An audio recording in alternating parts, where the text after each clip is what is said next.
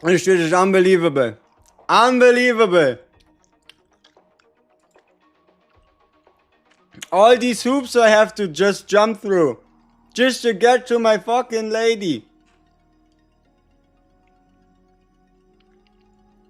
Okay, how do we get rid of... There we go. Ah! We are here! Woo!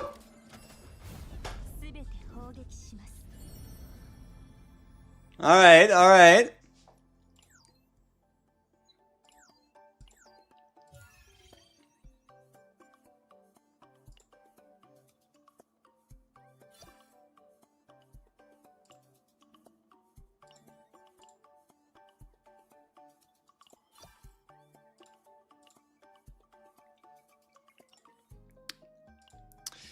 Alright, ooh! Man, those sure look juicy!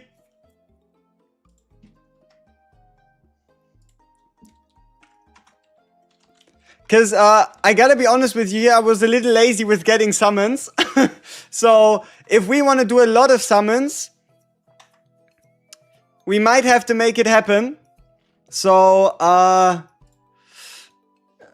let's, yeah. Let me give you... Where is it? Yep, perfect. Da-da-da-da. Damn. Dio, boom, bang, teams. Oh, what the hell? Oh, I guess you're now in blocks. Enjoy. Oh, whoops. Okay, how can I keep both open? Oh, like this. That's good. Alright. I'll hurry. I'll hurry.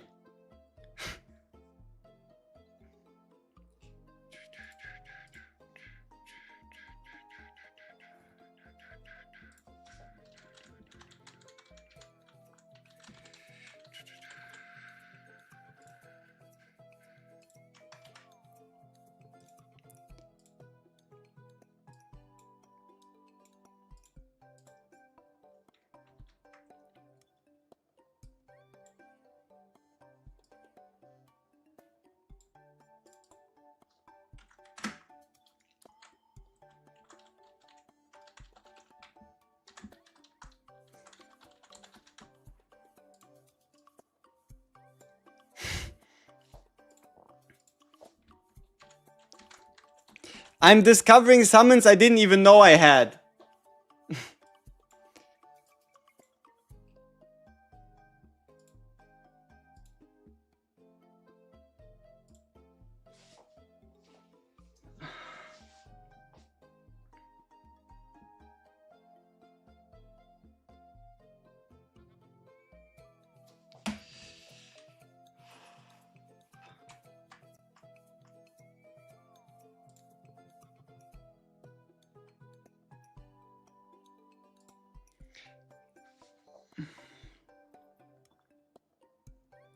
Alright.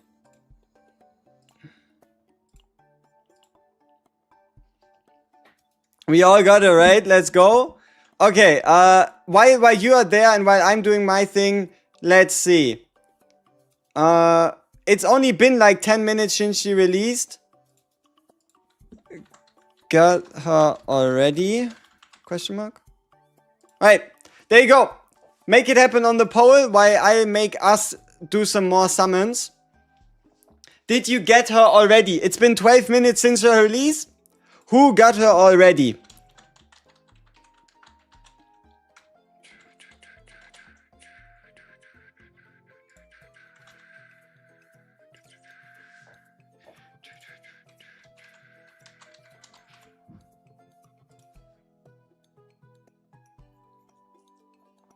Full pity, but got her, you got her already. E1. Easy pulls, got her and partner 2. Got her in 30. Fate to 50 and hard pity FML. Oof. Surely you're gonna recover from this.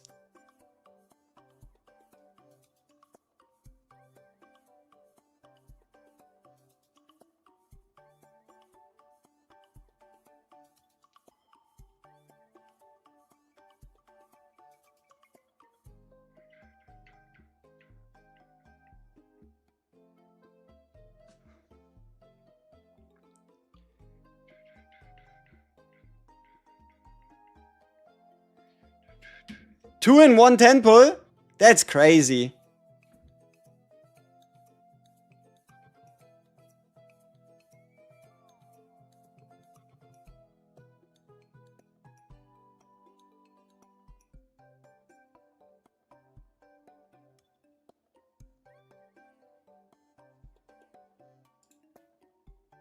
Okay.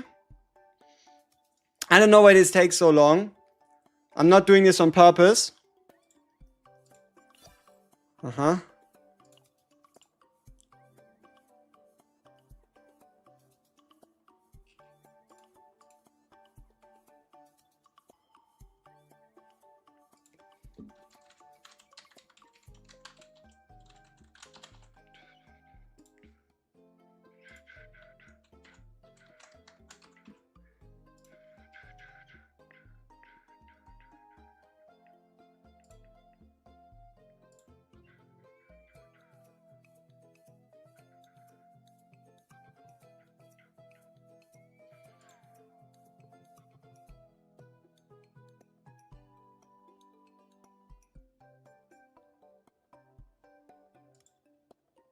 Okay, enough is enough. We can do the rest later. Man, Chaos Zero Nightmare Mail sure is generous, right? Exactly. Man, this mail sure is generous. Alrighty. So, yeah. We have 27,000 Gemaroonies and 112 Summeroonies. So, let's see what we can make happen. Yal came here. It's called a summoning stream. So, we might as well do a bit of summoning. Obviously, we won't epiphany her or ego manifest her right away. But we might as well make it a fest. So, for the first one, do y'all think we hit or we lose? Let's see. Do I win the 50-50? Question mark. Do I win the 50-50? Yes or no? Your bets are now on the table.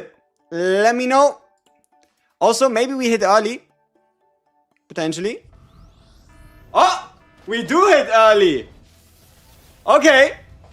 Now, if that ain't a festive start to this summoning session, then I don't know what is. Okay, it's like early by like 10 summons. But, hey, come on. We were on 22 to pity. Relax. So, let's see what the people say. The people have spoken. Overwhelming majority says yes. Can we make it happen?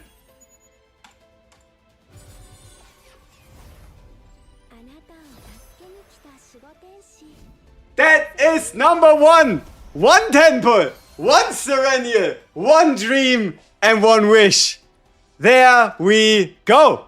Alrighty. Sayoko, Ito, CV, Hunter, Instinct, Sereniel, baby. And an Amir.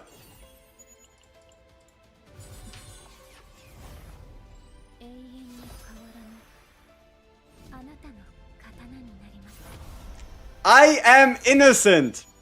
Once again, these claims that I will talk to the devs to rig my pulse.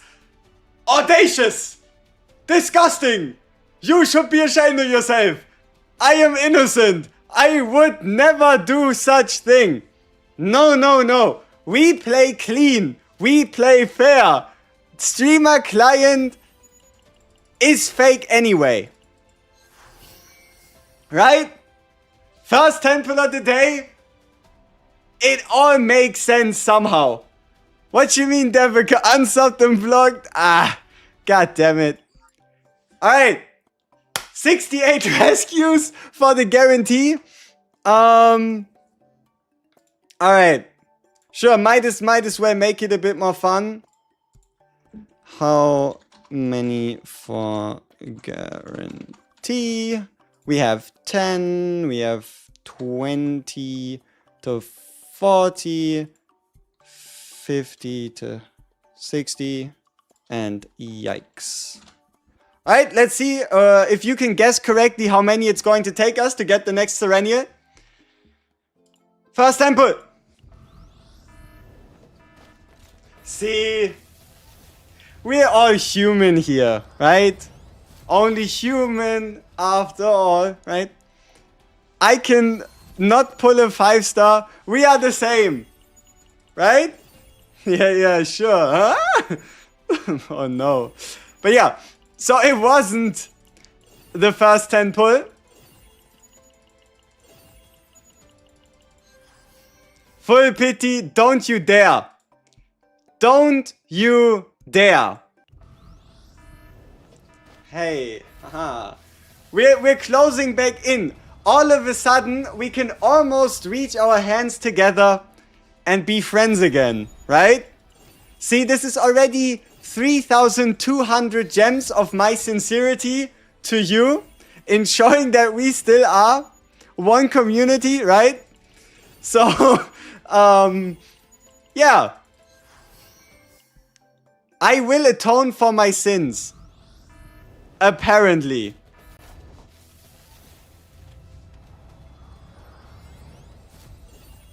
Oh, lost 50-50s, but got a Veronica and a Serenia to E2. Oh, whoa. Hey, Selena.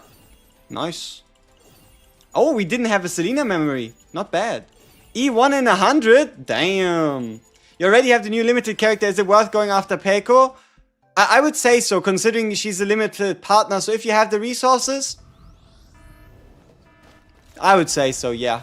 You got a Cassius? Nice. Yeah, we look at the epiphanies after we do our upgrading, making sure we have the resources.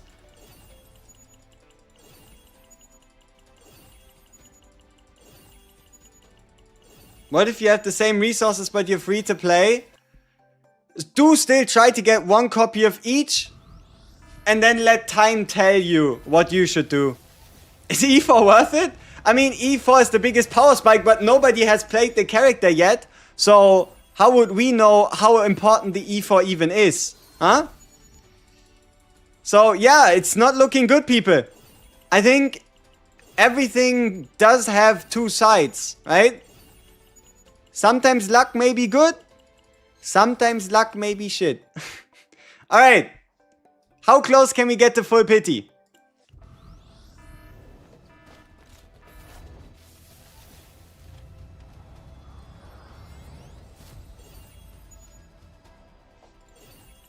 That's a little too close for my liking.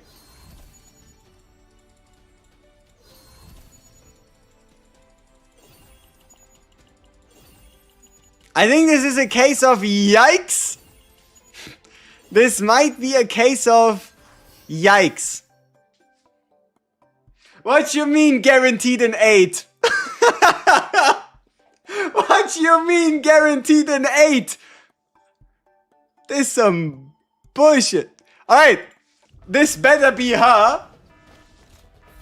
Wow, they doing the fancy fake out. Oh, it doesn't glow in the beginning. Alright, just how about another one? Right? How about another one?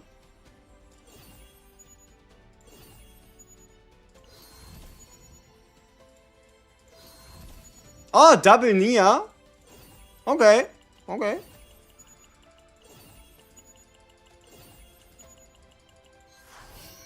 Alright, was a bit too over the top. Okay, so let's do Peiko next. Yeah, let's do Peiko next and then we go back for the E2. Let's do Peiko next and then go back for the E2. Peiko in how many? 10, 20 to 30, 40 to 60. Yikes. There you go. E2 or Peiko, I would still pick up Peiko because you can just get the E2 with Ego Manifestation anyway, with the Omega code, right? So, Peiko in how many? It is in 10. I would probably recommend buying the copy of Sereniel from the shop because it's cheaper in summons. When you think about it, you pay 400 coins, but around 120 summons per Sereniel, where Peko is 300 coins, but only around 70 summons in summons. So if you want to do the best bang for your buck, summon for E2 and then buy for 300. Alright, so overwhelming majority says 40 to 60? Ugh. Please don't. But I do believe my partner luck has been very terrible. As in 70 every time.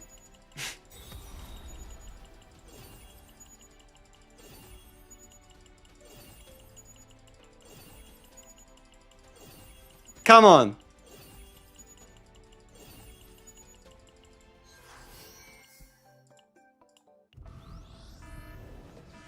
Oof. Does she need the partner? No. You can just run Yuri instead, but keep in mind, she is a limited partner. You got Luke? Hey, nice. Is Peko asleep? Yeah. E1 or Peko? E1. You can get Peko later. Peko worth the 300 store currency? I would say so.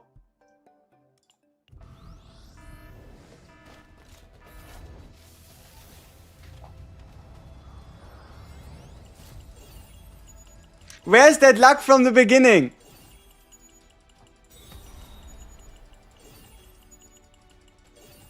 Where's the dream?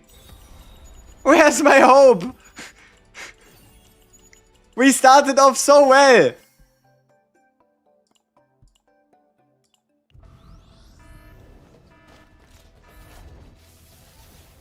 What do you mean I'm faking my loss? You see it right here. You see it right here on screen. I'm not faking this. This is my account, right? I'm trying as hard as I can. I'm clicking a button and hoping for the best.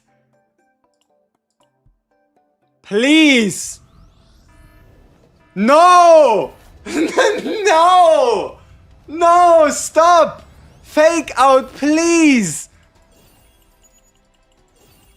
You cannot tell me we went 140? No! No!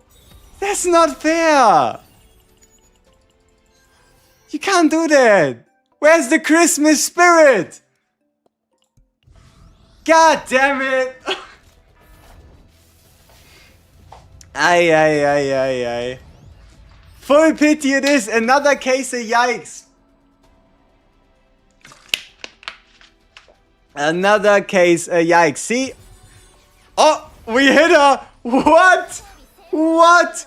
Can you believe it? Only 62 summons? 62? What unbelievable luck. Holy shit. Streamer client. It only took him 62? Oh, ban that guy. 8 early, yep. 8 early. God damn it. Alright, time to go back to Sereniel. We have 132 max pity. Alright. Sereniel E2. 10. 70. 100. Forget about it. Those are gonna be our tiers. 10, 70, 100 and forget about it. It's already lost. Alright, tempo number 1.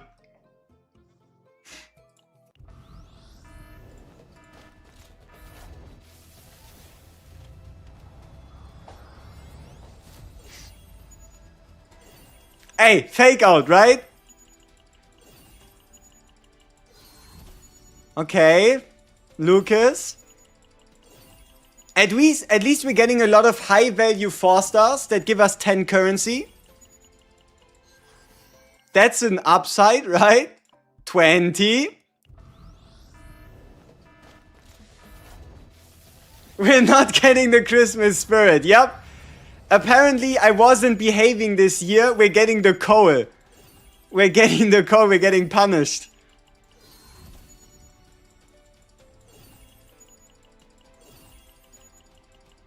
You got Shizuru? Hey, now you can run Shizuru and Sereniel once you hit her. Nia ban again where Cassius. Oh, also, do you think this is going to happen? We only have one more potential non-Sereniel. Do y'all think it might be Hugo? He's been evading us for a while now.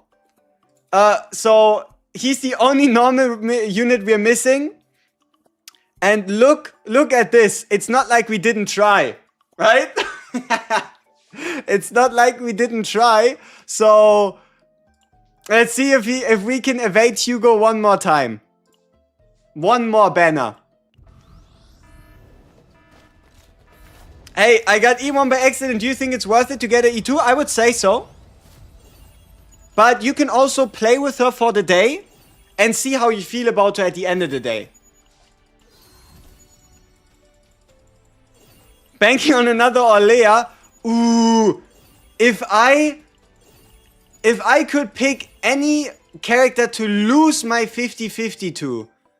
If I could pick any unit to lose my 50-50 to, who would I pick?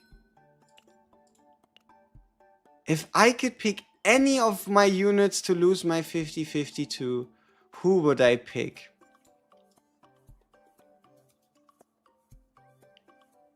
I wouldn't mind another Luke. I gotta be honest with you here. I would not mind another Luke. Yes! Yes! It is not fucked up. We hit a bit early. It might have only been a little late. I almost wanted to say Renoa. Because you saw me looking at her awakening, right? Or her ego. I kinda wanted to say Renoa because her E2 sounds great. Now we have her. Hey, I think that's a pretty good 50-50 loss. Oh, Yuki or Shizuru could have been nice as well. I forgot that Shizuru's now in the pool. Ah. Okay, so 61 for Sereniel. Let's see how many it takes.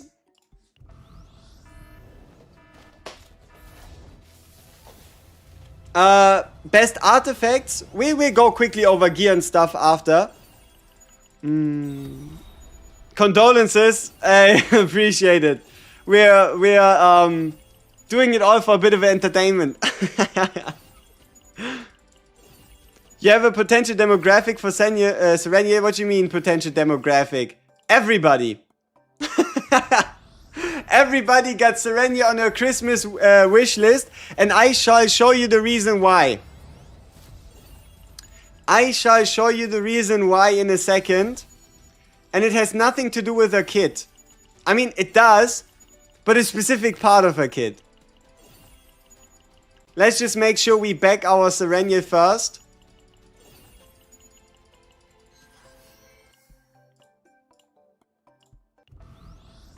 Ugh. Oh, she's making us work for her. She's making us work.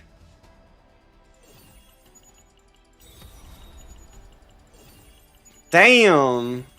She really doesn't want to go home, come home, does she? Streamer luck when? Exactly, like when was that like meant to set in? Like right here? E2 or pull on Peko, E2 and buy Peko for the currency.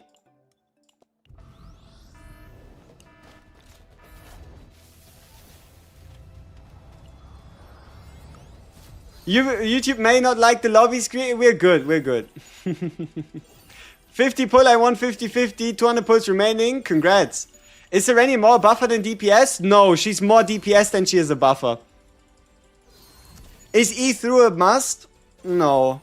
You can absolutely run her E0 and you can always get more ego manifestations with the next few codes. The Omega codes the next few seasons.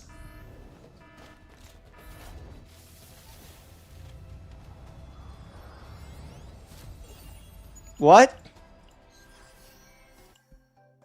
So we're back here again. Huh? We're back here. On Hard Pity. Again.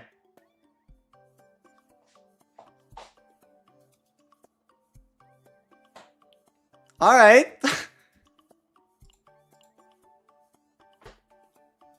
Alright. Oh wow! It's a 5-star! Can you believe it?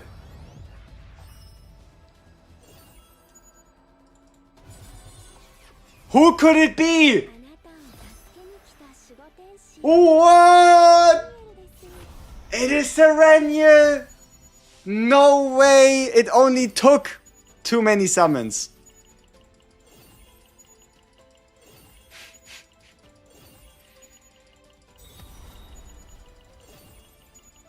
Alright, so we now have E2 Sereniel.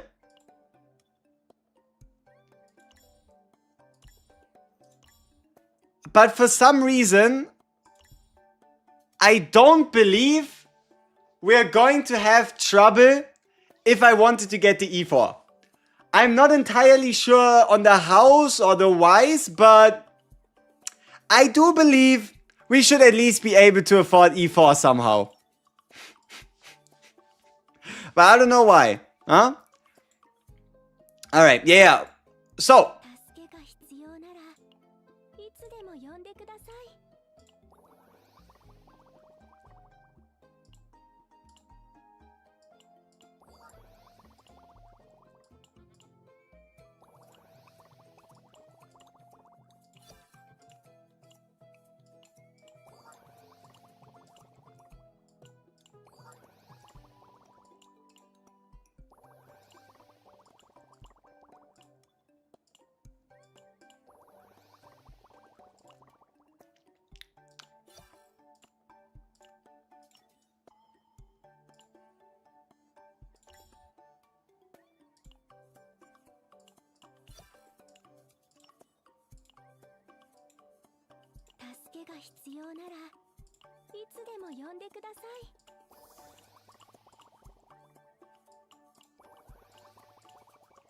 Don't do that at home, alright?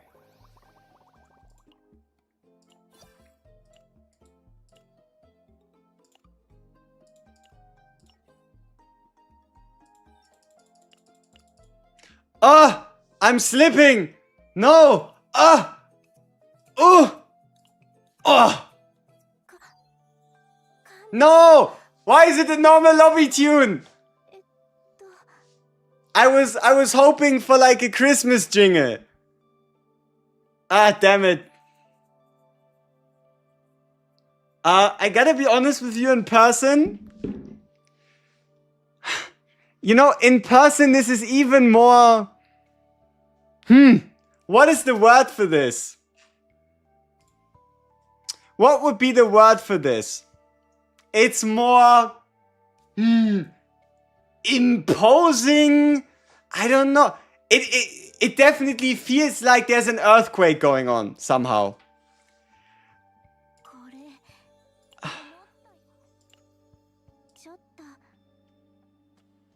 What did you just say? You said it's tighter than expected? What did you expect? Why did you put yourself in this situation in the first place? Huh? Huh? Don't look at me like that. Alright. Do we keep this on?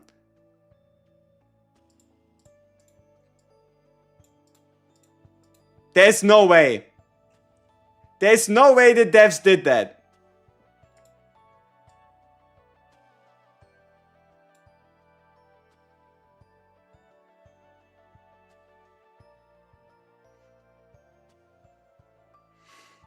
The gigantic Christmas present. Ay, ay, ay, ay, ay. This name is truly a coincidence.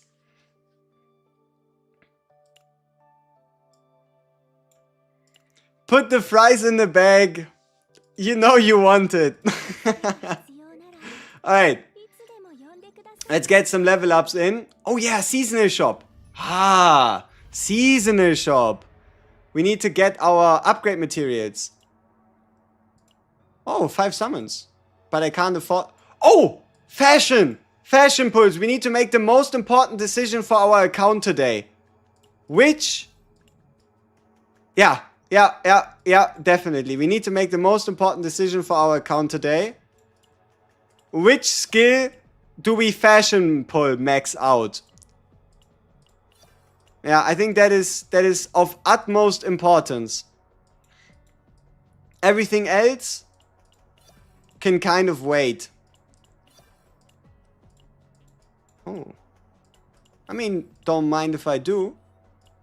Where are you? Bam. Bam. Bam, bam, bam, bam, bam. Bam, bam. Totally worth it. Totally worth it. Alright, so. The reason why I'm so confident on the fashion pulls is because we're on pity. That's the reason. Breakpoints would be E0, E2 or E4, whereas E0 is by far the safest.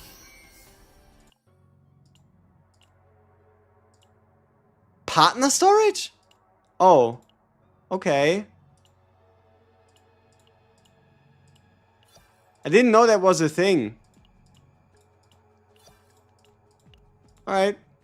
The more you know. Let's see. Can we get a few more?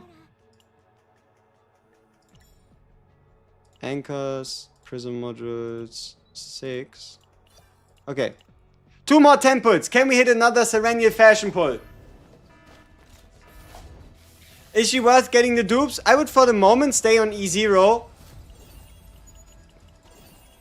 You're definitely safe at E0, but her dupes, they look good, right? They look good. That's kind of all. Her mental affliction for chaos is defeating a monster with an attack card. So same as Luke, huh? She got that Luke syndrome of not killing things. That's kind of weird.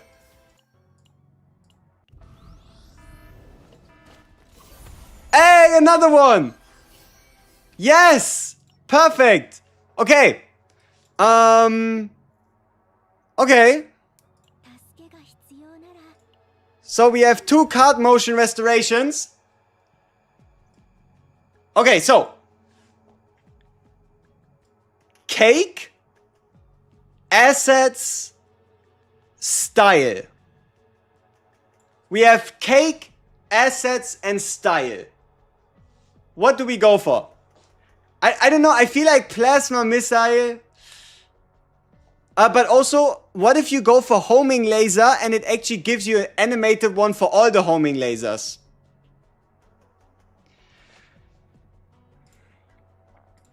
Alright.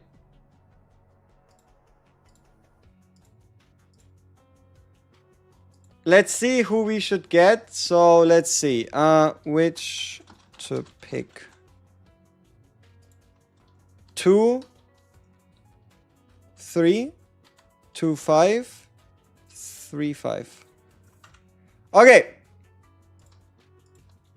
Those are your options. Whichever gets rated highest, we'll pick. 2, 3, 2, 5, or 3, 5.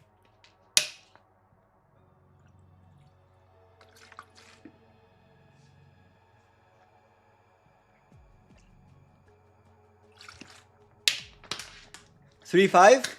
Yeah? Let's see. 2, 5. Oh! It's close though.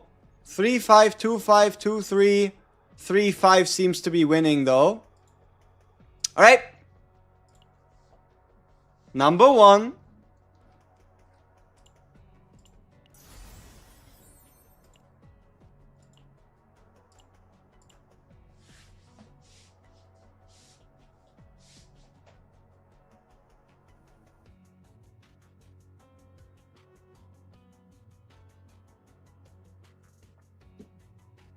Oh, oh.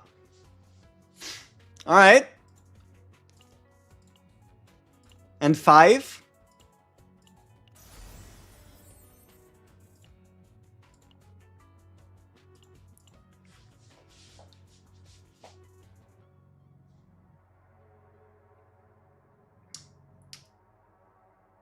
Oh, pretty good. Alright. So, 3 and 5 are acquired. Let's continue with the upgrades.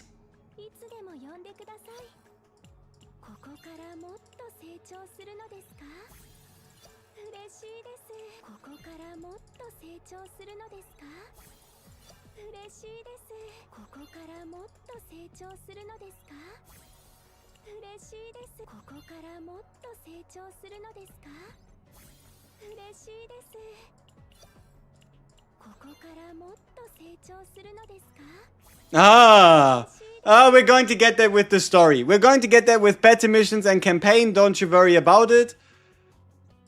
We'll get there. Somehow.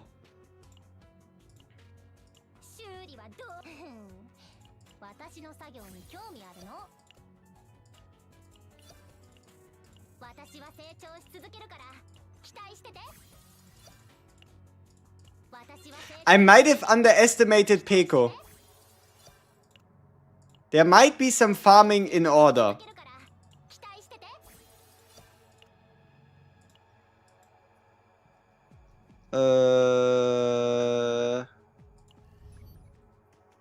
Whoops. I might have forgotten about her. Let's see. What's this? Just some upgrades, some other stuff. Alright, for now we keep her like this. And then gear set wise, let's craft ourselves a goated piece for her real quick.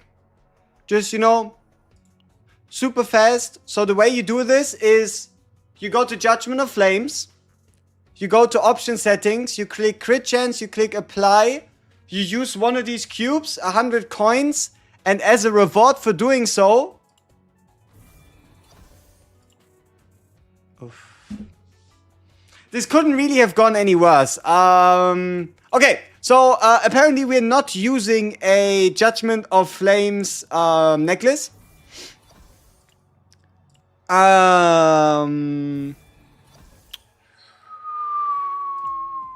Okay, let's see if we can scrape together a set.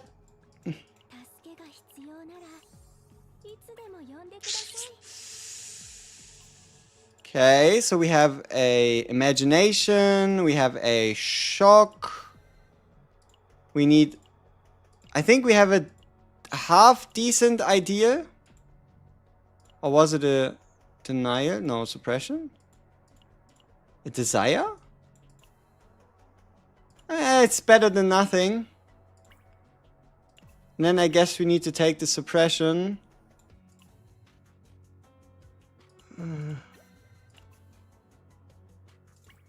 It's okay.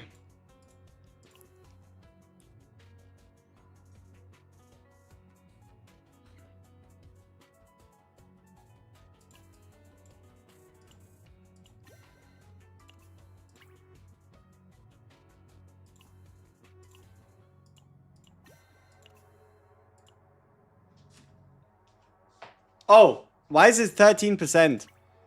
That is not the right main stat. Shit. Uh-oh.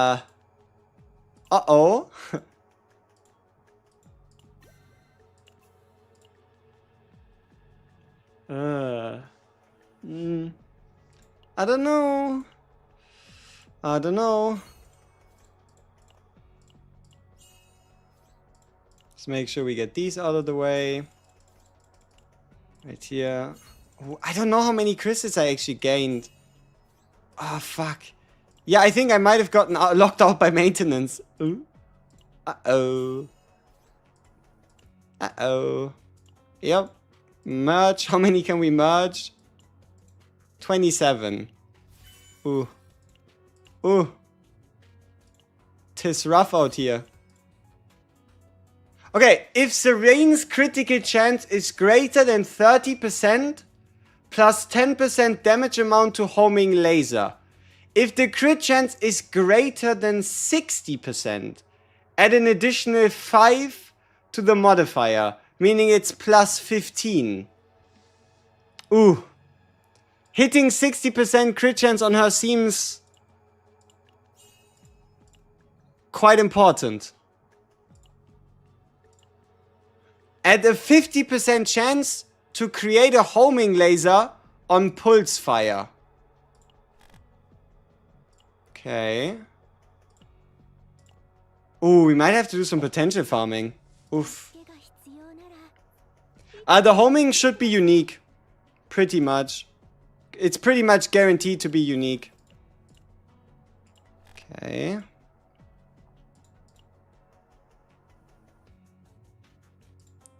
So, current total stats, 45% on 154. Could be better. Could be better. What if we go for crit damage?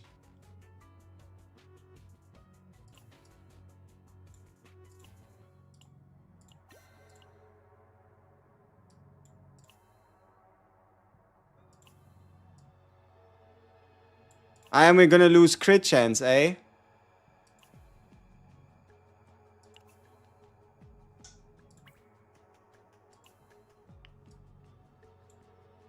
Oh! Okay, we're saved. I think we're back on track. That piece is definitely better than the one we had on before. Than this one. So we should have better attack. No, wait. Why is the attack difference only 5? Am I missing something?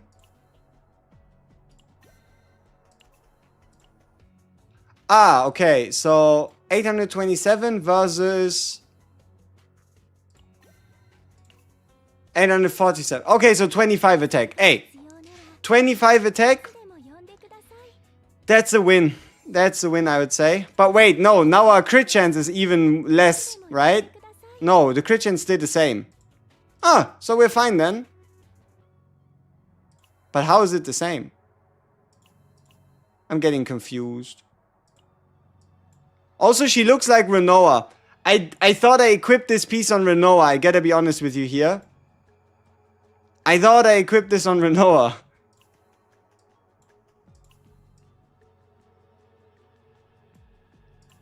Maybe we go for the crit damage. It's a lot of crit damage.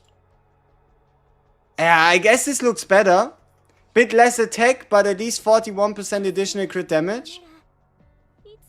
This might just be better. It's a lot of crit damage. Okay. Alright, so. Let's get the story out of the way, so we can get a feel for what she does. Is it Executioners or Blackwing 2-piece? Pico, Ceratea, and M2. I would say M2 for Sereniel, and you can get Pico from the shop for 300 later. Pico or dupes, I would probably go, like, if you're just looking for raw value, Sereniel dupes over Pico, but only until, like, I don't know, E2. You lose two 50-50s to win? Damn. Which potential to max first? The top right one. And then crit chance. Top right, crit chance, and unique potential are your 3 priorities. Okay.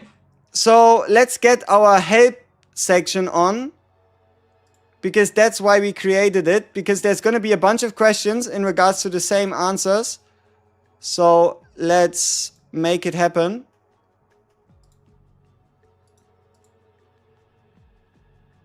Save as. Downloads. Save as. Gear. No.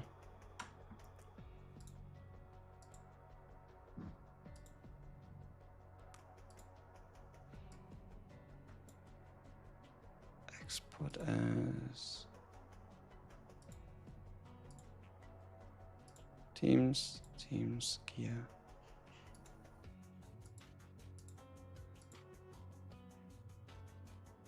Okay. Agia.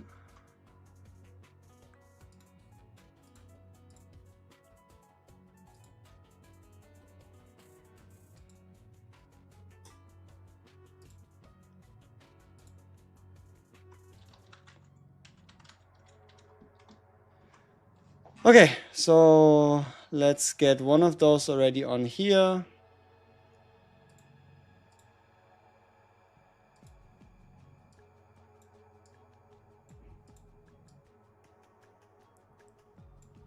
And then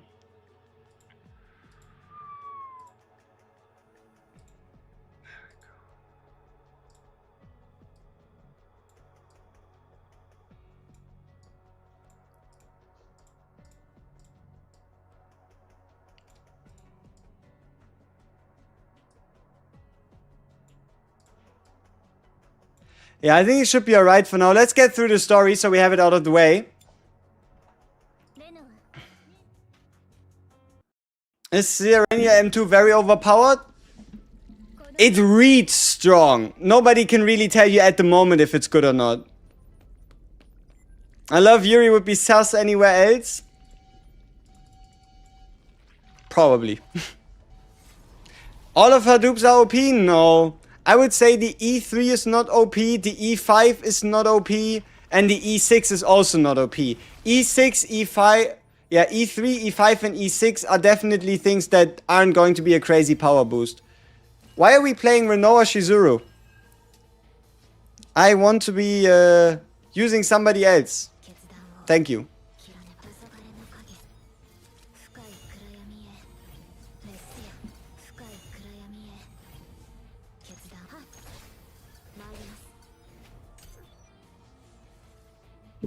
We check out, true, we didn't even check the epiphanies yet. We'll do that right after this instance of whatever this is.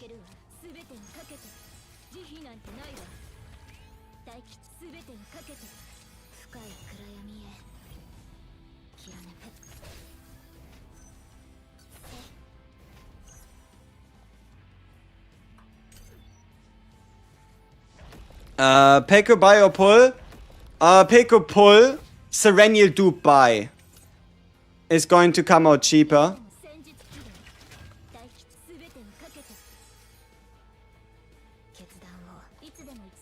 God damn it, my hand, holy.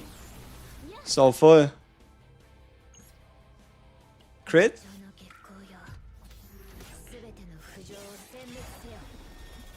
You're about to level her now, wish me luck. Hey, good luck, I hope you got the resources.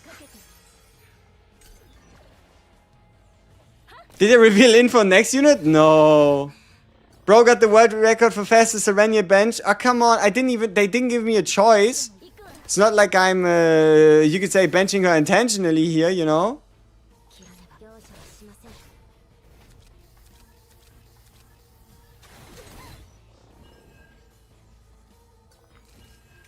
First impression, she's really good. Damn, that's crazy. I don't think anybody expected that. I maxed out except memory and potent. Nice. Bam, bam.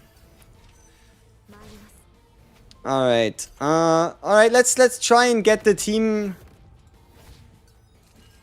Oh. Team section on there as well. It's gonna be fine. It's gonna be a little cluttered. We're not going to have this on permanently. But at certain points we're just gonna put it in. Whoops. At certain points we're just gonna blend it in. And then you can have a look and build based on that. It should be pretty simple, pretty straightforward, because nobody knows the best team yet. So yeah. It's just gonna be on screen briefly at certain points in time. And then yeah. E2 is a perfect stopping point, absolutely.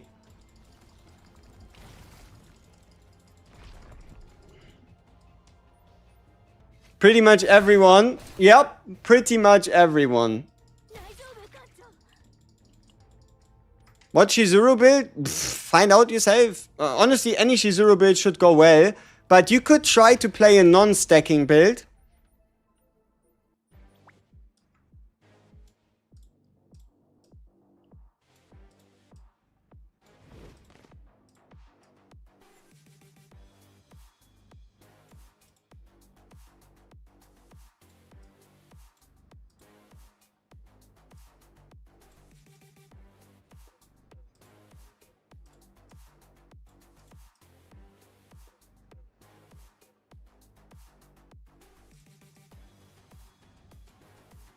We'll be fine for now. Alright. Let's see some gameplay. Okay. So, are you just gonna one-shot people without us having to do anything? Oh. Okay. Just Sereniel solo. Activate homing lasers in the draw pile. We don't have any. Hit enemies. Ah, for each homing laser in hand. Oops. Alright. Perfect.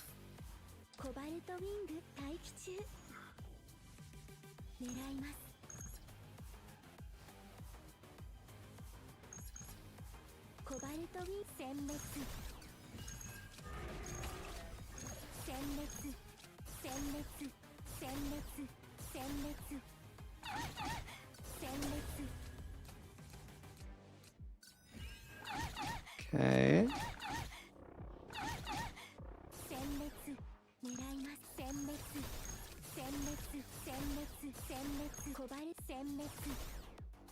I think she's senmetsuing.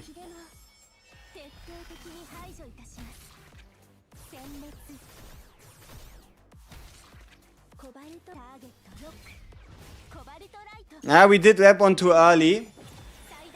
Lose 150-50, get lucky, one and pull for Pico because weapon is warranted, then bought E2 with 400 points. Hey! That's a pretty good lookout, and holy, this turn felt really long.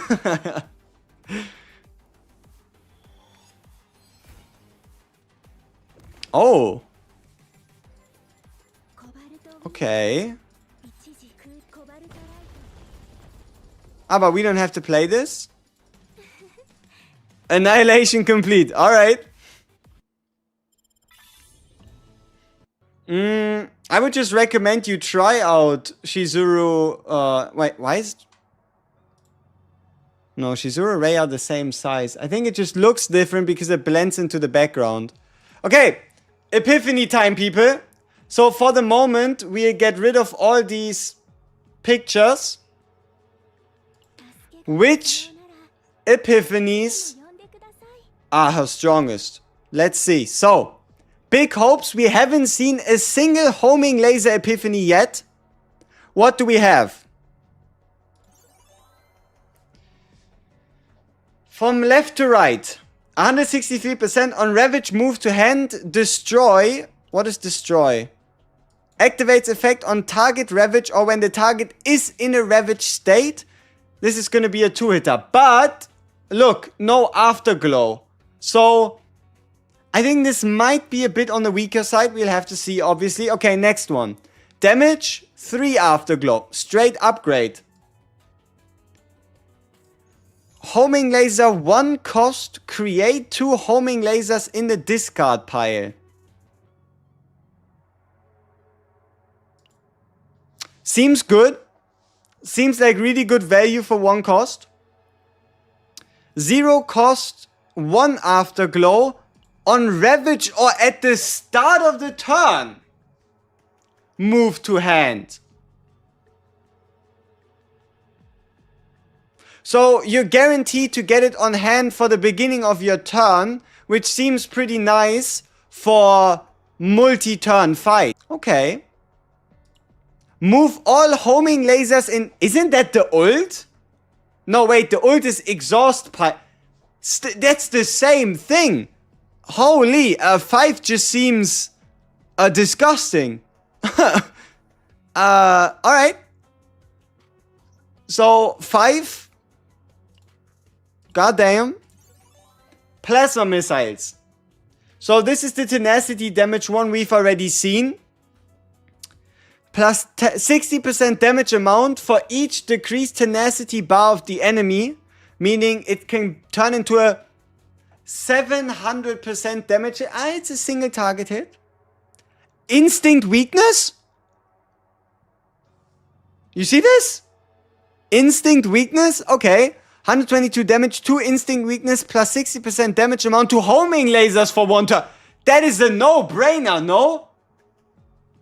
That thing's a no-brainer. Instinct weakness, increased additive damage bonus to all homing lasers. Okay, what else do we have? 122 damage, create 3 homing lasers in the draw pile. Okay. And the upgrade card, unique. At the end of the turn, 50% damage to a random enemy plus 30% damage amount.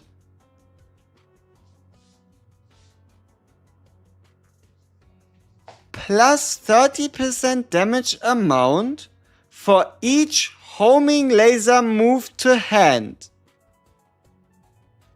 What if I move 10? What if I move 10 homing lasers? Is that plus 300% damage?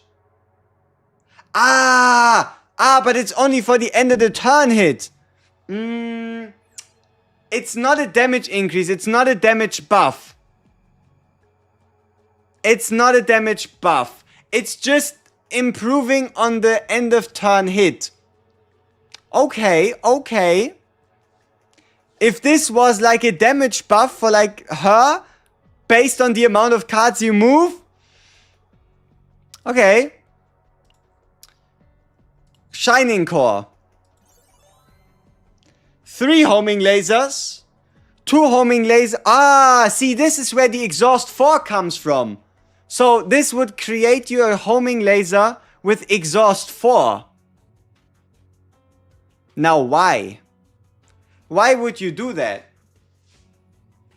What would be the benefit of having it at exhaust 4 that would warrant you wanting only 2 instead of 3? I guess if you play him, get him back, play him, get him back, play him, get him back, play him, get him back, play him. Okay. Unique initiation. Hey. This is pretty good. You create 2 homing lasers and if you break the target, you create 2 more? That's pretty good. That's pretty good. That's pretty good. An X+1 card. It might not be the most useful card ever, but it's another X+1 card. It's only been 4 characters. We have another X+1. Let's go. So X+1+1, meaning that if you play this at 1 AP, you get 3 lasers if you have the ring. Huh?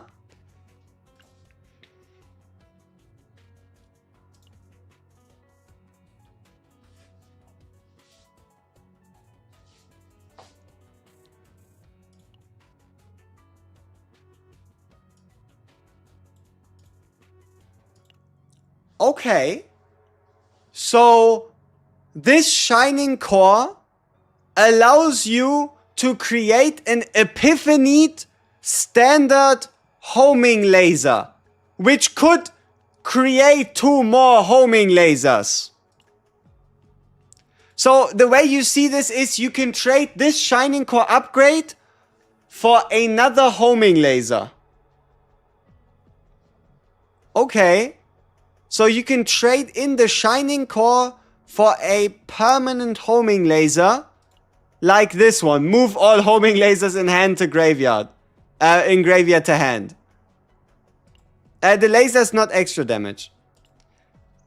Okay, now the final one. Cobalt Light.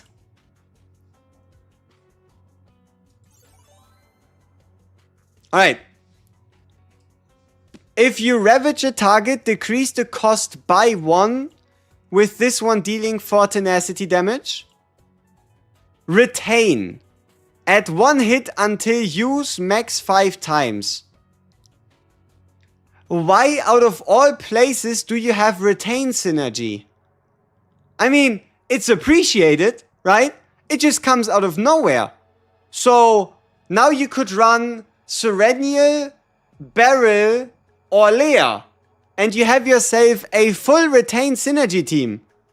Not bad. Not bad.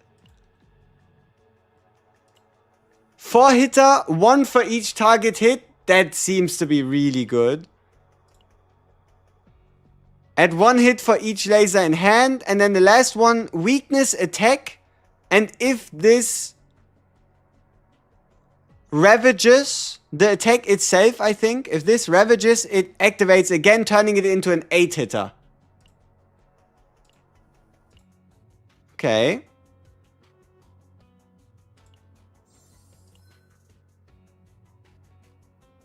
Alright.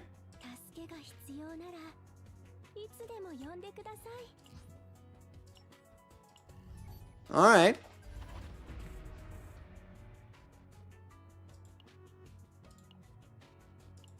That's some interesting cards. There's Loki hints in Naja's kit in the event story. Oh, that's great. What memory said? Let me pull it back up. Boop, bop, boop. Nope.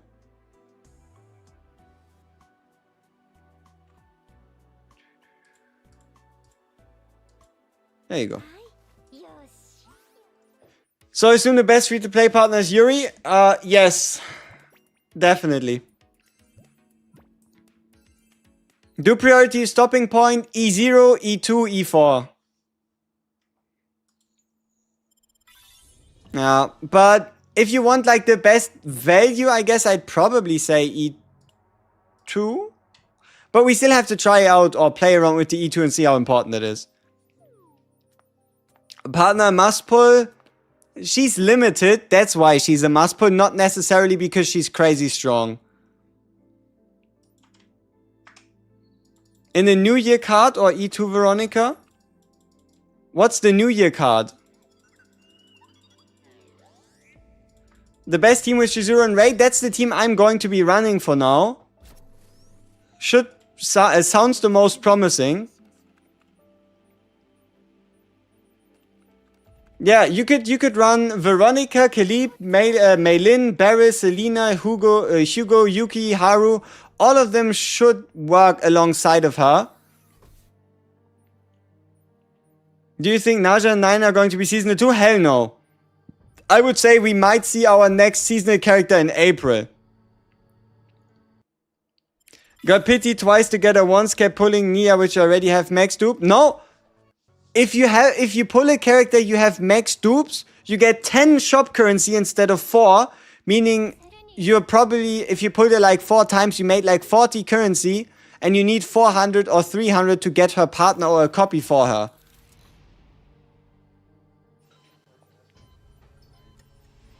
So limiteds are not in every season? They said they were going to do it with like festivals or like anything that makes sense. Like one of the reasons why here Serenia is a seasonal character is because it's fucking Christmas, right? But we'll have to see. Like I would expect maybe like a summer character, then like a half-year anniversary might be another character. Yeah, a half-year anniversary is April, right? See, that's one of the reasons why I think April might be a good target, and that is because that's half-year anniversary, right?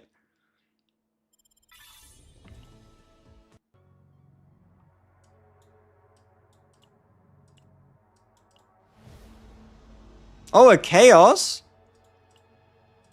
We need to play a chaos?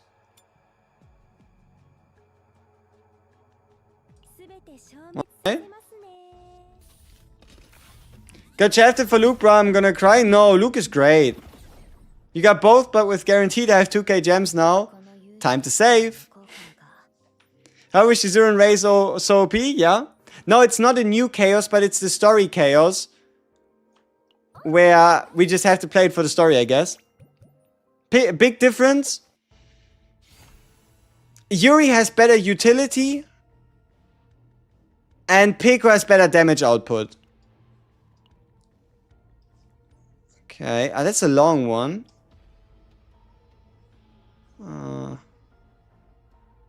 Let's do some fighting.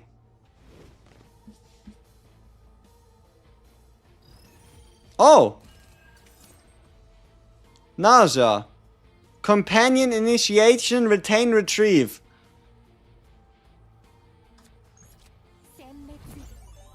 Okay. I mean, I guess we're playing with 4 people now.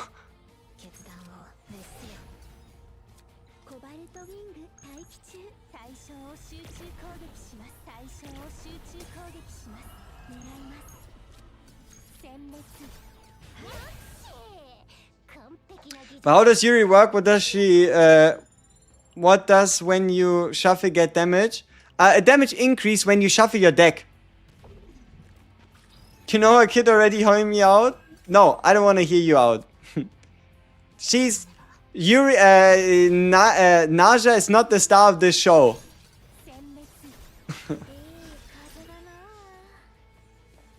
I just pulled Serenia 5 times in a row and didn't lose the 50-50. Holy shit. God damn. So you could buy her twice from the shop and you'd be E6?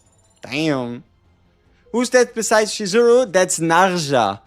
Our, Narja is our, I think, pre-season 2 character. So season 1 ends, then there should be like a 3-week long pre-season before season 2.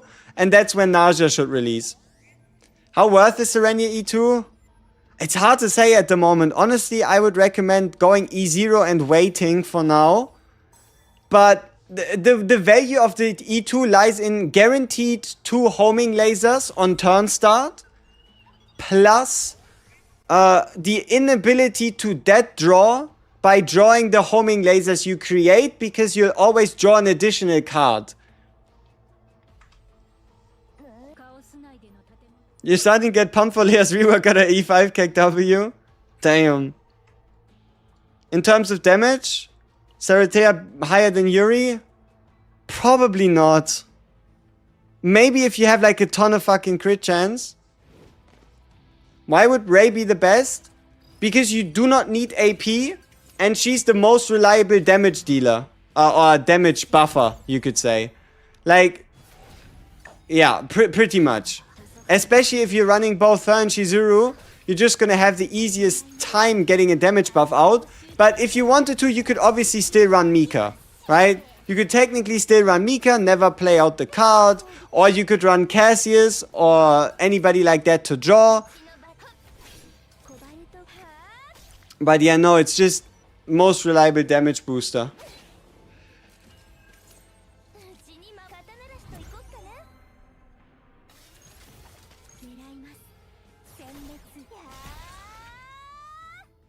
What is the star under her health bar? That's her Afterglow effect. Afterglow is something you trigger by playing out homing lasers. And it's actually something we should test right now. And that is Afterglow exclusive to Narja? Right? Director, it hurts. Help me. No. Can I fight you? Okay. Is Yuri better than Nakado Karate? 100% yes. Worth to E2 after E2 just more damage? E2 can be worth. It's like most likely gonna make your chaos runs feel even smoother. So let's draw ourselves a card here. Just get some here.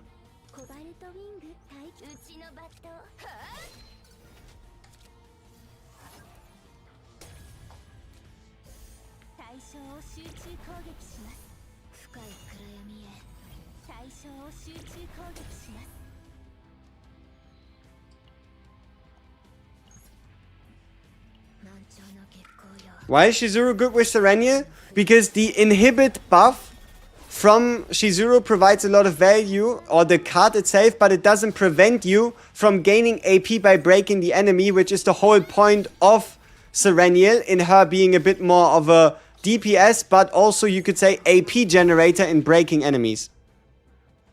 Yes, that is Naja. She's putting her assets on full display.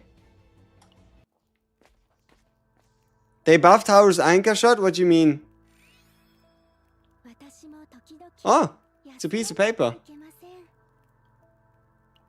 Interesting.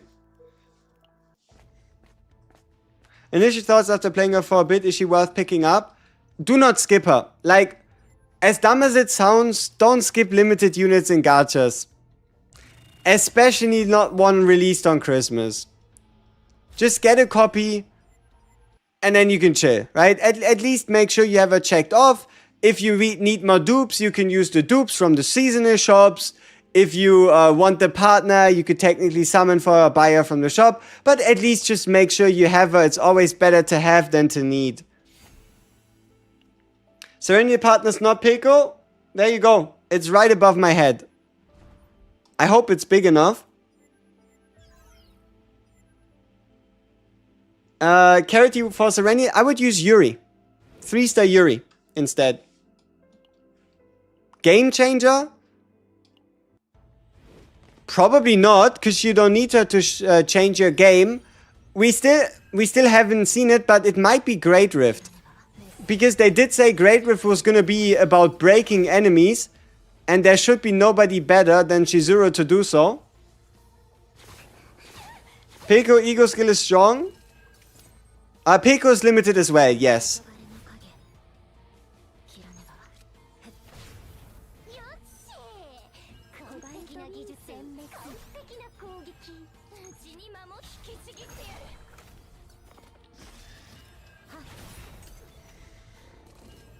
Her partner is her best option when it comes to a damage boost, but you're definitely fine just running her with the 3-star.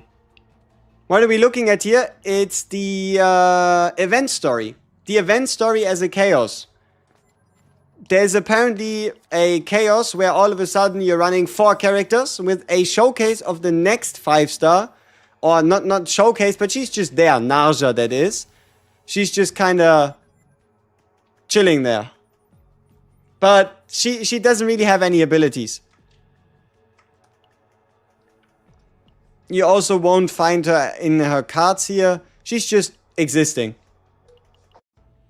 I worry I regret leveling 3 stars from whenever they buff the partners.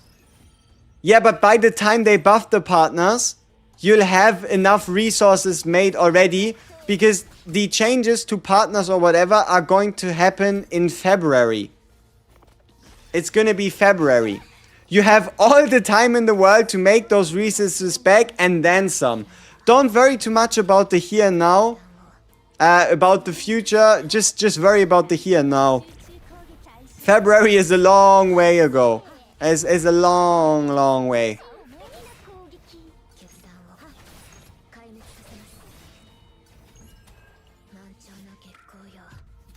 Did 3 Singapore's at 19 left before the 50-50 and got her? Hey, nice. Saving all the pulls for February. Alright. What is the New Year's card? I don't know. Oh, I think it's a greeting. You can select a character that's going to give you a New Year's greeting, if I remember the patch notes correctly. I don't think it's anything too crazy.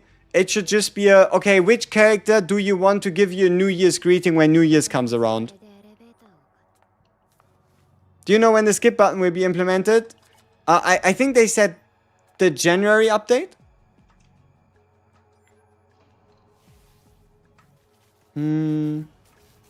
What did I miss?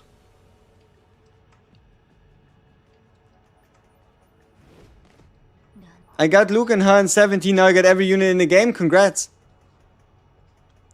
Pull her. Pull her once, worry about the rest later. She's limited, she'll disappear in 3 weeks, get yourself a copy, the rest is whatever you make it.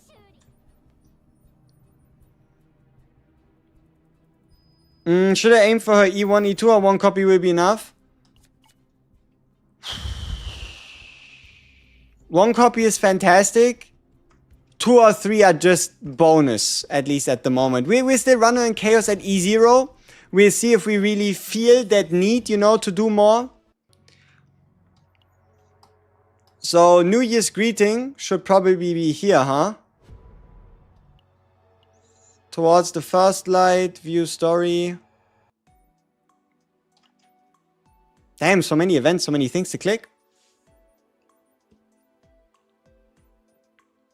Should you use the free dupe? Not yet.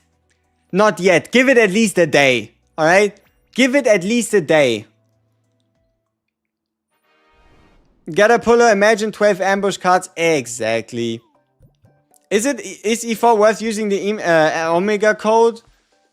I mean, then you're done, right? Your Sereniel is maxed out. I would never recommend going above E4. But you could also just get there later with other and more Omega codes. Log into the game. Oh, more resources. Nice. That's good. So we can upgrade our partner maybe one more time. Be great. I doubt it though. But maybe that pushed us close enough. It did not. We're still a little bit away. Level 40 Pico, the embarrassment. Okay, so where was the New Year's greeting that y'all were talking about? Unigram, simulation, chasing the stars. Yeah, we get the tempo tomorrow. Okay. Let's see what the trial shows us. Okay. So, Sereniel. Let's make sure we get the pictures out of the way for now. And the next thing we do is we go into a chaos run. Bing, bang, boom.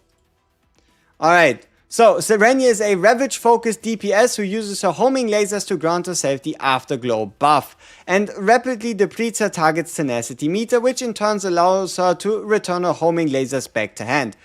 A. Create homing lasers. B. Move a homing laser to the graveyard by card usage or by activation. C. Move a homing laser back to hand through the Ravage effect. D. Profit. Okay, so then let's try to play a perfect turn.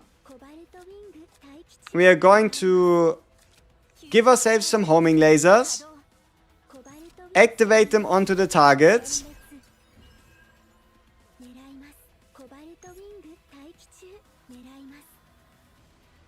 break the target,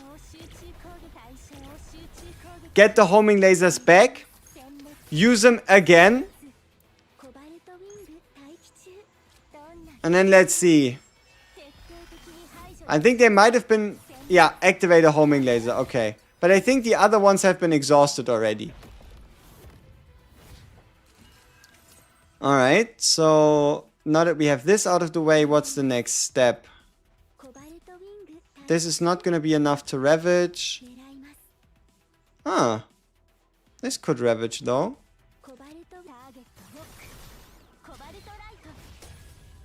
Damn. Okay. Yeah, I guess ravaging is that easy.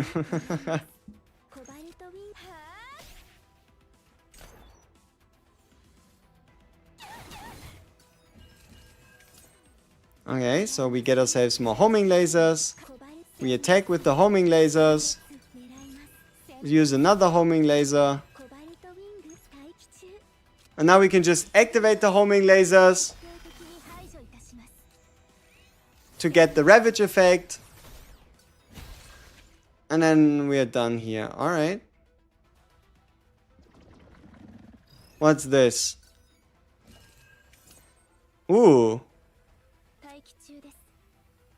Okay. Shining Core. Use Shining Core. Apply Mark. Probably apply Mark again. And then just go to town.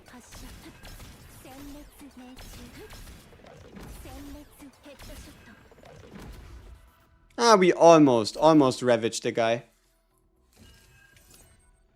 Okay, so next step.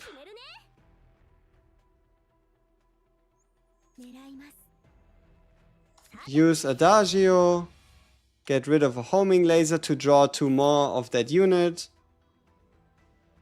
Use the homing laser to break the target. To get all our prior homing... Ah, they are now in our draw pile, huh? Okay. So now they're all in our draw pile. Let's see. Mark. Tag. Tag.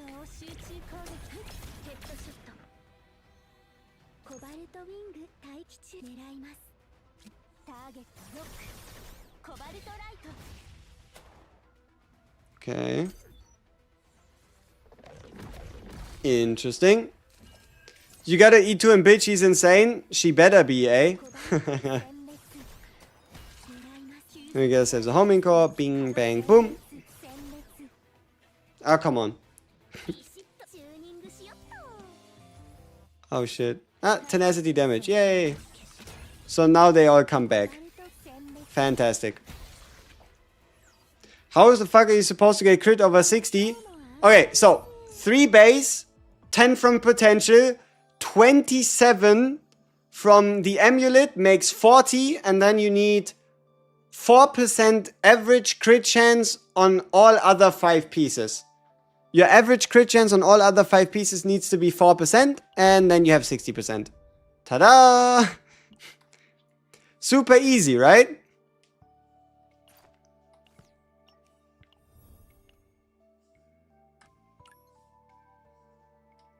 Okay, can Sereniel beat Chapter 8 battle missions with her standard deck?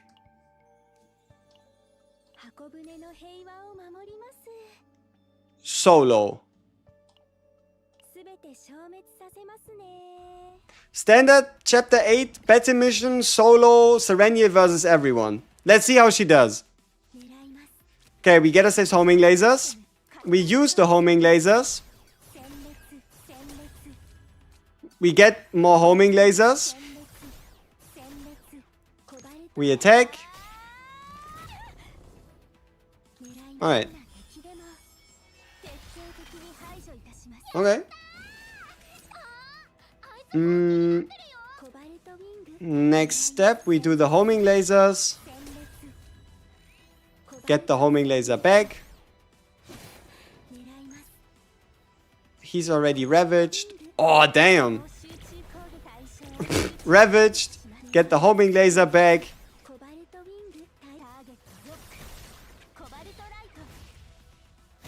Alright. Alright. Well, keep in mind, standard deck.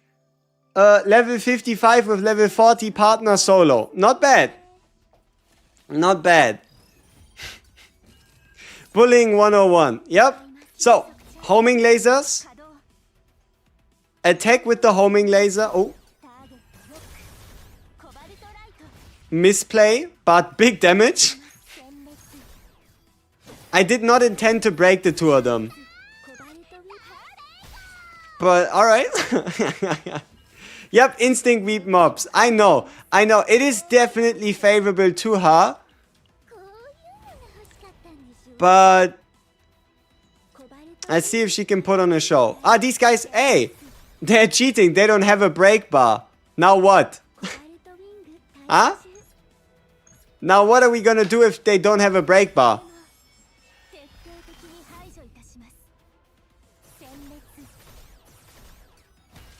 Ah, I guess we do this.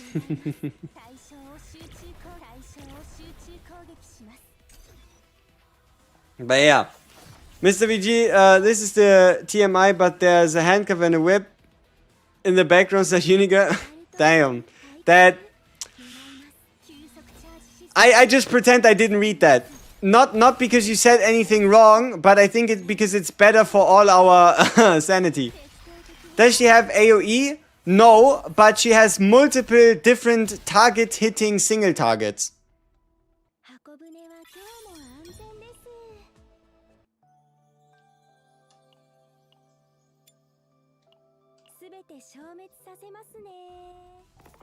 Nerfed already, no break by enemies. Yep. See? The devs knew. The devs knew she was gonna be too strong.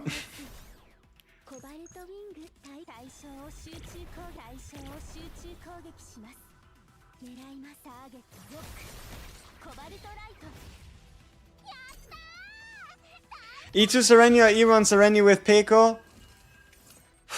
In terms of raw value, probably E2 Serenia.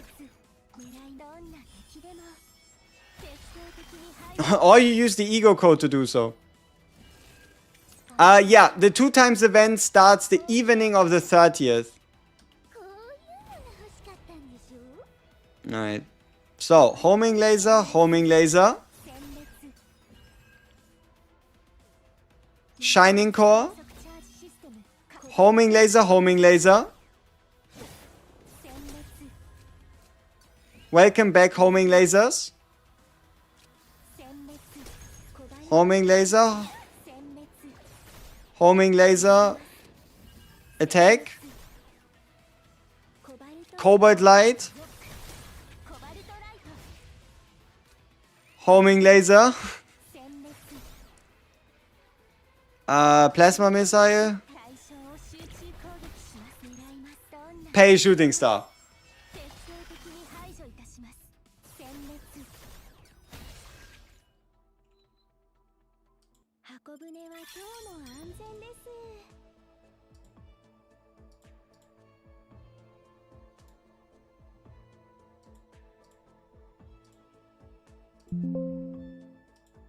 Alright.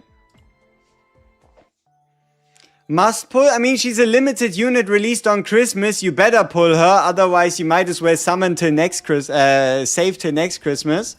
Only for the unique potential. You want the unique potential, you want the crit chance potential, and you want the potential in the very top right. That's kind of what you want.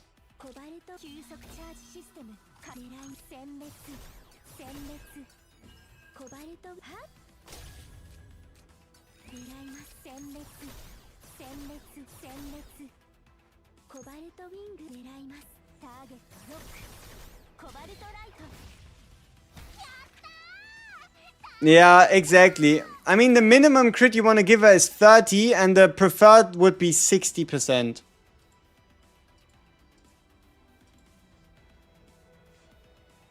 Alright.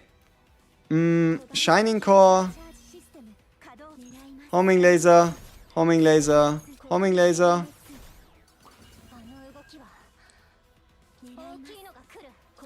Plasma missile.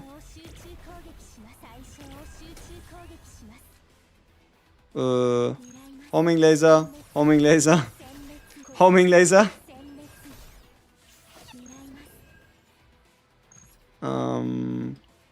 Let's see. Homing laser. Homing laser.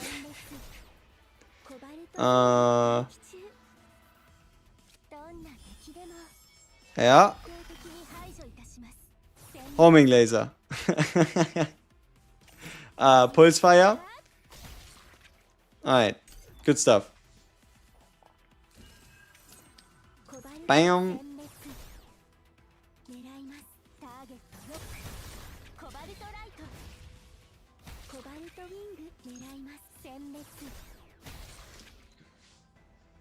Best memory frag. And let's.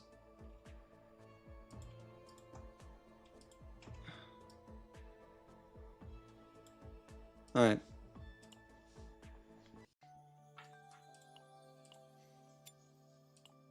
Heart pity at 57 still hurts? It does. It does.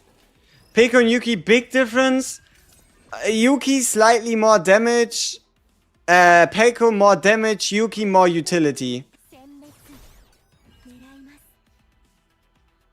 The only problem is Peko is still limited, right? No matter what, she's still limited. Peko is best. For Hugo? Is she now?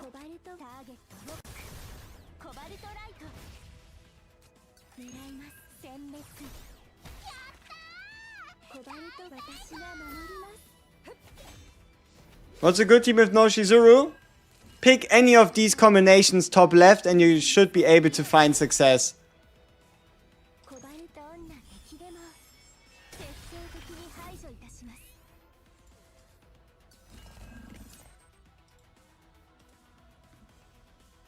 Alright.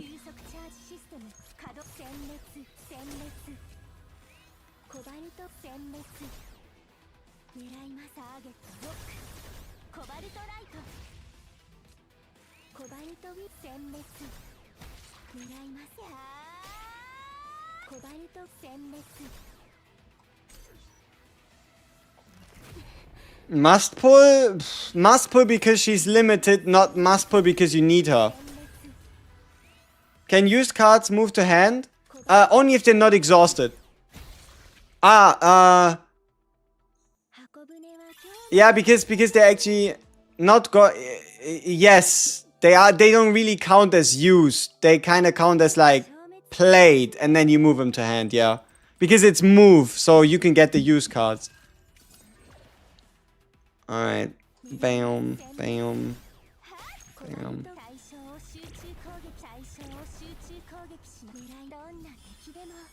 I like the SERENIEL Veronica team.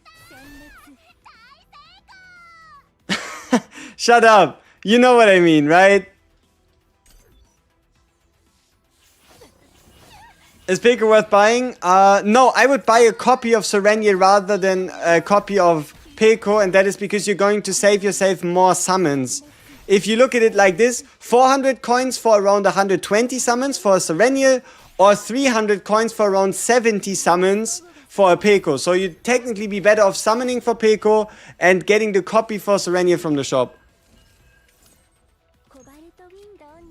Potential priority is gonna go top right, unique, and then crit chance. Those are the three you wanna do. Free 5-star character or what?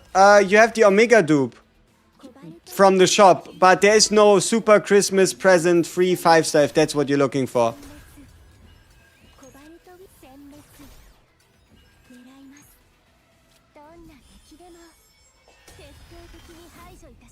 Power gap in Pico and Yuri? Hard to say. I think they're probably pretty even.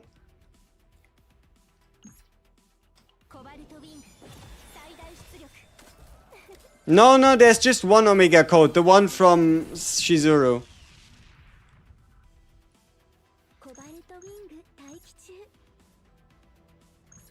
Well, it's about to be a lot of damage. Oh, they discarded all our cards. Can they do that? Okay.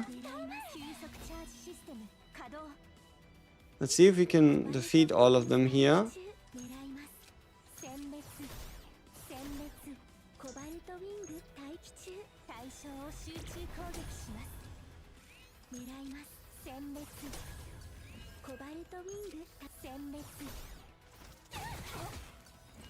Okay, so going in with no gear full here, no epiphanies, that seems to be our limit, but I do believe we got enough leveling materials to get her to level 60, hopefully.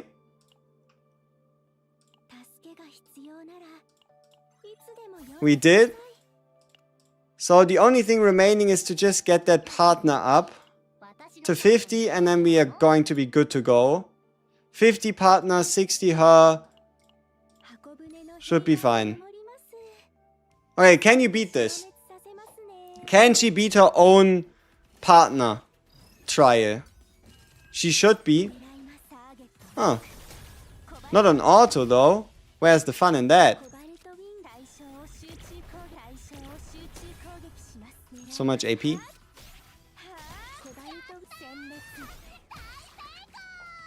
Maylin versus Sereni, who's stronger? Probably still Maylin, because I did look at it. I didn't yet see any obvious infinite combo. Right? Like any super like, oh, get 100 hits for doing basically nothing. But nothing stops you from running the two of them in the same team.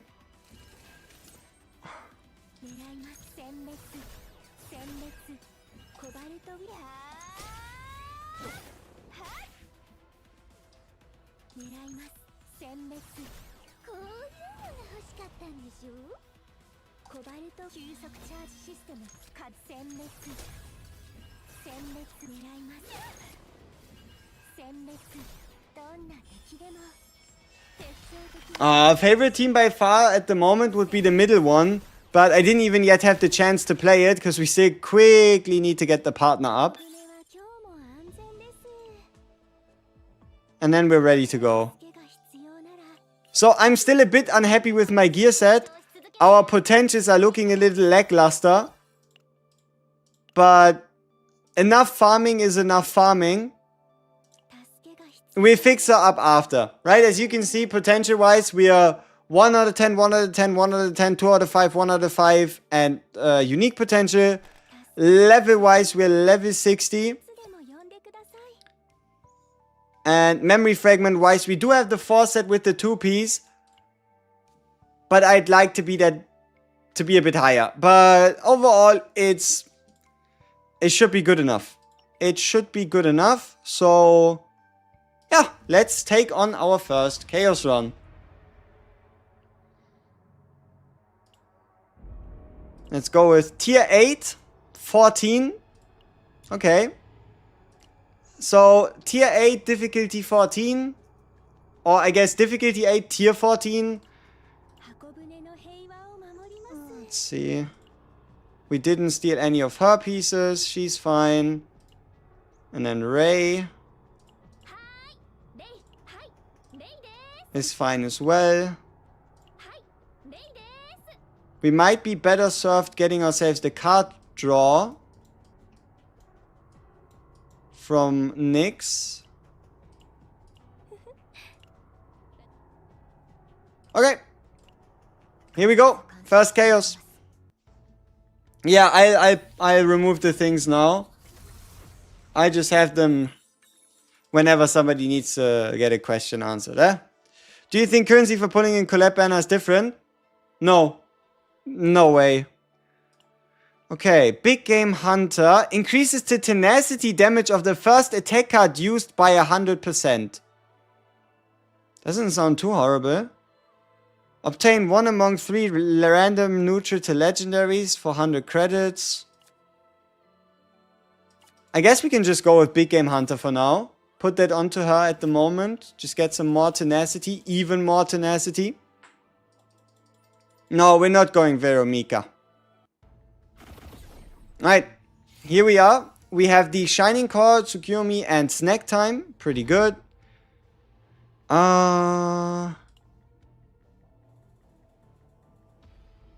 Gain 1 random legendary piece of equipment. But our next 3 times are one-shots. So, this is free. I like free stuff. Yes, first Chaos run with her.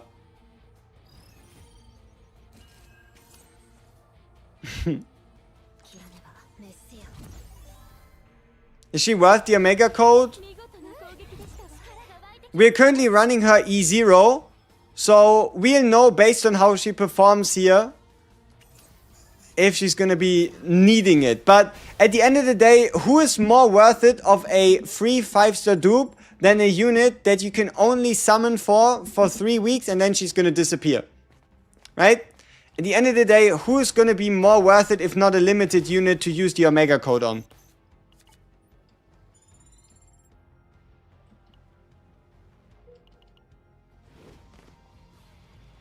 How do you get the Omega code? Supply store, 6,000 currency, 2nd edition. Surely the next banner? No. The next banner is not going to be limited. No way.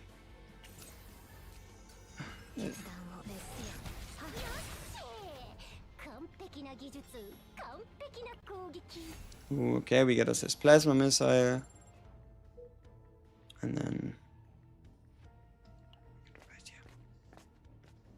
Naja for, yeah, season 2 pre-season. And then it's going to be 9, yeah. I think every season we only get limited. I don't even know if we're going to get one limited each season. I'd still kind of bank on maybe like one every 2 seasons. I don't know. We'll have to see. Buy Pico from shop. I'd buy a copy from shop instead. Alright. So we get that attack card in. We get the Bound of Dusk in. And Plasma Missile. Ooh. Give me the 3 homing lasers in draw pile.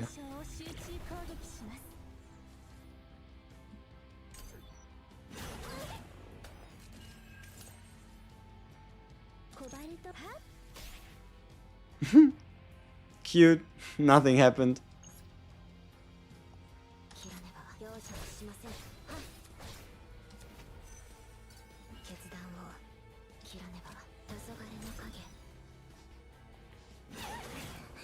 I got a unique initiation and 1 cast is insane. I generate 5 homing on break.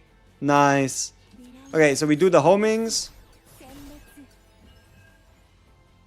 Ah, so if you pick the put into draw pile and you don't get the activation card, or you don't have the activation card, it can definitely make sense. Yeah, it can definitely make sense for you to get the E2, because then you could never dead draw with that epiphany.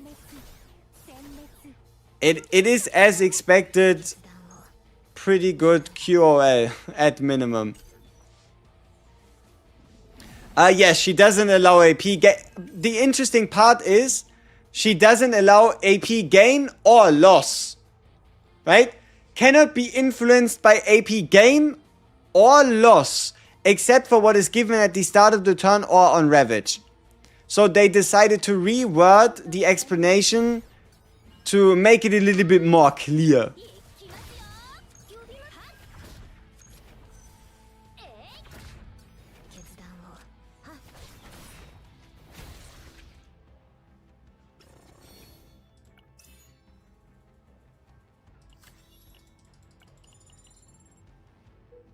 I went E4 and bought Pico, my account is now poor.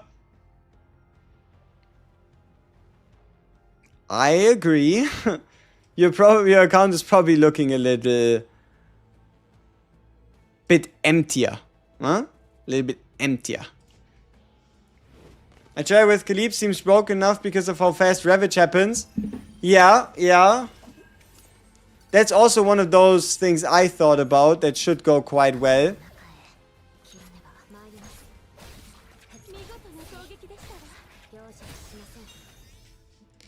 Damn, I didn't know that I needed to read, bro. It's like, why game bug, but it was Shizuru. Alright.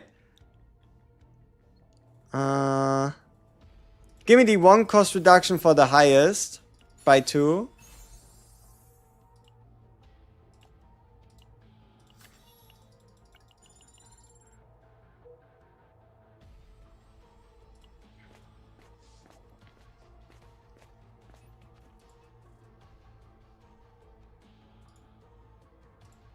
Oh.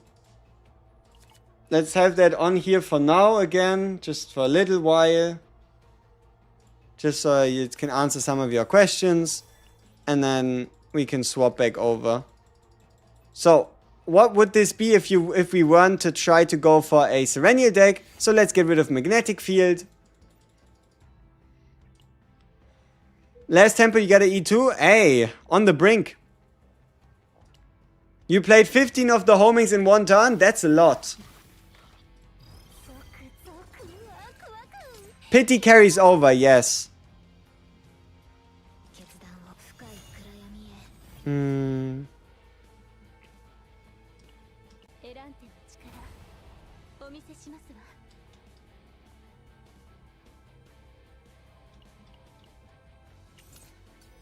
Whoops. But yeah, we should never empty draw, because otherwise they're just gonna hurt us. Best card to duplicate. Oof, there's so many good ones. But overall, cards to look out for duplication wise. Shining Core. Shining Core is really good. And Shining Core and the gold card that we currently don't have.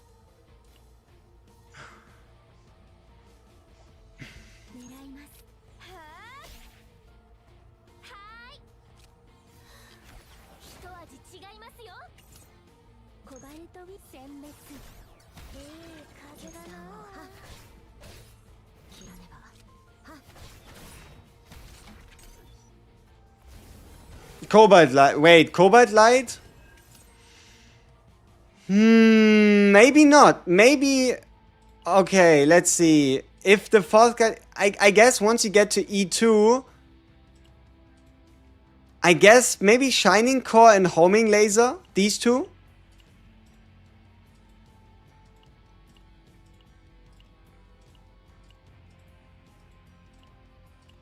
Yeah, maybe these two. I don't know. I don't know if Homing Laser has that crazy potential.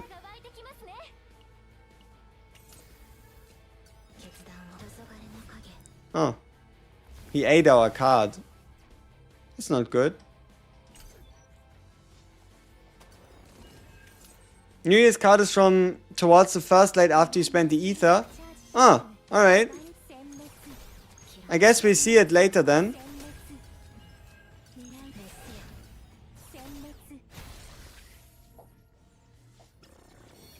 Is mutant sample good to get? Obviously, you put, but make sure you swap out a character's card that the character doesn't want.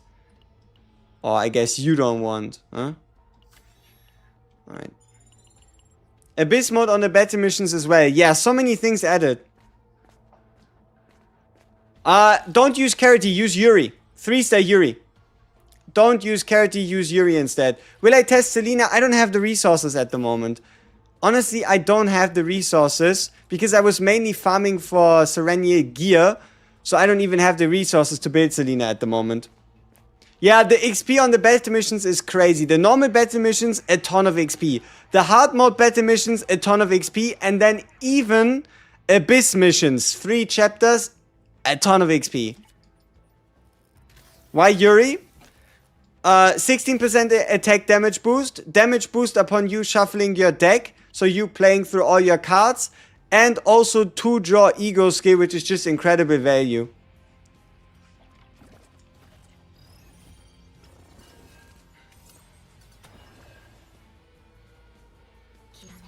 Did Cobalt Light have the... But which one? Which one had the 50% damage bonus for all Cobalt Lights for 1 turn? Because that one just seems smart like that, you know?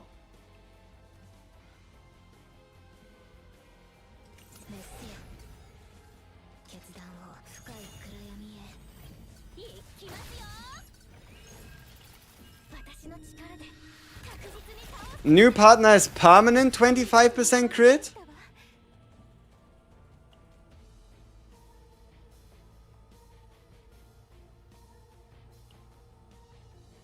Why would it be permanent?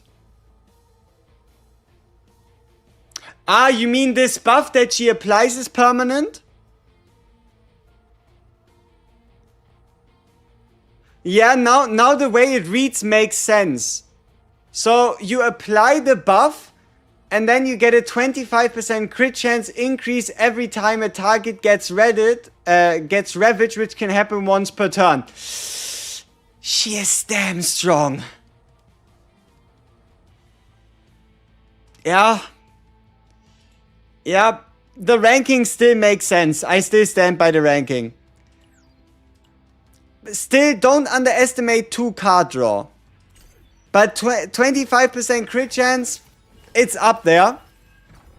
The partner is that good, yes. The best damage boost you can find and a permanent partner effect, which is the first thing we've seen of the kind. Does it apply to the 60% requirements? Probably not. The 60% requirements always seem to be before you go into the battle at all.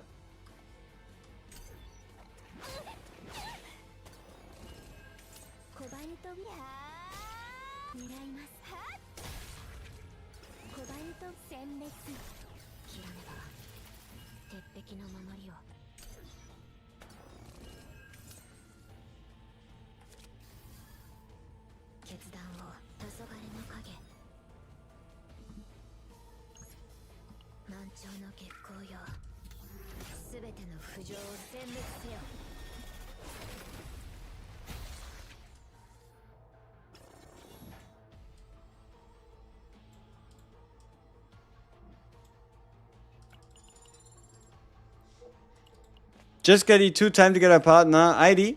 Ooh, Dimensional Tunnel. Who expected that? Additive? It's plus 25%, yes.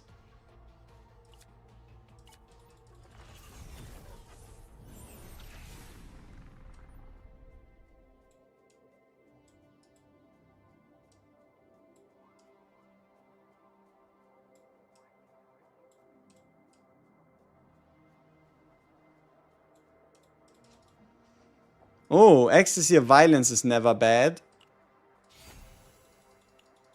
It would be the... I think this is what I would consider at the moment the most solid team.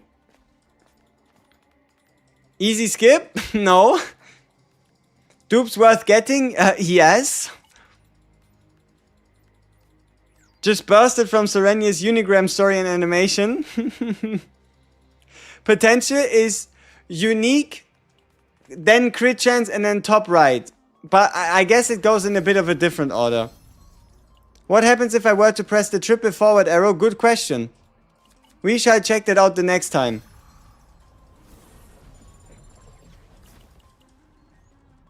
I guess we can increase the speed of the dialogue.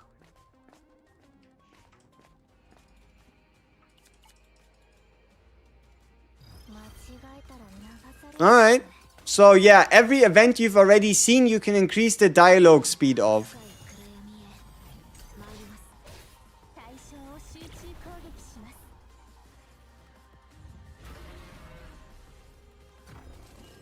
Brother is shuffling our deck like crazy.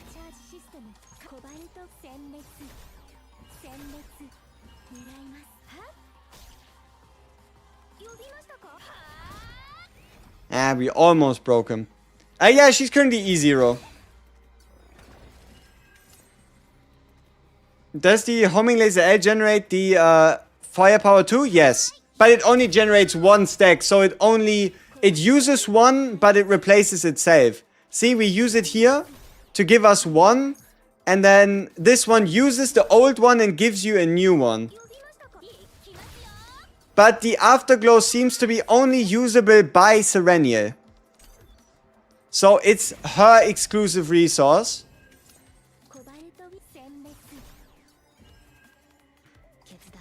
Which I guess was expected. You could have expected it from the wording. Shizuru Sereniel, we didn't run into any issues yet.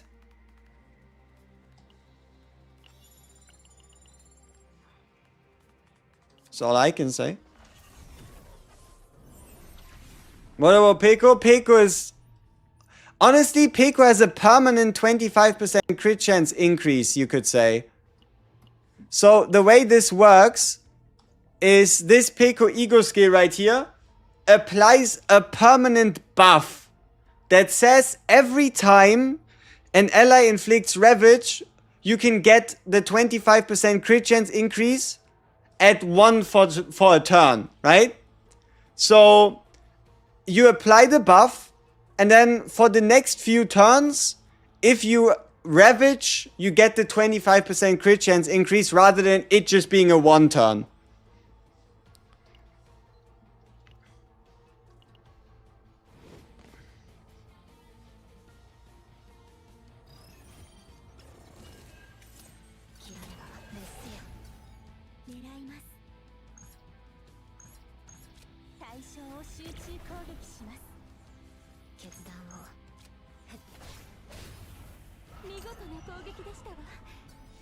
Peko it is then. Peko or 1 dupe. Seeing as how both are limited, if you can only pick Peko or 1 dupe, go Peko. Because you can always use the Omega codes from future seasons and this season to get Sereniel egos, but you cannot do so for Peko. So if it's really between a 1-1, get both. Okay, Shining Core, Oh, we could create the Shining Core. You know, I think this Shining Core upgrade is stronger than people could give it credit for. And my main thought here is the fact that this homing laser doesn't exhaust. This one stays with you, which means every exhaust you're guaranteed to get these homing lasers back. Or, I guess, exhaust 4 is also quite a lot. But I like the idea that you could just pick epiphanies based on the situation. Because it looks like every time you use it, you can decide to pick a different epiphany.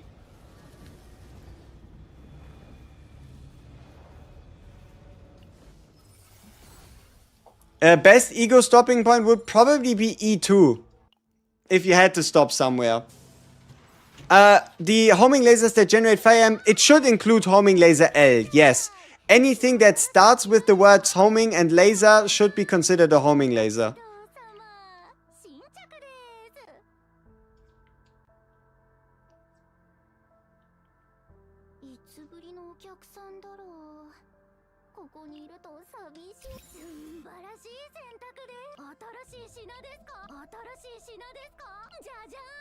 Jajan! Alright, give me the Amorphous Cube. I like the fact that they now changed these, this wording. So, oh! Even more crit chance. 0 cost cards, we have a lot of those. Here, I like the fact that this just now straight up says 25% damage amount. 2 set crit damage or attack, whichever you have the best one. Like, whichever 2 set gives you the highest crit chance, pick that one. If you have a better crit chance combination on 2-piece attack, pick attack. If you have a better crit chance combination on crit damage, pick crit damage. Alright, let's see how this goes. So, we apply our buff. We get ourselves 1 extra AP, do a bit of breaking. Bound at Dusk. We boost the damage of Plasma Missile. Ah, but it doesn't... Ah, yeah, because it's my... Ooh, yeah. Because we have a triple creation plasma thing. I remember now. Okay, okay. So, let's see. Then Shizuru. And that should give us a bunch of cards. Yep. Or I guess 1 card at least. We get the attack. At some point we get the break going. Surely. Alright. Yep, give me some hits. Ooh, what happened here? Keep in mind, we are playing on lose 1 card upon draw, because we're playing tier 14. Or I guess, yeah, tier 14 on difficulty 8. Alright, let's see. So, let's say we go bang, bang, bang, bang. Okay, so... Alright. Let me select my homing laser. Perfect. Which one do I want? Move all homing lasers from graveyard to hand. Sounds awesome. On Ravage or on Turstand, move to hand. Create 2 homing lasers in the discard pile. What could I do with the discard pile? On Ravage, move to hand, but 3 Afterglow. On Ravage, move to hand, destroy at 1 hit. Give me the move from graveyard to hand. 1, 2.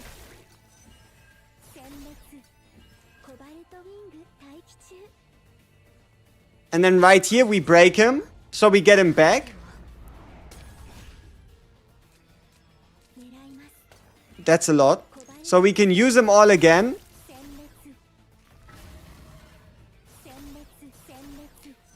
So we can move him back into our hand. But the only reason why it's only 1 is because there weren't any more left in our draw pile. Not bad. Not bad. Okay. Activate them in the draw pile or graveyard. We only have 1 of them in the draw pile right now. Let's draw ourselves a card.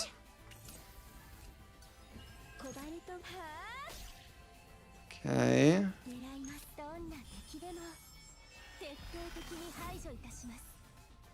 Yeah. Ah, but we did have apparently one in the graveyard somehow still.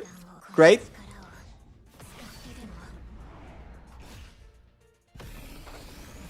Nice. Is the partner must have? She has a permanent buff effect so long as you can apply it, which allows you to get up to 25% crit chance every single turn. It's hard to turn down, you know? When an ally inflicts Ravage. Now, if this isn't something that we should see a little bit more often with this team, then I don't know what is. So, unfortunately, we did not hit her cards. I like what I'm seeing so far. More comfortable. She definitely has the potential to be more comfortable. On Ravage, draw a card. These devs, they've been cooking up these buffs for a while now. They've been preparing. What tier? Difficulty 8, tier 14. Tier 14 plus 1, so tier 15. Would you need with other combatants rather than Sereniel to activate the buff? That's what we'll check.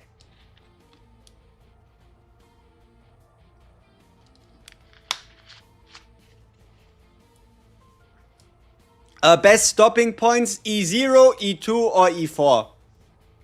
E2, that's strong. E2 gives you 2 homing lasers at the start of the fight. And if you draw into a homing laser, you draw another card.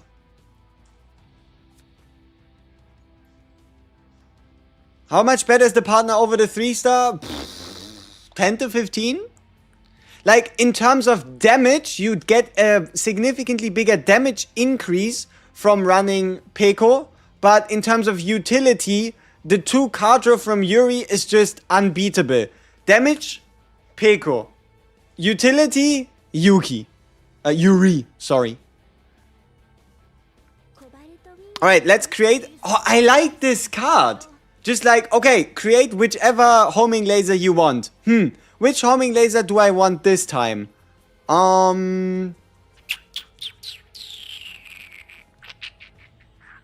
Give me the 2 homing lasers in the draw pile. This fight, we're feeling the draw pile one. We should have done Karmic Flames before. That's my fault.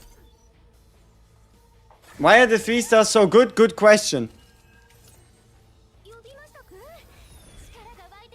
Alright, and now we can use the Pale Shooting Star to activate all our lasers.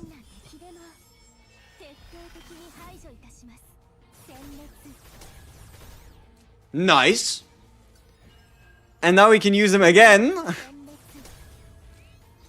And get him back again. God damn. I like what I'm seeing. I like what I'm seeing. Worth pulling, guys, for the moment. I've never pulled for any unit. She is limited. Get her, get the partner. Worry about the rest later.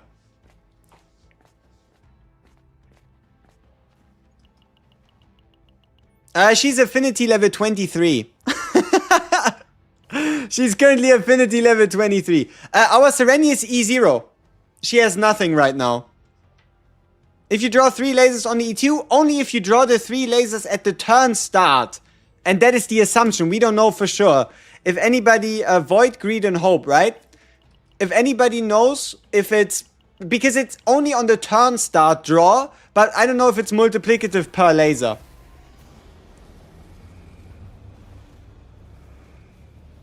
How is she? She feels fantastic.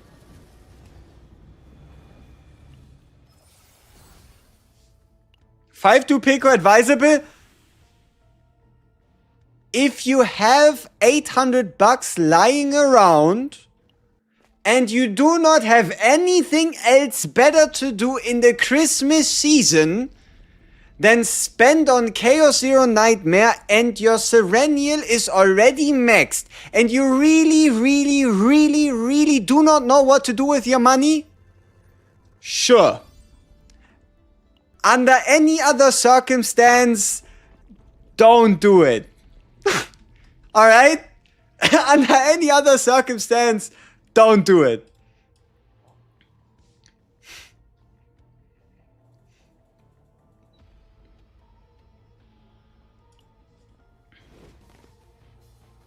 Oh, current favorite team to play since game launch? Not to glaze Sereniel or anything, but I'm really feeling this team. Sereniel, Shizuru as a base for a team. I like what I'm seeing. I really do.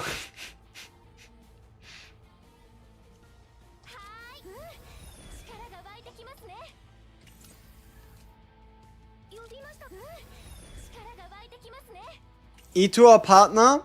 Partner, because E2 you can get with ego manifestations in the future.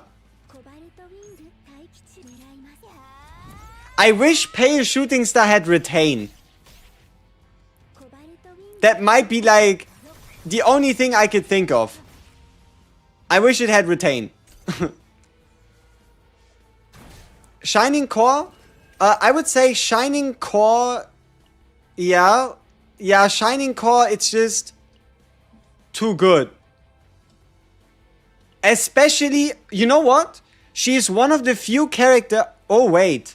You can look at this. It's not unique. This card is not unique. This card is not unique. The ability to pick any homing laser epiphany of your choosing based on the situation is not unique. Like, the way this Shining Core works is you can put together any combination of homing lasers. Like, this one could create you two. This one could then move these two into your hand. So, this one is the most adjustable by far.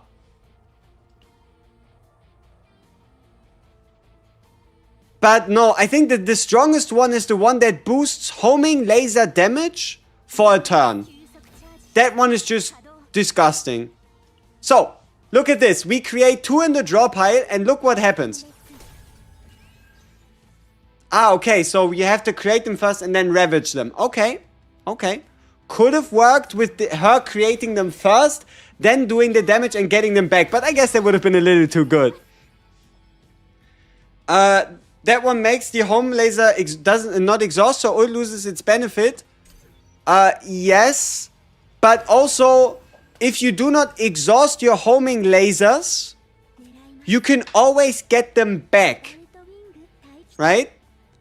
If you do not exhaust your homing lasers, every ravage, they'll all come back. So we still have to see which one of those has like the most important value. Is she good with Khalib? I would 100% say so. And if you really want to be fancy, run both her and Khalib on the Ravage set.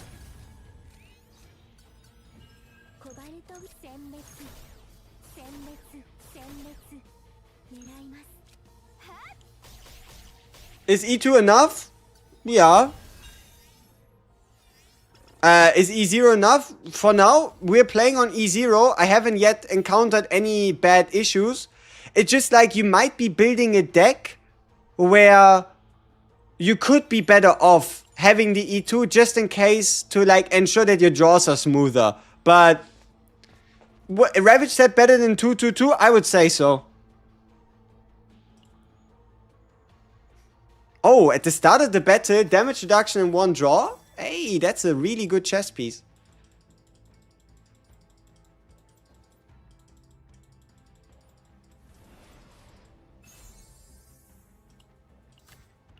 Nice. E6 looks a little weak. I agree. I'm not quite sure where the great point in the E6 is, which is why I would say like E4 is like the ultimate stopping point.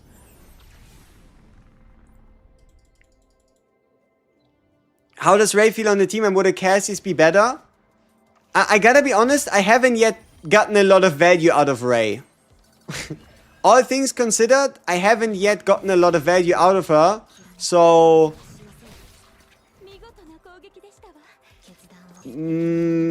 maybe, but no, I could see that just coming in really clutch in boss fights. But that, you know, just pick Serenia Shizuru And whoever else you pick, you can pretty much slot in anyone, I would say. You could even slot in another damage dealer, because you can then use Shizuru's Moon Blades, Moon Shadow, right? You could then use Shizuru's Moon Shadow to heal if you really need to. E6 is correct. She attacks 2 times for each break, and combined with how efficient she breaks, it's literally a permanent boost. I guess the only problem with figuring out how strong that is to know if it applies if she ravages. Right? Like the E6 only says deals extra damage based on the amount of break bars the target has when the target does get broken.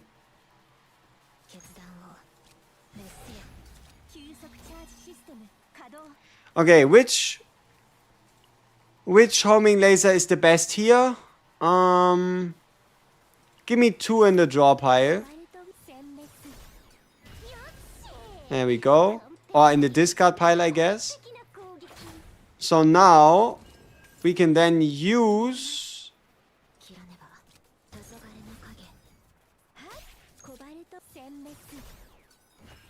okay. Now we can't break him here.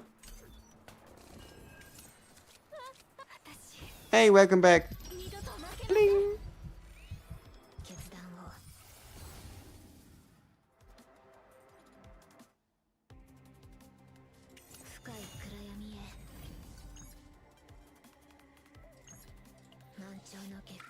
How significant would the partner be? Probably like 10 to 15%. Depends on how good of a usage you make of her, of the partner skill, right? Wouldn't Mei Lin be better for a Ravage focus build? Mei Lin, Khalib. Yeah, all of them should be pretty solid. I guess we could use Khalib. We could use Khalib instead of Ray for the next one. I think we'd all be interested to see if Khalib can somehow still, like, finick her way back into just being the hard carry that she was before.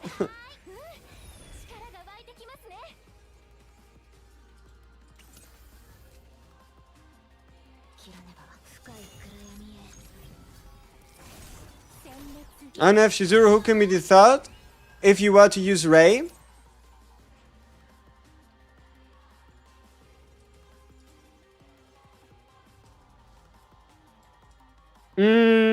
Veronica, Khalib, or Mei Lin, or Beryl, or Selena are all really, really solid. And a Hugo, you can never really go wrong with the Hugo.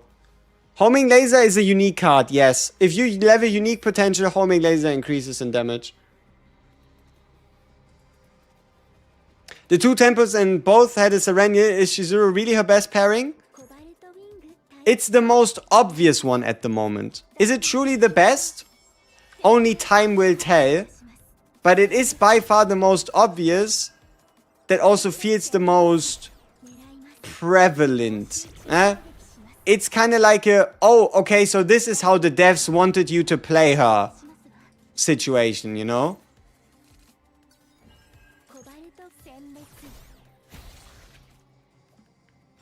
Should you prioritize building Sereniel over Veronica? It's always more fun to build a new unit. Regardless of anything, it's always more fun to build the newest unit, and you can build Veronica after. But Veronica is by no means weaker than Sereniel.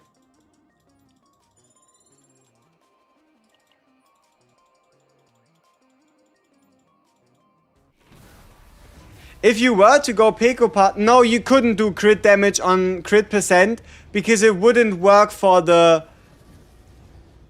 because it would not work for the...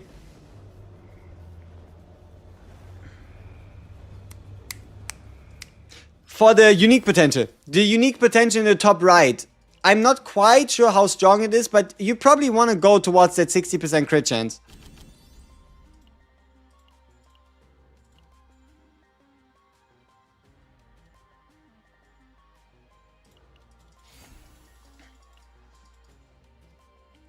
Obvious copy target, Shining Core. No matter what epiphany you pick, Shining Core seems to be the go-to copy target.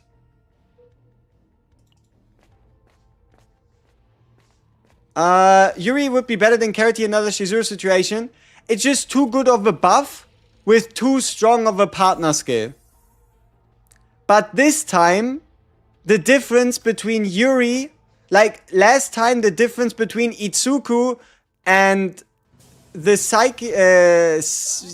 the psionic partner was smaller than it is this time. I would definitely say there's a bigger difference, a more noticeable difference this time around.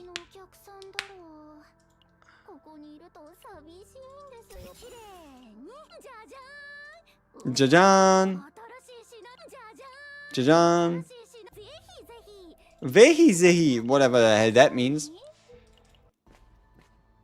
Why would Shizuru be her best partner? It's basically like Shizuru needs to do nothing for Sereniel to make Shizuru better. If that makes sense. Like, you just apply the Karmic Flames, you get the Bound at Dusk buff to reduce the cost of either Pale Shooting Laser or the Orbital Bombardment, right? The high cost ones. These two, they could be targeted here. The cards themselves, because she also has a lot of zero cost cards, is always only going to target like the 1 cost cards. And yeah, Inhibit. Inhibit does not stop you from gaining AP from breaking targets. So you get the most value out of the Bound at Dusk card, while still, like, they don't impede each other, they just make each other better. Ah, shit. We didn't have enough AP. Oh, whoa, whoa, whoa. Alrighty. Let's see, and then we attack here.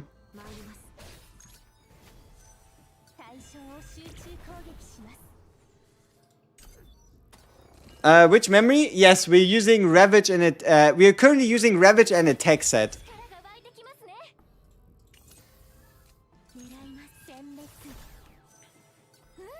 Alright, nice. We're already on Shadow of the Moon Plus, which is good.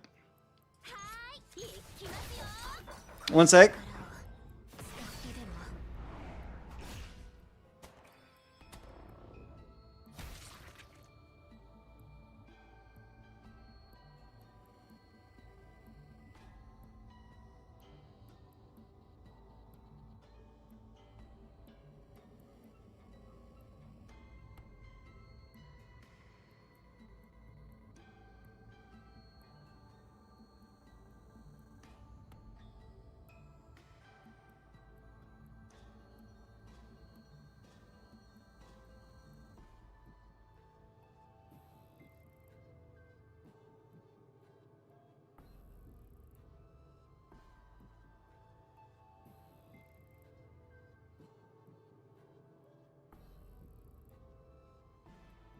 Sorry for that one. People that don't have Shizuru hate Shizuru. Crazy. What a unbelievable question. But no. Chair gaming? No, no, no, no. Merry Christmas indeed. Can you explain how to play Sereniel like you're a 5-year-old? Okay. Super simple, super straightforward.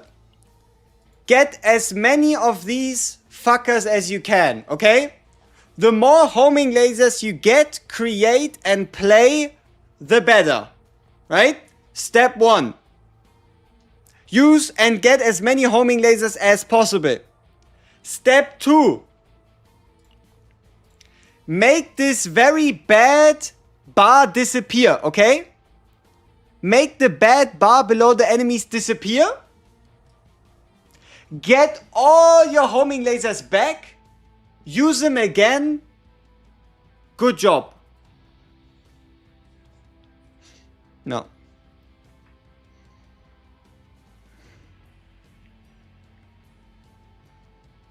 Alright, let's see what we can do against the guy.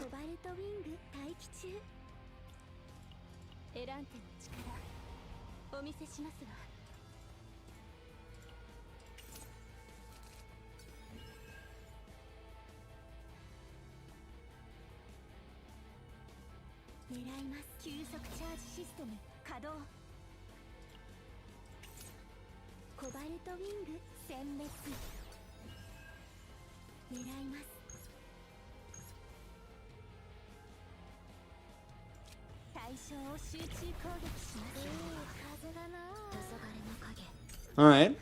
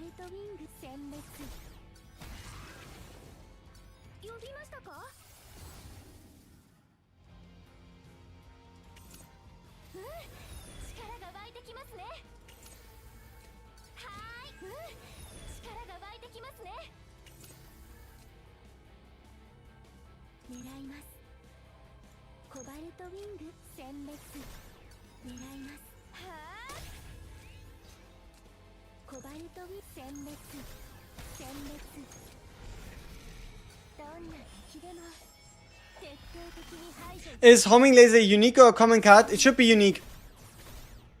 We tested out with this simple test real quick, and then you'll know. For that, we would need to have to beat the yeah, we'd have to beat this run real quick, and then we can check it out. The heck? Yep. Why would you use Pekka on other combatants? Why would you use Pekka on other combatants? Increases the character's attack. Moves card from graveyard to hand. Renoa. Plus 10% damage to the assigned combatant's attack cards. Renoa. Increases the damage amount of the assigned combatant's attack cards that are used against Ravage targets. Can still work on Renoa. And when an ally inflicts Ravage, you get the permanent 25% bonus. So I guess the best one you could slot that on instead. Like, Renoa doesn't really have a fantastic partner. So Renoa is definitely someone that could use her well. We're running her on E0 at the moment. This might just be Renoa's limited partner after all, yep. We finally found him. Ladies and gentlemen, we got him. We found Renoa's limited partner. Could you use it with Hugo as well? I don't know if he moves cards from graveyard to hand. I think the condition is graveyard, right? Partners. Move card from graveyard to hand. Sure, if he moves cards from the graveyard to hand, alright. If I'm skipping Sereniel, don't skip Sereniel. I don't know. I feel like you started that sentence wrong. If I'm skipping Sereniel, how about we don't do that? But okay. Let's say for whatever reason, you really have something against Sereniel. Then, sure, get the partner. Just get the partner at least. She's unique enough.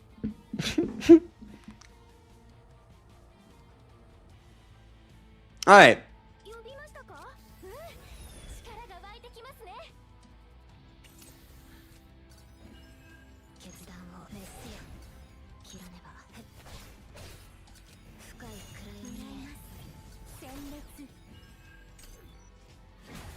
Sereniel dupe or partner? Partner. Because you can get the Sereniel dupes later with Omega codes.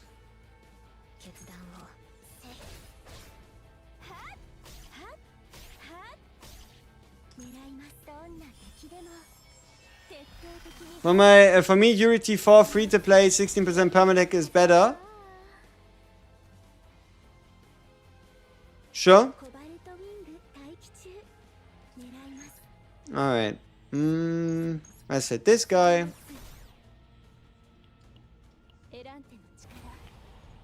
Let's move these out of the way.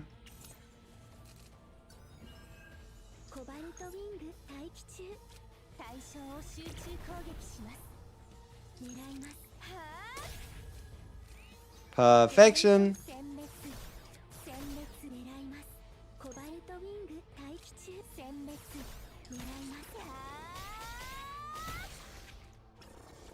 Lost the 50-50, got Luke. That means you're guaranteed to get her next time, and Luke is not a bad unit to lose her to. If you were to rank a partner from SC to DT in terms of use on other characters? For herself, pretty fucking good. For Renoa, pretty fucking good. For anybody else, kind of irrelevant. I don't know if there's another hunter that would want her as a partner that much. And now, let's say if it's non-hunters, then you're only getting this skill. If you can get a big damage increase out of a multi-turn 25% crit chance, okay. If not, not that great. Alright, let's see, can we get a Serenia card? Pale shooting laser. I mean, sure. I've seen worse copy targets. Got it to E2 already. Card design is cool. Yeah, feels nice, doesn't it?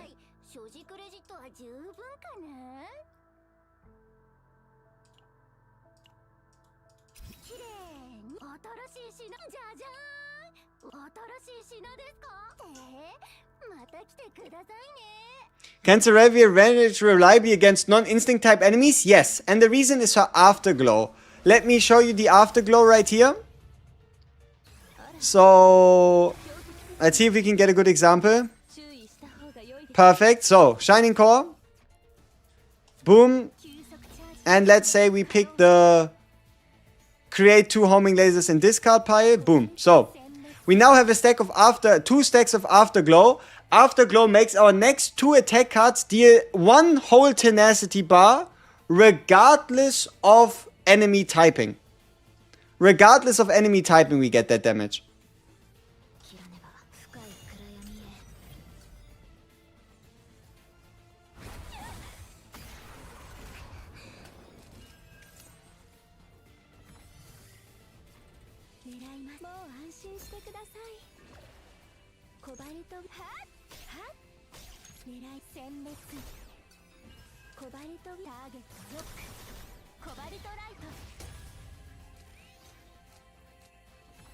Brother, where did your break bar go? Where did it go?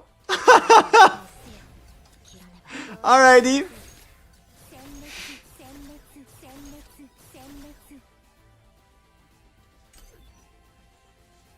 That's pretty good. And that was just 1 card. The recommended are E0, E2, or E4.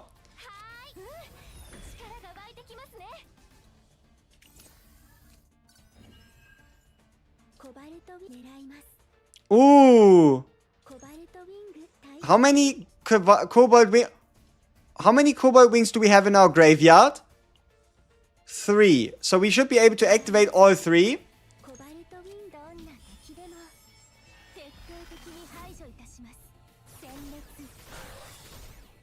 Okay. Nice.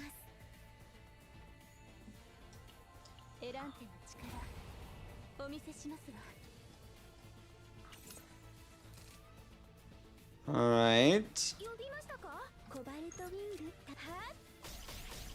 Also, I like the sound effects. They're a little on the goofier side, but I really do. Really do like the sound effects here. By the way, isn't there a card that unravages? Yes, on Selena. Selena has an epiphany that unravages targets.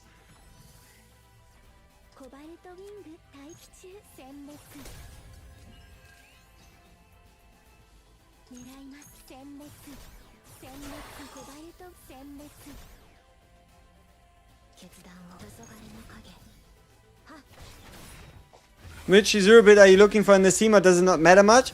Honestly, it doesn't matter much. Shizuru, she's kind of there chilling. It's mainly Sereniel just doing Sereniel things.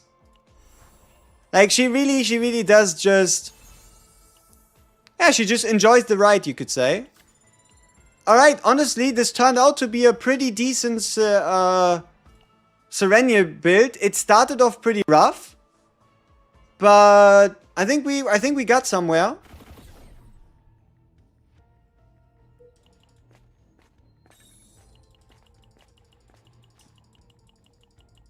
You think you could run Chaos forever with Shizuru Sereniel? That's how it should feel like, yeah. Best team? I don't know, I really like this team right here. Any combination of Shizuru Sereniel just feels incredibly solid. We're going to run Shizuru Sereniel Kalib next. Does she really need it? We don't know how powerful it is to get a 25% crit chance bonus potentially every single damn turn, but just listening to it should tell you that is actually pretty powerful. Is that guy new? Why is he so small? Who are we about to face as the hidden boss? I don't remember this.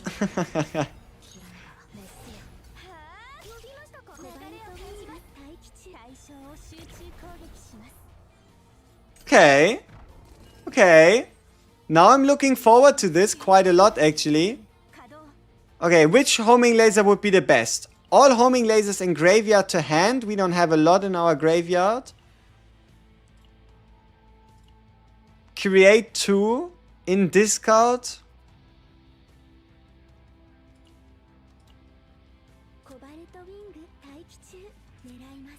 We probably won't be able to break him.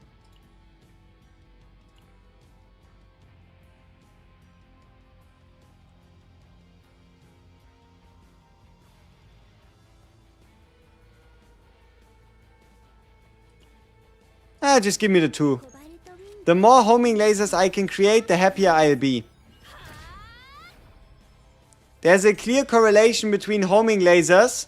50 pulls for 3 copies. Holy, good luck. Yeah, crazy luck. Holy shit. Bam. And then, booyah. And now all of them are getting activated. And then all of them come back into our hand. And then we can use them all again.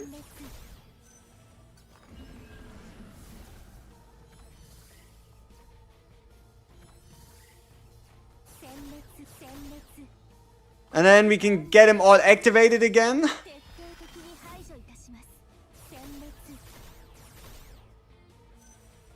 Pretty sweet.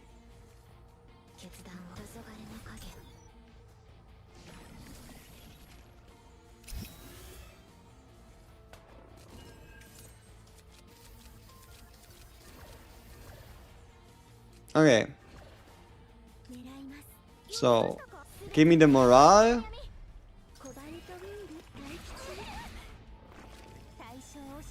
Give me some more homing lasers. Let me discard a card.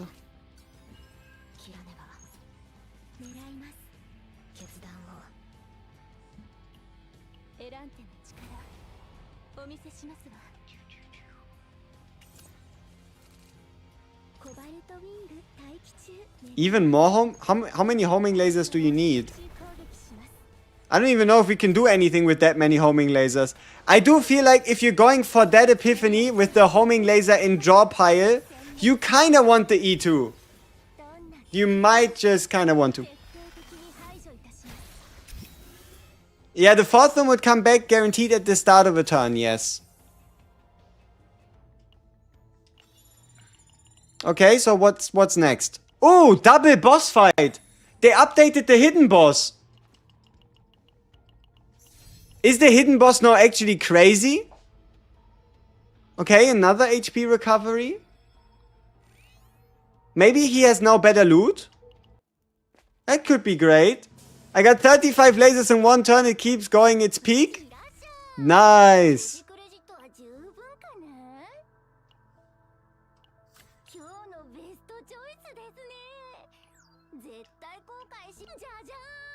Jajan. Ooh. Put on the inspiration card for her. Jajan, Jajan. Consecutive attacks. Ah, it's not too great.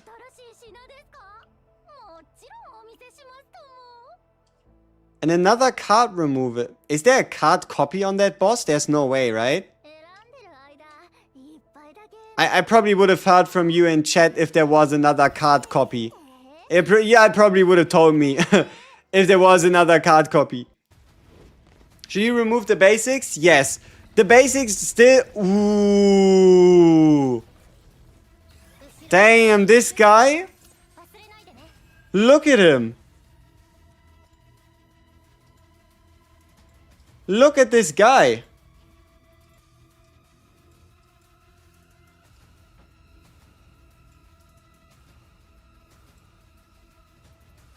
Now this is a hidden boss.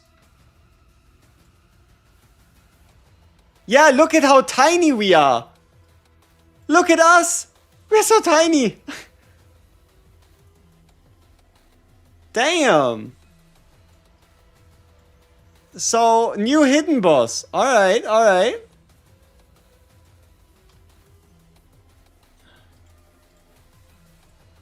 Now, how does he work?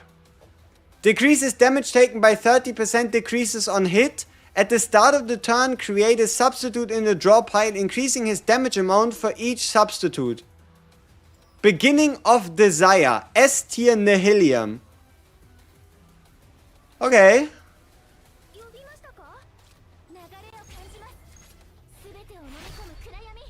Now, if we had the two lasers at the start of the battle, this would obviously be a stronger turn 1. E2 gaming again. But...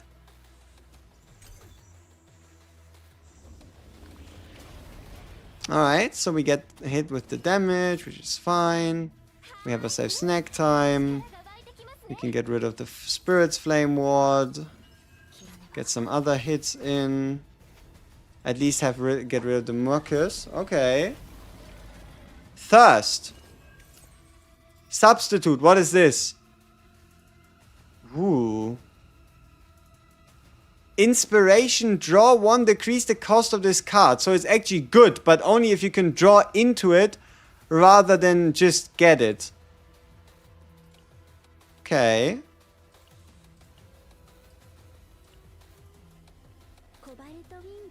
Oh, we can break him right here. Not bad. Which is at least 1 AP and another one of these. And a substitute to allow us to draw.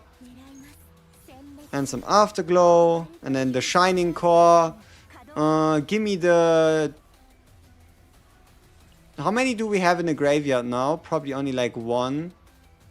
Give me the create 2 in draw. Ah, shit, it costs 1. Maybe we should have picked the other one. Or maybe we get... No, we should be able to get 1 AP here. Yeah, perfect. Okay. Nice. New player here. What exactly makes Mutant Sample so good? So, overall, at the end of the day, the moral of the story is you want to remove as many cards as possible and get as many of these... you know the cards 4, 5, 6, 7, and 8? Those are for characters the strongest cards. So you want to remove card 1, 2, and 3. But removing these cards costs you this currency right here. Faint Memory Save Data. The more you remove, the more you clone, and the more Divine Epiphanies you get, the higher this number. You do not want to overcap this number, because if you do, they're going to undo your changes until you're back below the number. And the reason why Mutant Sample is so good is because Mutant Sample looks complicated, but translated, it means 0 cost. A Mutant Sample is a completely cost-free removal of a card of your choice. That is the Mutant Sample. You take this card, turn any card into it, it removes itself at the end of the battle, and it costs you absolutely nothing. What penalties? Some pretty disgusting ones. lose 3% HP each turn, cannot rest in safe zone, and discard 1 card at the start of each turn. So, it doesn't really get worse than this.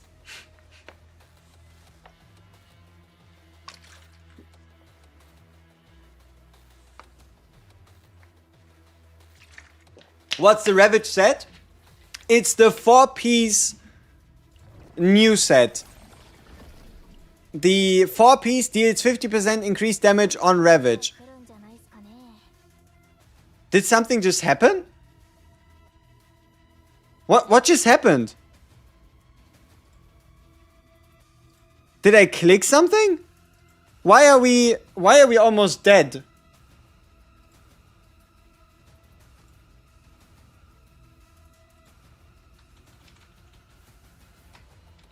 Was this always the case? Or did I click something? Okay. Yeah. Yeah. Yeah. Okay. Oh, okay, so I never saw the new turn. Okay. Good enough. Okay, what do? That's a lot of damage. On remove, change to a weak action. On hit, decrease by 1. So we need to hit him 5 times. Otherwise, he's gonna make us pay.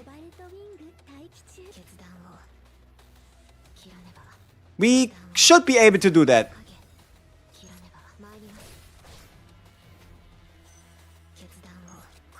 If only barely.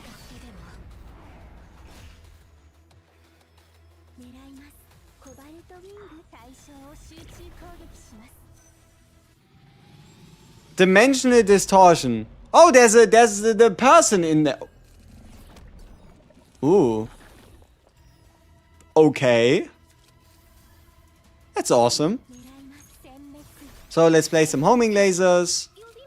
Get some generation in. See, this is why the E2 could be really important. Because if we drew these homing lasers and we had the E2, we would have drawn an additional card. You didn't finish the story? I didn't have the time. I am not up to date with the lore of the story. Because we didn't yet have the time to actually go through the complete story.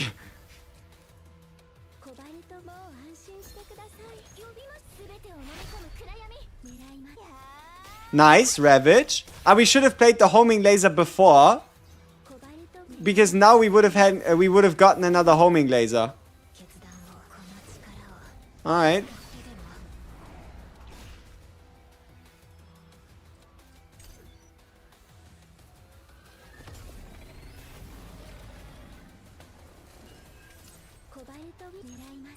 Yeah.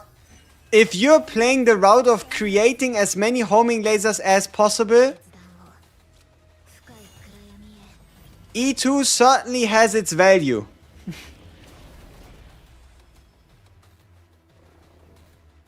Oh no, Shizuru breakdown.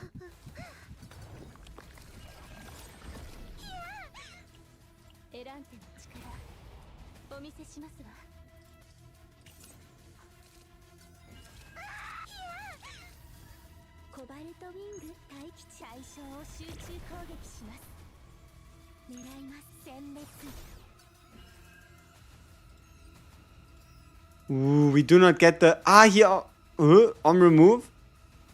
On hit, decrease? Ooh, shit. Okay, let's log in.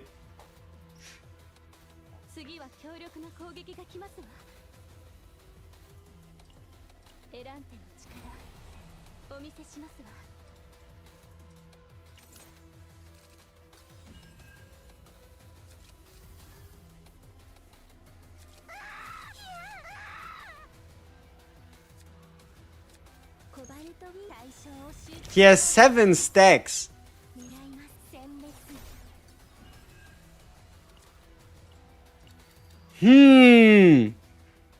Is Sereniel's background safe for YouTube? Apparently so.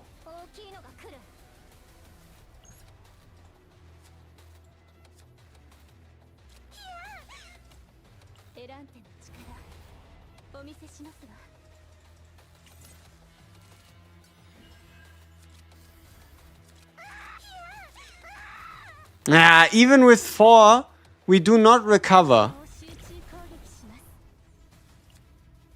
Okay.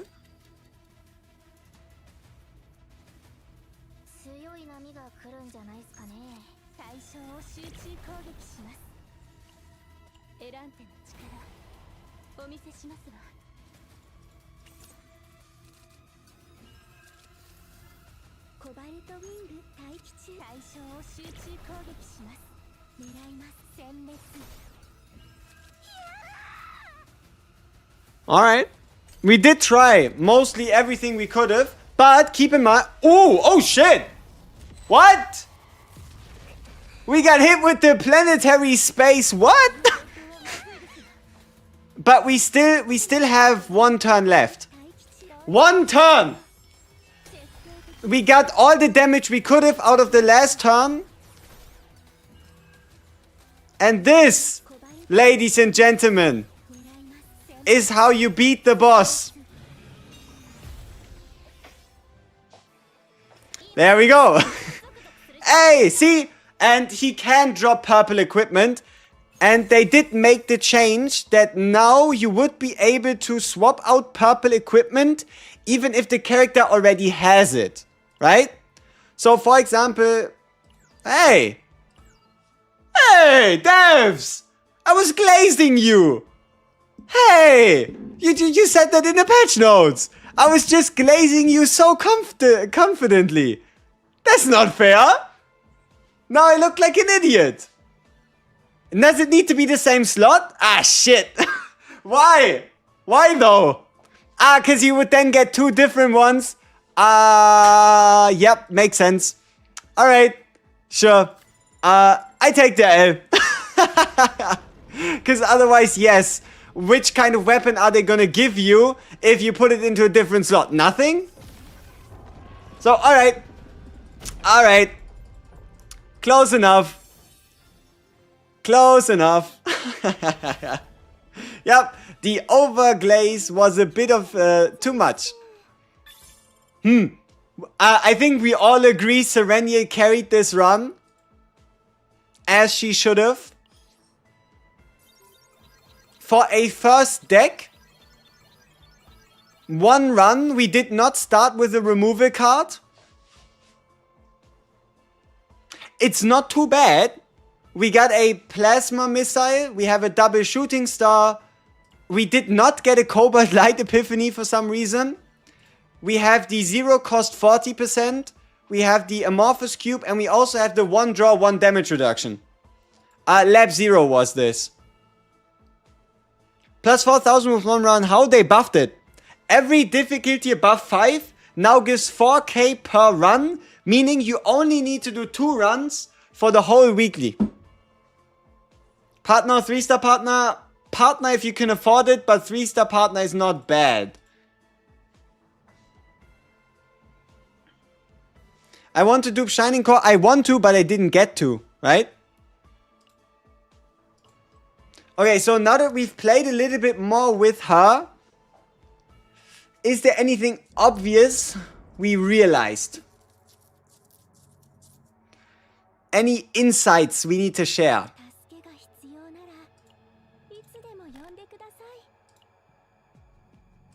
So we had the chance to play with most of these homing laser epiphanies.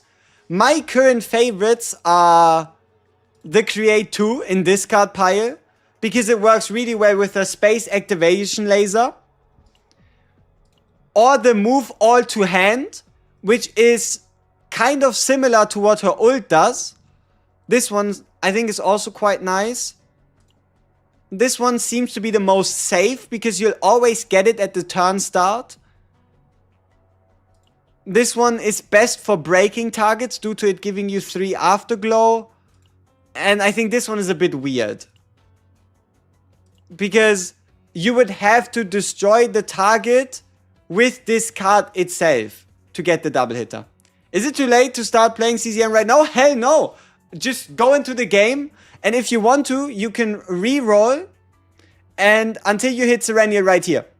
And anything past that is you then got yourself the very first limited unit in the game, and you can have fun playing. There is no bad time to play the game. It is you versus yourself.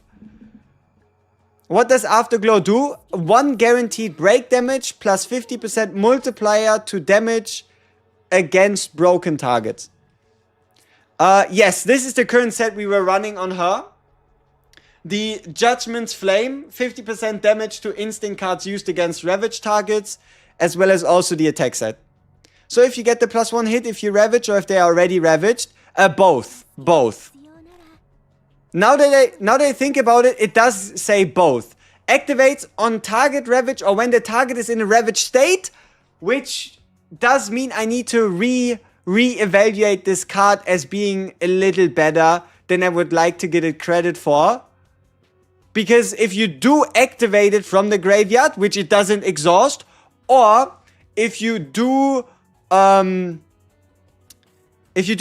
it from the graveyard because it doesn't exhaust, or if it just comes back to your hand upon breaking, it is a double hitter. It is a double hitter. And the double hitter, both of them are going to get the plus 50% damage from the set. They are both getting the damage bonus from the partner.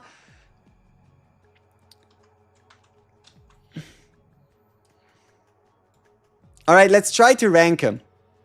Next, plasma missile. Yeah, we just do it in Photoshop. I think that should be manageable. And then shining cores. And then the cobalt light. Yeah. Okay. So let's move them all over. New document. Bang. Let's get them all in here. Bang, bang, bang, bang.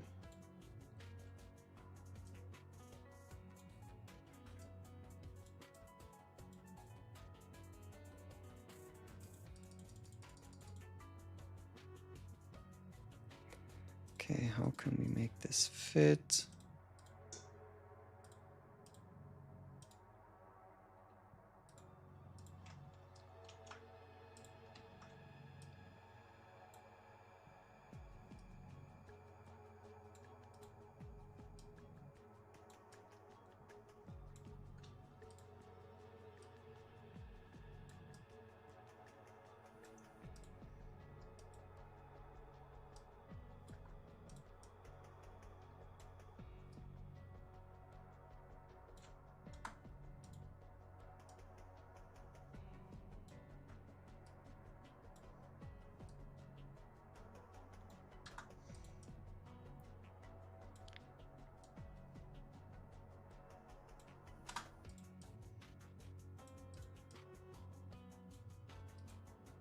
Still a bit too big. Let's do it in two. Let's do them in twos so they don't become too small.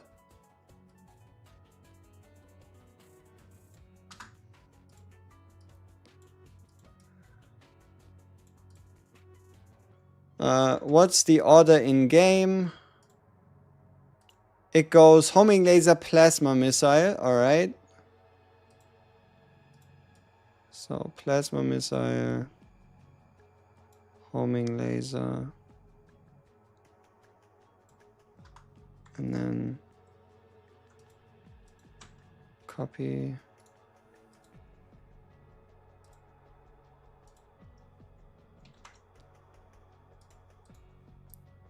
Shining core.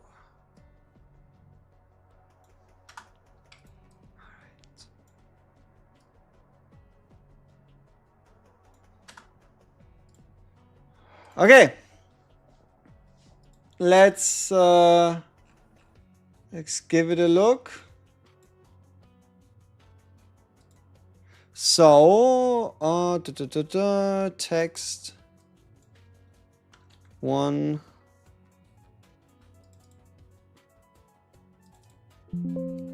Drop shadow, stroke, create overlay.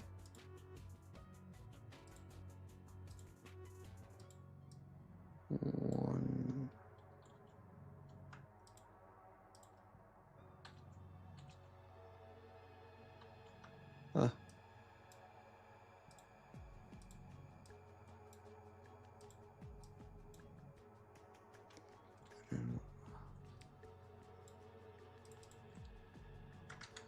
2,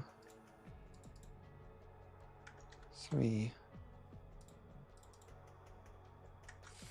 4, 5. Okay, so let's see. Which homing laser would we consider the strongest? Give me the number in chat. The number of the homing laser, which of those is the best one? What would you say? From like what you've seen of your own testing, what you saw on stream, anything like that, what would be the best one? Because keep in mind, the fifth one does not come back into your hand on Ravage, right? The fifth one does not come back on Ravage, so it means you already need a certain amount of Ravage laser generation. 5, 2, 2, 2, 4 or 5, 5 or 2, depending on the other epiphanies. 5, 2, 2 and 5, either 3 and 4. Yeah, you put so much value into the 3 Afterglow move. Alright, it doesn't look like 1 is getting named a lot, surprisingly enough. Wow. I don't know, I like this one. I like this one. I like the third one. I really do. But then again, it does cost. And it doesn't come back. So...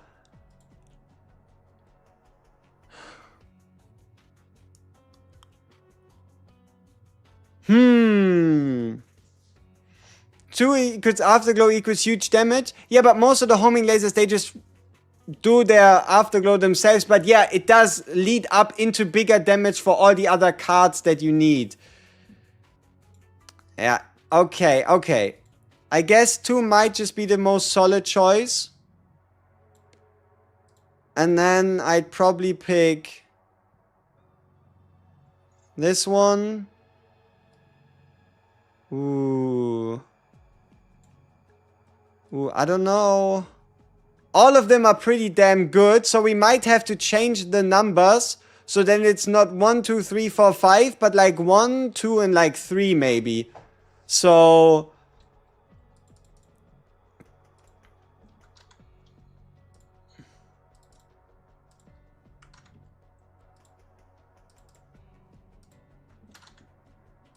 maybe like this? Is Serenia strong? Oh, absolutely.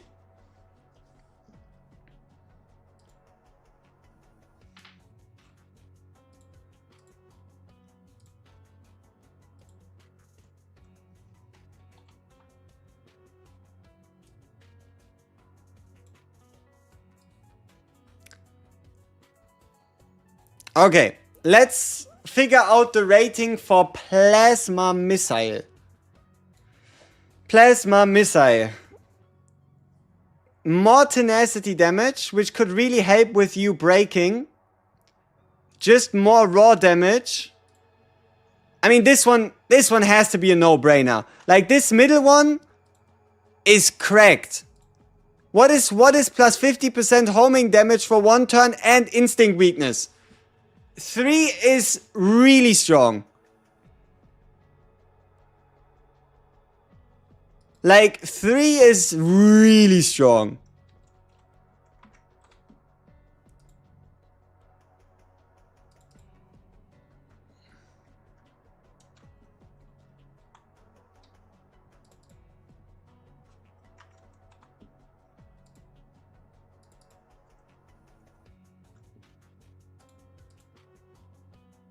Alright.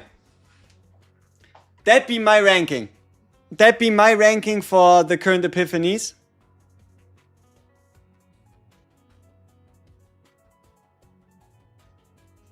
So when it says activate, that means it does the epiphany effect you rolled again. So vulnerable. Yeah, off ability vulnerable would be strong, yeah. Partner bigger than dupes. If you can only get 2, then yes, getting the partner and her is better than E1. Alright. 1, it can proc 4 times in a row on bosses. 184% damage, 1 tenacity damage. If the target has not been ravaged, activate 1 more time. How is this gonna trigger 4 times?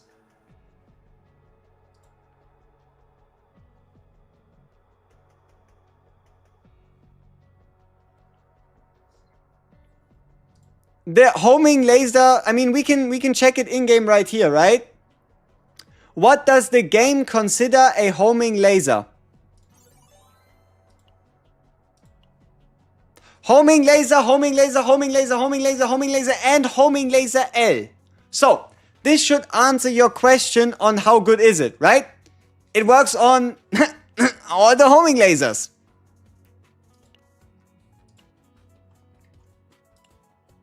So yeah, the homing laser keyword does mean every single one.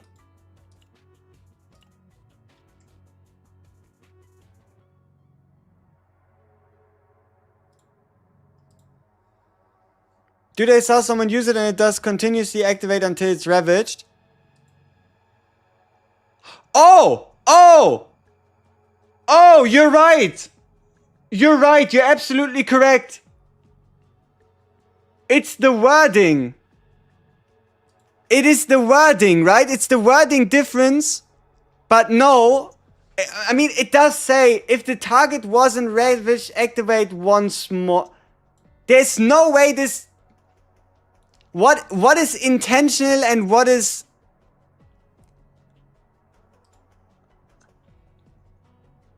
If the target wasn't ravaged, activate one more time. It activates, and if the target isn't ravaged, activates one more time. And if the target isn't ravaged, activates one more time. The big question, how is it for the normal plasma missile? Right?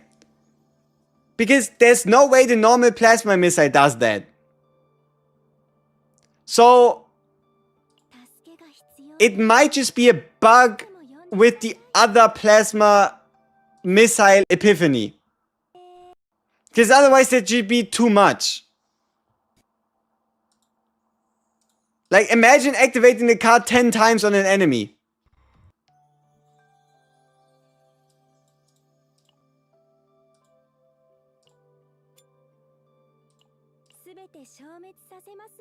You just got it, only activates one time more.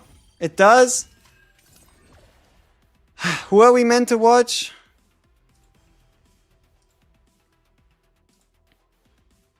Uploaded or is it live?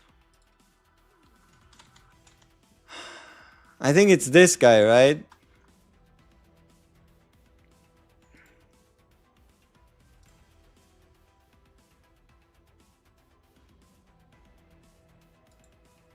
Hello, this is Debo, and welcome to this Chaos 09 videos.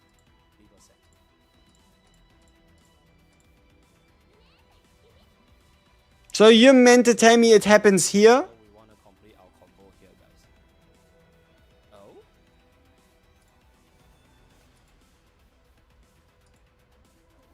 What?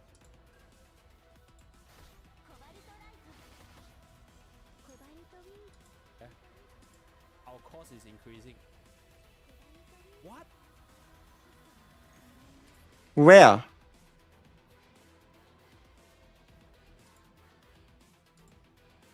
Like, not the time. So yeah, honestly, I mean, let's have a look at it ourselves, right? Just the standard one should not be activating multiple times. Which streamer copied? I did it first. If you need to know, I did it first. Reddit post. Link would be great. I don't know if you can send links on YouTube. If not, go to the Discord, send me the link there. So, one hit, 2 hits. Okay, bad target.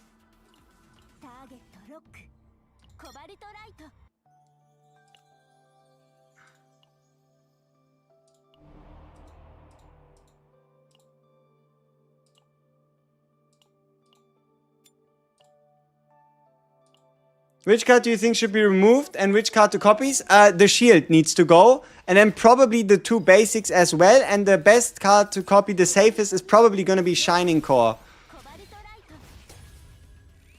Alright, let's do this again.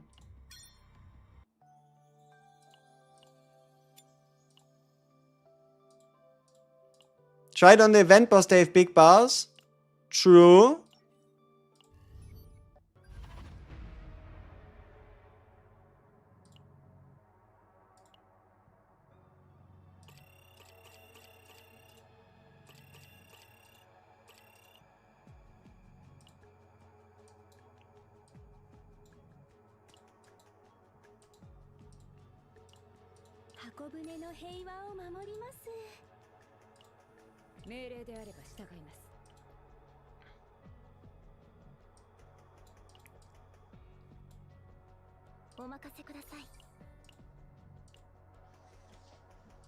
Before you use it, yeah, I think you should wait before you use your Omega, yeah.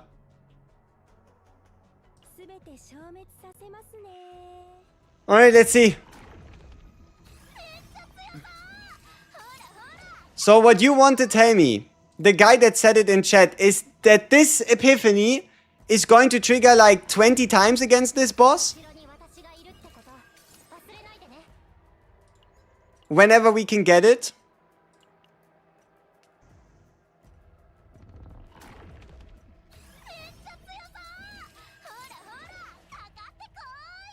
Do we only get always the same starting hand? Oh wait, that was... I'm blind. I'm blind.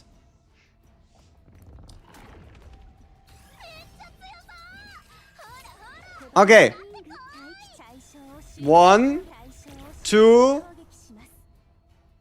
So the standard non-Epiphany card doesn't do it. That is not a bad sign. That is not a good sign. If the standard card doesn't do it, and the wording on the Epiphany is exactly the same, why should it be different? Like, sure, it is currently different, but it's not meant to be.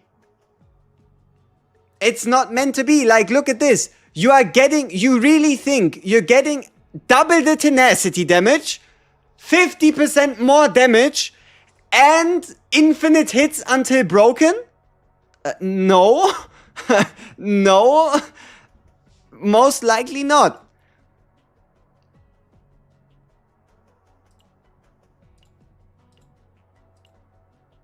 It's the same wording, 50% more damage, 50% more, double the tenacity damage. There's no way. The wording is different. If the target... Oh, you're right. You're right. It says has not. It does say has not versus was not. But is that enough? Was not and has not? Is that enough? Is that enough?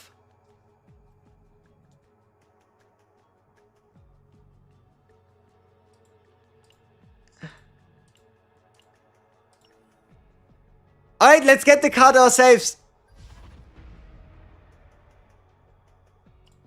Let's speed run until we get the card.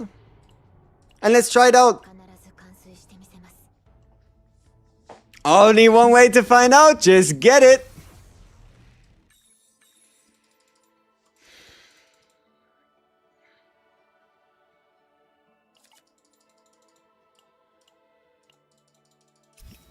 So, we're going to go into the Forbidden Tunnel.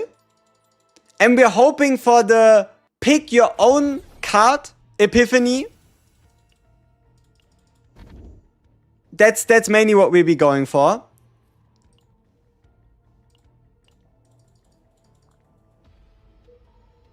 That should be the most reliable way of us getting it quick. It should indeed say repeat.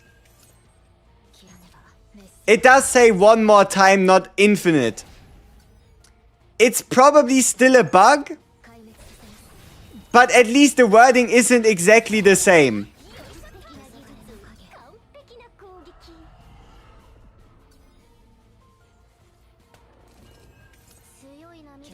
No, we don't speedrun until waypoint. We speedrun until waypoint and then into the... we go to waypoint and then into the Forbidden Tunnel, because the Forbidden Tunnel can just give us the event to duplicate the card, right? Better question, my opinion is if it would be multiple Epiphany, 3 would stack laser if used in one... What? Who stack what, where, what? Oh, I thought we hit early. I really thought we were gonna hit early here, but apparently we only get homing laser epiphany.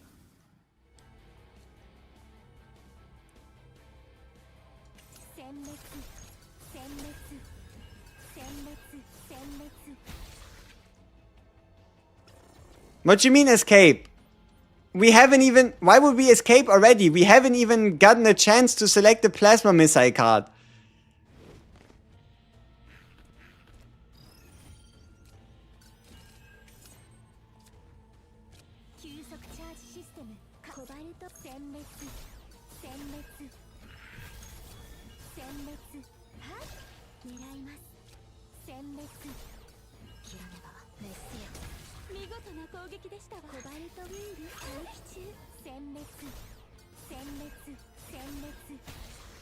A lot of Senmetsu.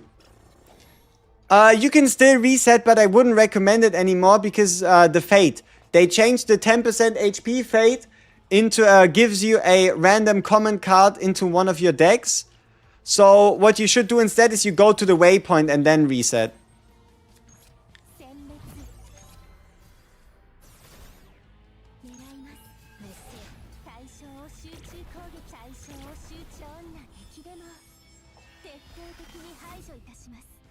You think it's already patched? No, they'd probably like do like a emergency maintenance notice or whatever. Pew, pew, pew. I don't think you can skip fates, no? You can skip the fate? I mean, sure. Then hey, just continue doing what you've been doing. If you're comfortable without the 10% HP, then hey, what's the fuss, right? I'm not gonna watch somebody else's live stream. Fuck no. I got better things to do. And that is getting the card myself. Ha! We'll be fine. And also we need to get more cards for her anyway. Because as great as that interaction is, there probably is still better ones.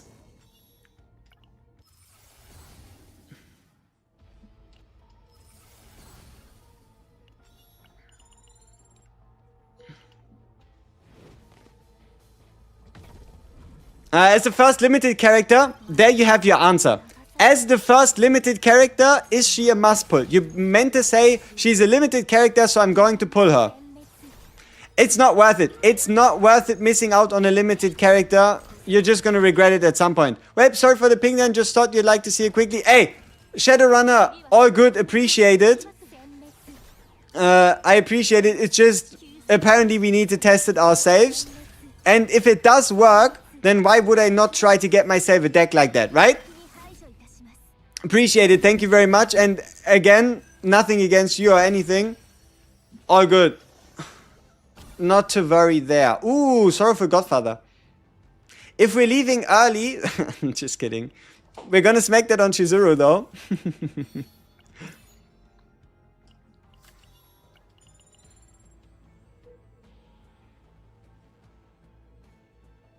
Oh, I missed the dimensional tunnel. Whoops. Is a must to pull a partner too? Just wait. She's not a must pull. But the fact that she has a permanent partner buff, it's a first time thing in the game. And it's hard to say how good that is yet.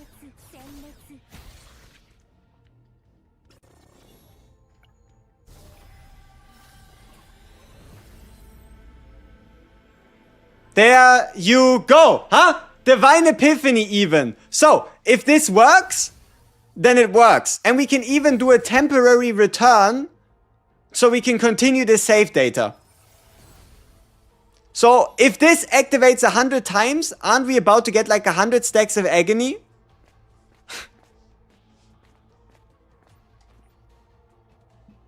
This run is too good. This run is too good to quit. I hope we can just quickly test it with temporary return.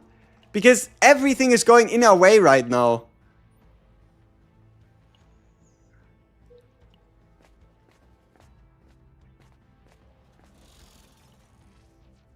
Otherwise, we just see it during the run, right?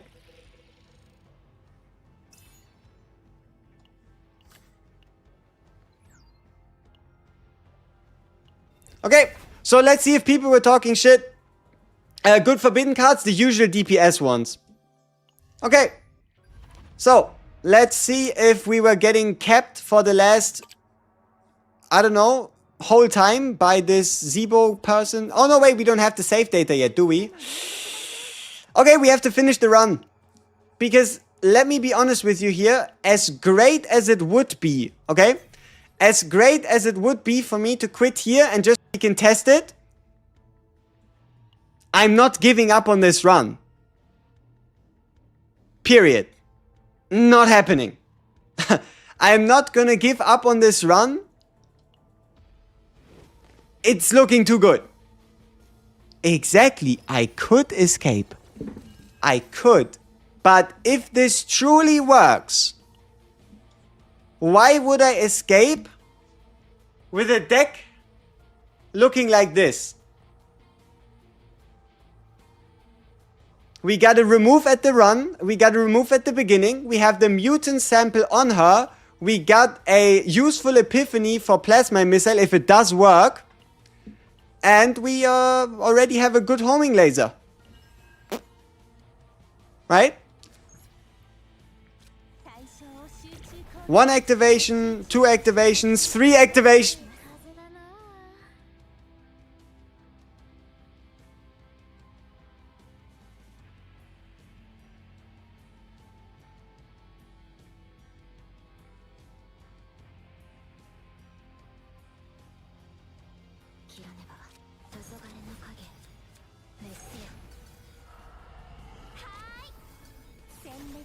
There you go. There you go. So, it's a guaranteed break. This card is a guaranteed break. There's 2 options to this. Either A, it was intentional and she's the greatest breaker in the history of the universe, or B, it's going to get fixed within the next 2 hours. What do you think? Let me know what you think. We're gonna make a poll. We're gonna make a poll. She's either A, the greatest breaker to ever exist, or B, she's not. If this works, then you just fill up the break bar again with Selena to just deplete it again, to fill it back up, to deplete it again. Alright, let's see. Bug or OP? OP? Bug. If this is intended,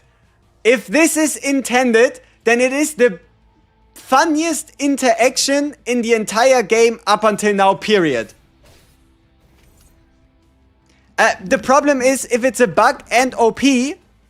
Oh, look at this guy! Oh, he doesn't know what he's coming for him. Okay, how can we... Yeah, so we just do our Ravage stuff. We'll be fine. We just do this, yada yada. Yeah, I can't wait to hit Cthulhu with it. He's already half broken. But still. Ooh. Brother Cthulhu, are you ready? Hey, can I get my card, please? So, alright. Sure. I guess the card, it's being a little premium right now. It likes to, let us wait.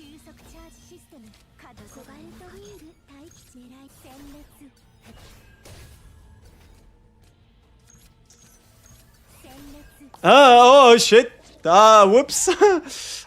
Those were a few cards in a row, accidentally. Sorry, Cthulhu. I didn't mean it personally. Whoops. And you're almost dead. Aww. What are you doing, Cthulhu? We cannot even test it. 1, 2, 3. Dead. Oh, ally attack. If this was like the 18% attack weapon. Oof. Oof.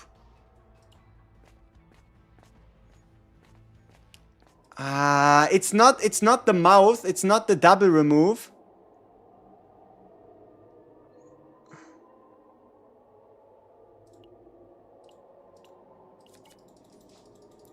An issue? Are you sure? Let's check stove. Because if that exists, then we might as well. If that is indeed under stove, then we might as well just ignore the build we have right now. Known issues confirmed after the maintenance.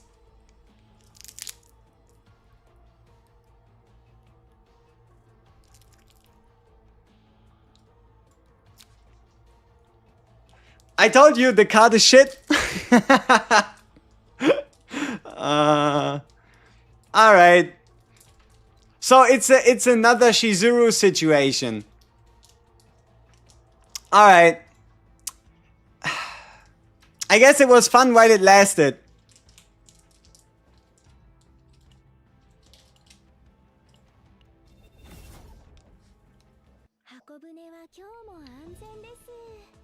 No.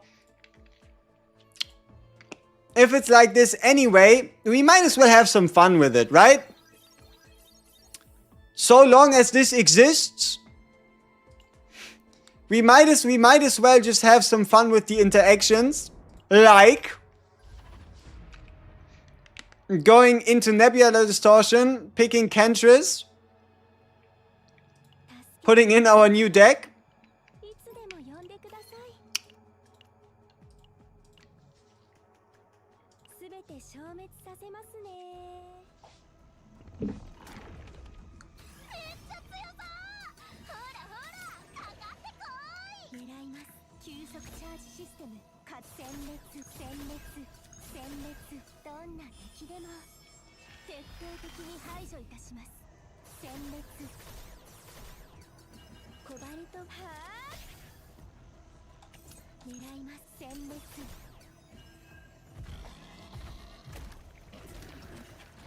I kinda want him to go full breath.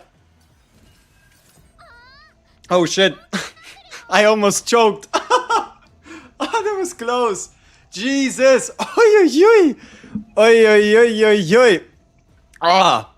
Oi, oi, oi, oi, oi, oi. Oi, oi, oi. If you're curious on what? This, like, hard candy thing. Oh.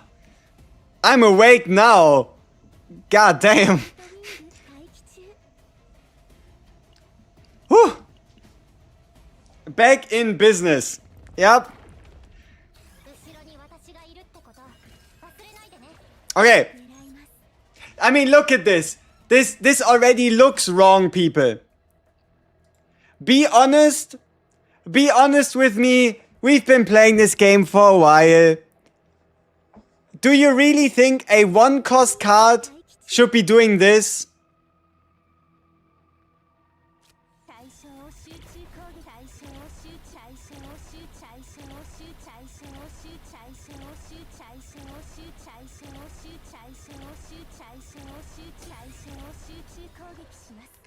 I guess you could say maybe.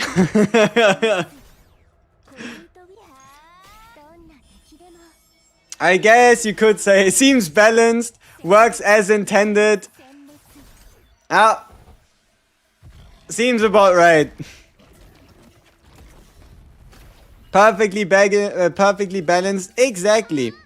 And you know the fun part is you could do this every turn, right? Like you play all your homing missiles, right? Like you make sure you play all of them. And then you just get them all back.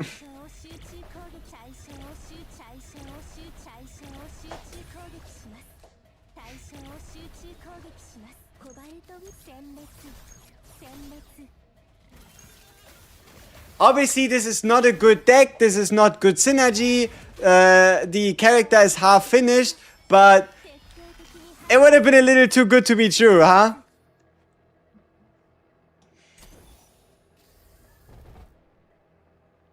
Especially because with our Divine Epiphany, it's 4. It's 4 agony.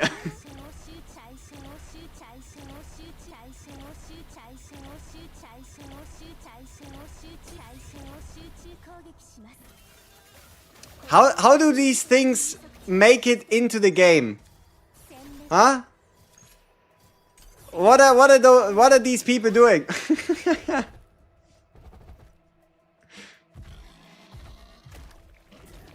POV more agony than Tressa, yep.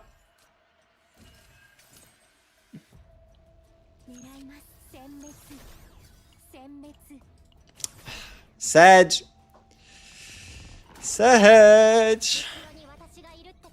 Fair and balanced. So, once again, let's do a send-off. There's no point crying over spilled water.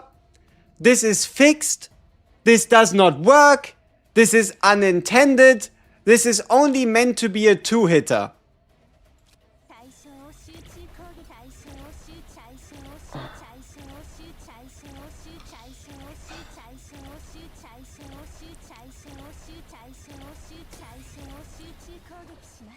This is only meant to be a two-hitter, not a 1, 2... How many stacks of agony do you have? So this was 1, 2, 3, 4, 5, 6, 7, 8, 9, 10, 11, 12.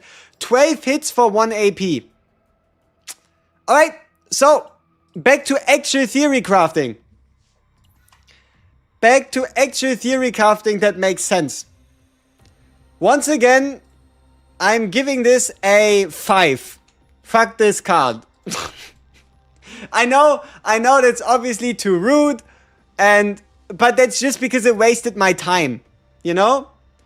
It wasted my time being great. This makes you wonder though. Why is the wording different?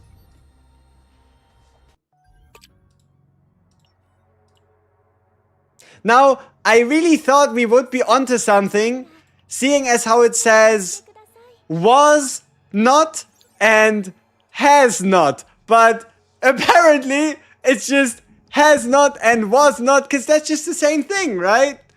Who needs the same description for the same effect if you could have a different description for the same effect? Ta-da! These devs are smart. These devs know things that we don't.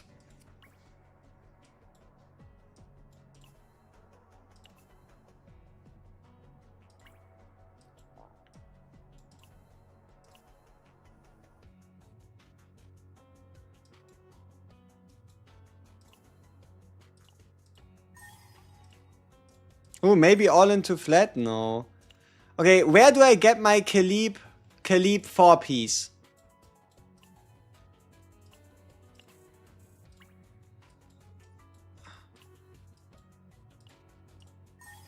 Oh, nice. Hey! Yes, keep him coming. Yes, one more. Shit. But damn, that's a Khalib. That's a really solid Khalib piece. 4.2, 1.7, 22 defense main stat. Not bad. Not bad. Keep him coming. I appreciate it. Alright. What about instinct main? What kind of pieces do I have? Ah, it's only the attack set. Oof. No? Okay.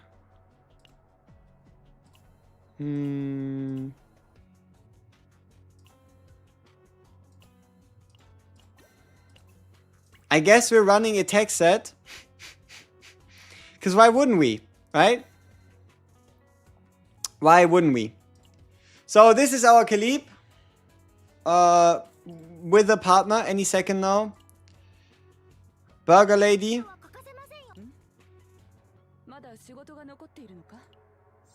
Could be better. We could ego her, but I do not feel like it. So, somebody wanted to know, are the lasers unique? Simple way of testing it. You click on the card that generates it, you watch the percentage. Okay, people? Watch the percentage. 71%. Then you go to potential, upgrade, unique card upgrade. You go back, cards, Laser, 73%. Oh yeah, they did now fix that. That's good. Does it say neutral for Luke? Yeah, it says common for Luke. So, good job, devs.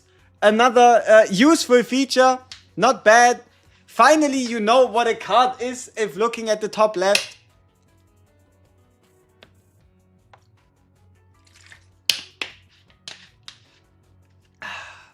Not bad. Good feature.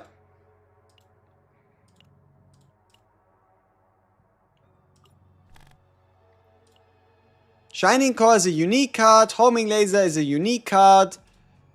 Let's pick something weird. Veronica, Ballista, you should already know the answer. Unique card. So yeah, still, for some reason, Luke is the only character whose bullets are common. And I do believe the only way this works is because of Janet Partner. That makes these be common. 2-piece memo, attack or crit damage. Both are fine. It doesn't matter. Whatever we have with better substats. Check Cassius. Alright. Cards. Unique.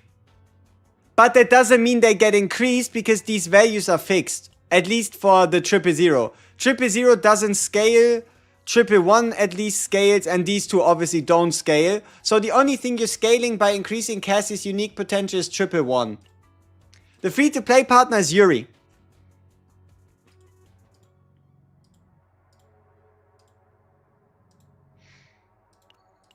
Alright, so let's continue with the...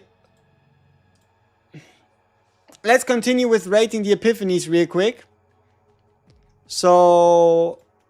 let's copy this one over. So we also have an idea of which cards to chase.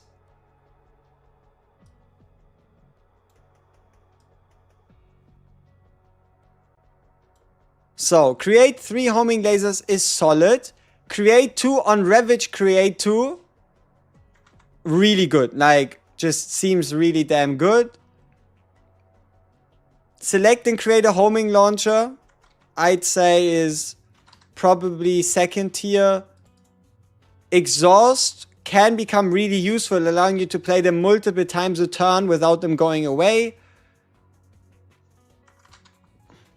Probably like this. Because I don't know if you ever really get so much AP that you would afford the X cost card.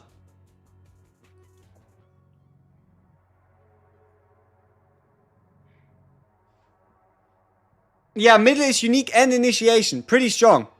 Pretty damn strong. But I like this one because it's not unique. Let's actually bump that up to a 1 for now. Because honestly, I found the card to be really good. Yeah. Okay, now for the bottom one.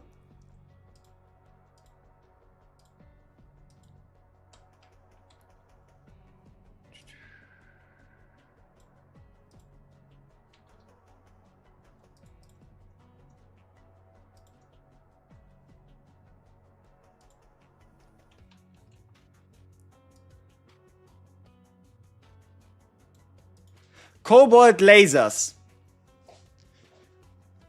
I feel like this one can be quite solid AoE wise. This retain one is kind of funny. I think this one it probably earns 1. This one seems really strong. Can potentially be an 8 hitter with guaranteed weakness. And... yeah, and then maybe... at least in general play, this might be a... no. This might be a 2... like a 2... And this is, I guess, like a the 3, maybe.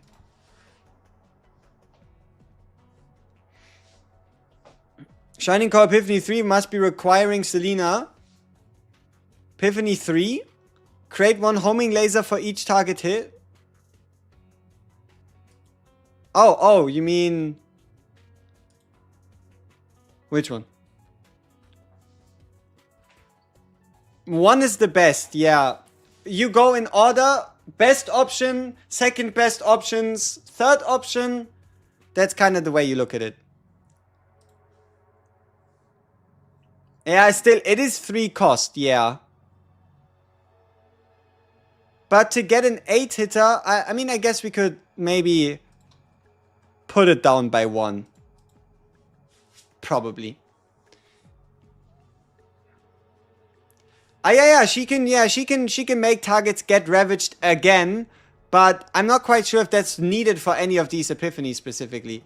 Like, for this Cobalt Light, sure, mega ravaging them. Yeah, the third Shining Core Epiphany on multi-ravaging a target in a turn. Yeah, I feel like Selena really does have a lot of potential here. But no, what I think is one of the chase cards, definitely this one. 2 instinct weakness, meaning for the next 2 turns, type effective, meaning higher break damage. 60% damage on top of every single homing laser for 1 turn. What more could you want? Like this plasma missile, pretty good. That one is pretty damn good.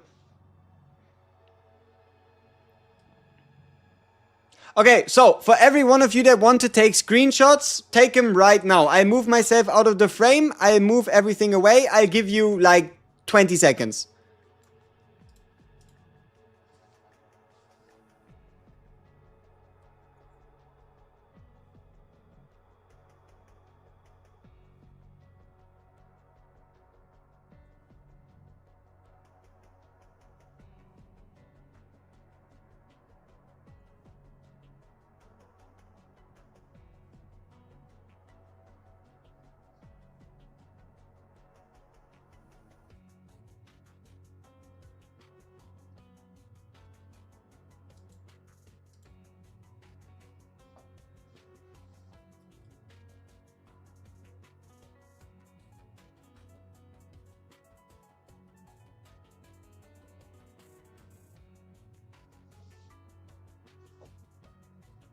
You need only like 5 seconds because you can pause on YouTube. Makes sense. So, now that we have this out of the way, copy targets.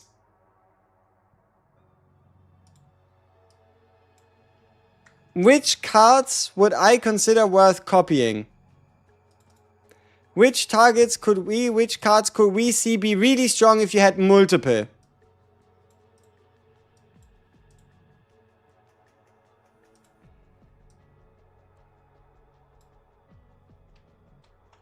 This one should be really good if you had multiple.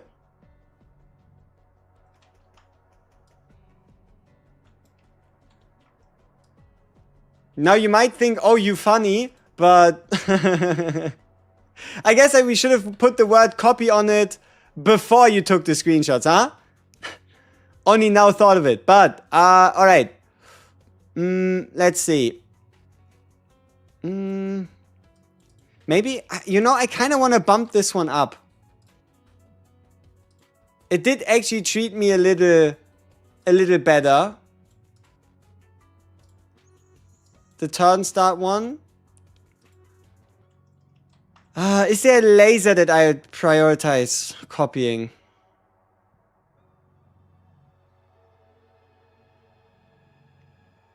Maybe not.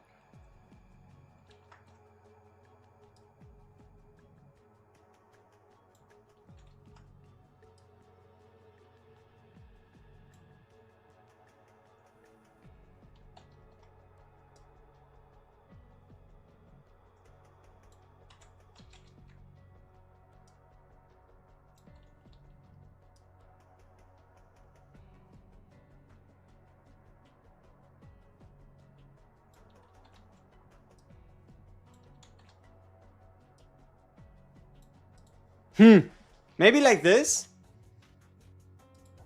I do think most of these homing lasers are pretty good.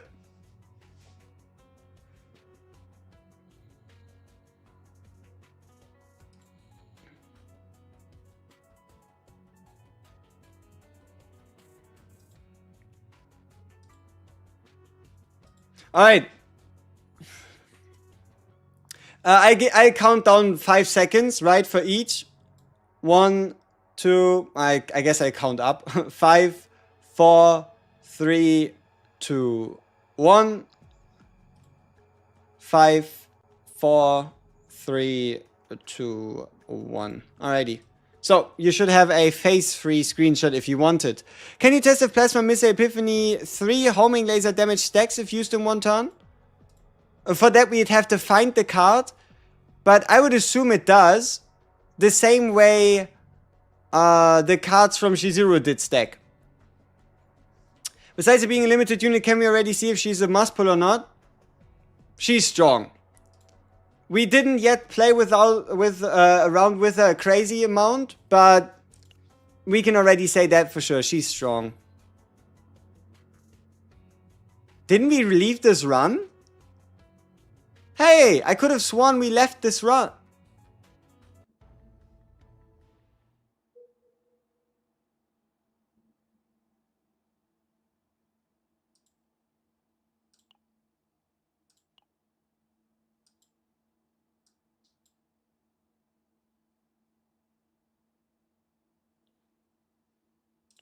I mean, you know,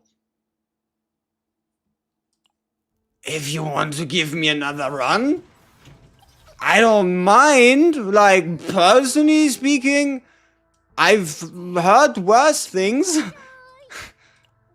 Alright. Because Veronica can just help you with card draw while not interfering with Sereniel doing her thing. Duper weapon, if you can only get 2, get her and weapon. She is really good with Shizuru, yes. Is Shizuru just better than Selena? No. I think, you know, the most optimal team might just be Sereniel, Shizuru, Selena. Potentially. Like, I don't know. The problem is Selena, the main value lies in the ability to refresh the Ravage bar. But that's very specific and only a certain card. That's where like all the thinking would come in terms of like super combo potential.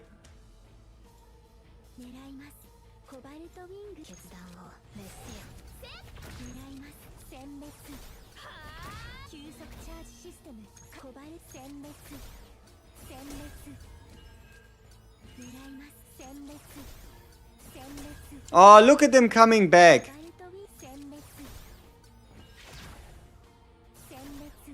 So cute.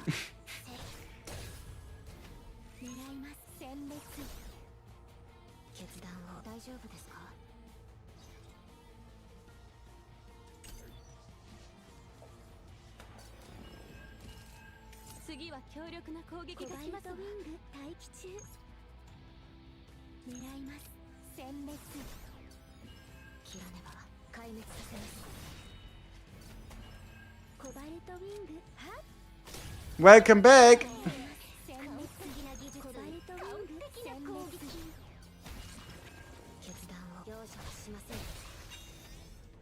Selena can do follow-up attack for each of Sereniel's homing missiles. Yeah, that as well, but just like the like big draw, you could say. The big ooh would be filling up the enemy Ravage bar and ravaging them multiple times a turn. Especially think about this card. Think about this, whoops. Think about this middle card. Create 2 missiles. On Ravage, create 2. If you multi-Ravage in a turn, there is no limit to the amount of ravaging that creates missiles for the middle one.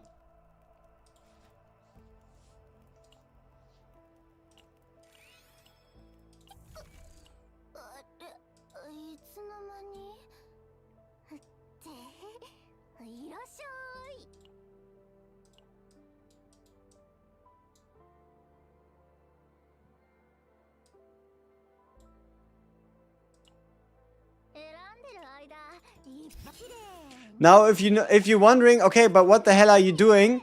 We're trying to copy min-max. Yeah, 0 cost retain, yeah. Alrighty. So, yeah. Give me draw 2. Give me an attack. Do some more attacks. Free card, good stuff.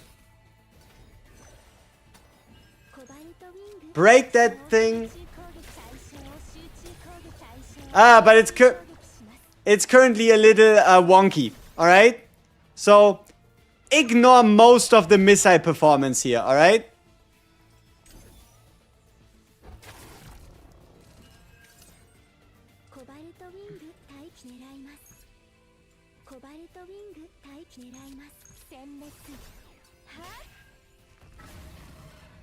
Serena, Shizuru, Nia. Sereniel, Shizuru, anybody seems to be good to go. So how does this buff work? So here we have the overclock beacon. When an ally inflicts ravage, 1 overclock for 1 turn. Now the question is, does this also include her, right? Does ally also include her herself? Now usually you'd be like, no, why would it say ally if it were to include... Ooh. Up. So, why would it say ally if it were to include herself as well? But you can never trust the wording of these devs. Which is why we'll have to test it ourselves to see.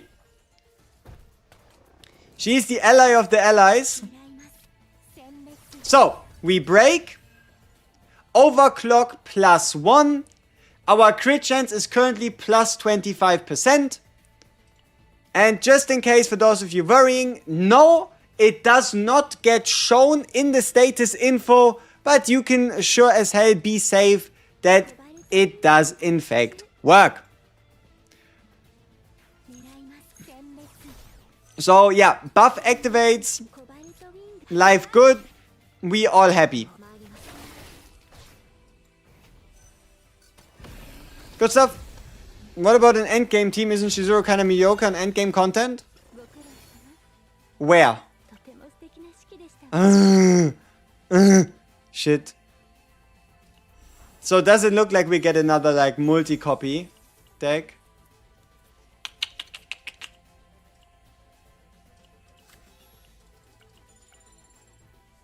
Oh. Maybe. Maybe lucky. Maybe lucky.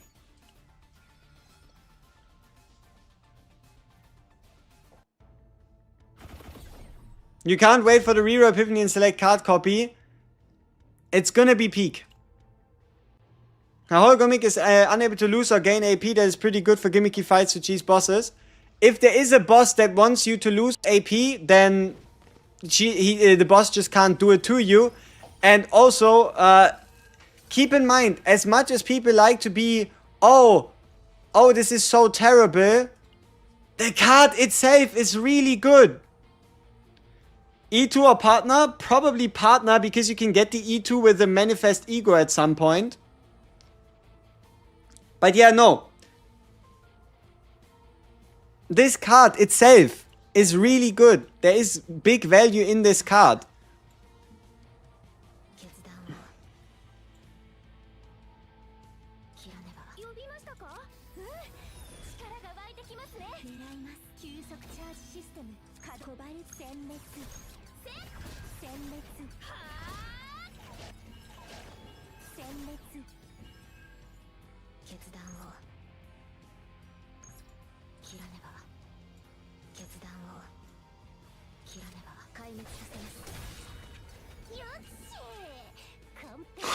How many? How many homing lasers? Give me more!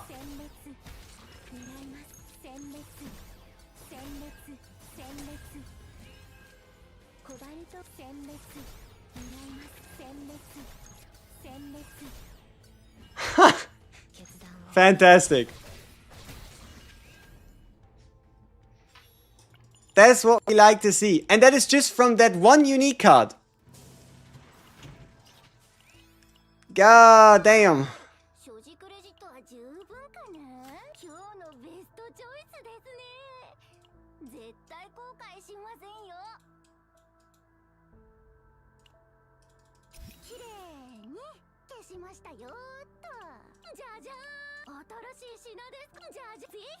Jajan, vehi zehi. But just to be sure, did you also test with ally? No, not yet. But we can try that right here. So you said we need to use an ally to break, right? So we get the buffs in. We apply overclock.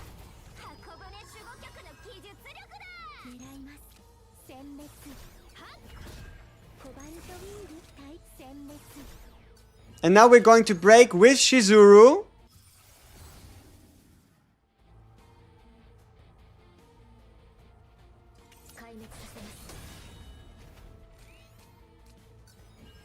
Overclock +1. Just in case if you were wondering if ally means ally, yes. Ally means ally. Alright, there you go. Now, you know what I'm curious about? Ooh. You know what? Sereniel is one of those heroes where you do not want to get the Shining Core Epiphany before you copy. Like, just looking at these cards, you would be probably better off getting the copy and then the upgrade so that you could have it twice, one the upgrade and one like a different one.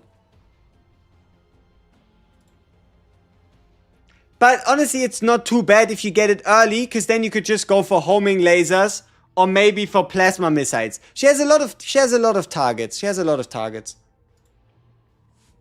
Mrs. Flexible. True. Yeah, I would like unique plus another one, because the card itself is just so good. Copy, one upgrade epiphany, epic copy times 3.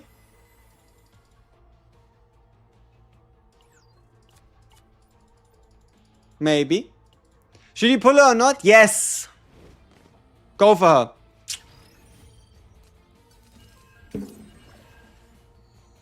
Alright, so we get 2. We can use those. Fantastic. Obviously, we should have played Karmic Flames before. I kind of forgot. Now we can break him. We get all of them back. And activated. Then we can use them some more.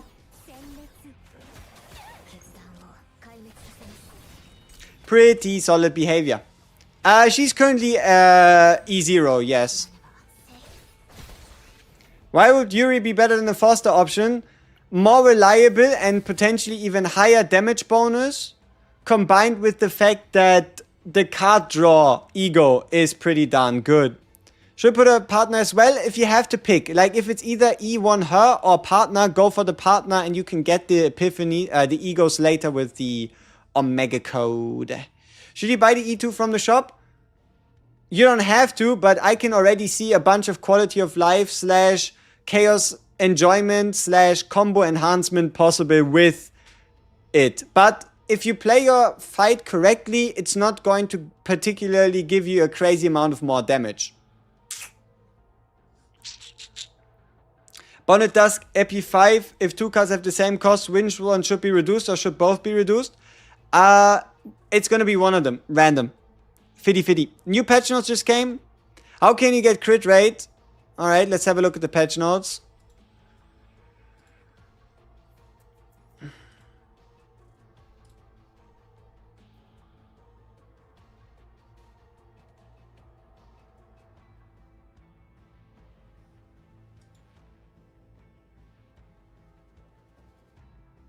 Where?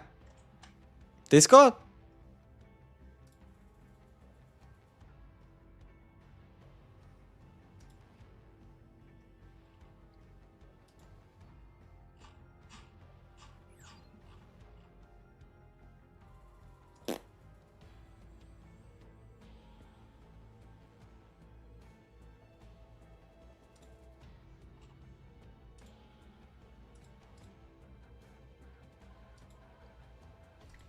Alright, y'all.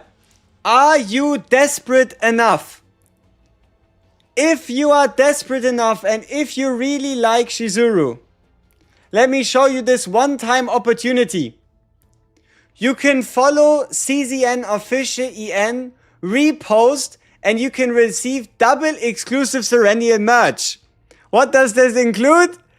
A very conspicuous Serenial mousepad. It is a Serenial lobby screen mousepad. So, if any of you feel like it, I'm probably not going to do it, but I would find it hilarious if one of our Discord or one out of our community actually wins this.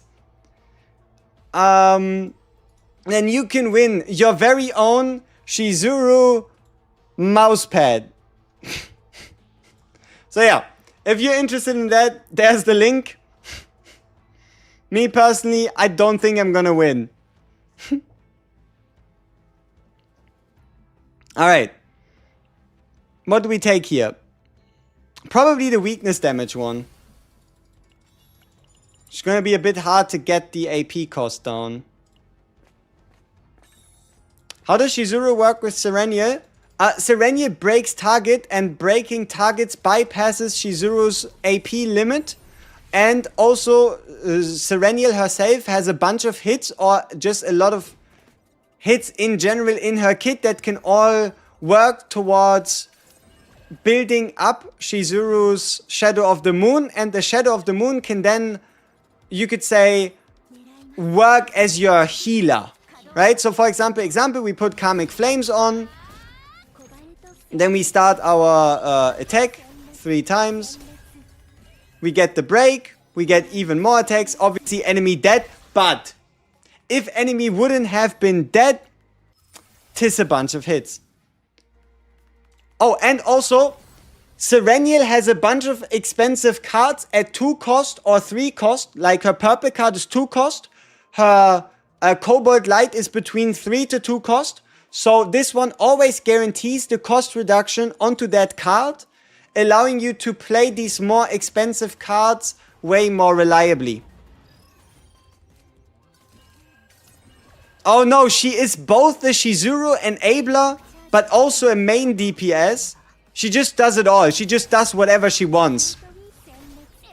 She doesn't really care. She does it all, and then the teammates are there to be along for the ride, right? They're chilling. If the teammates feel like it, they're going to do something. If they don't feel like it, they're not going to do something. Auga. Would she be good with Hugo? Yes, she would. Or better said, Hugo would be good with her.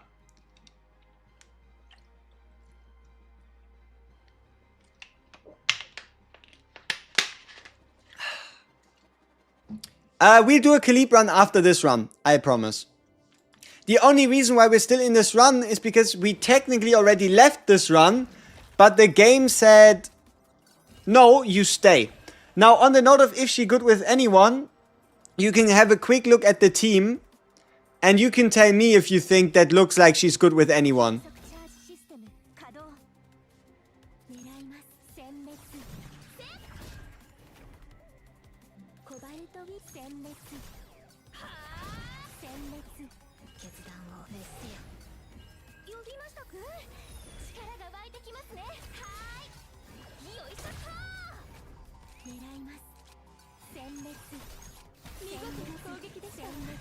So yeah, pretty much yes, she is.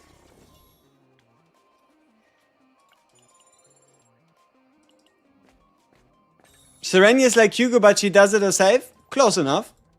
Anyone did the New Year's card in event? We do it in a sec. We gotta farm some potential material for SERENIEL. So we'll check out what this event is all about. You lost the 50-50 to Khalib. Hey, not bad. Even Yuki. Yuki is, if you want to take her into an AoE planet, you can run the two of them together. That's mainly the synergy. Oh, we didn't have any cards to Epiphany? Are you serious? We did not get a Divine Epiphany because all our cards are already Epiphanied. Damn, it's actually true. Huh. Okay. That's a first. That's a first. You got 2 Luke dupes by summoning for her. That's a lot of Luke dupes. Best team? This is my favorite team. But you can replace Shizuru or Rei with any of the listed characters at the moment. Like, she just does it all and so well that she pretty much works with anybody.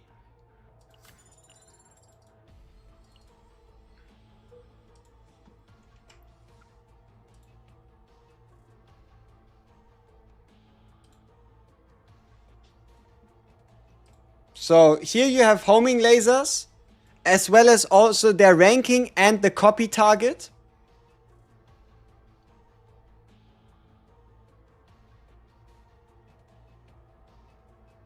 All of these homing lasers are pretty good. All of the homing lasers are pretty good, but yeah.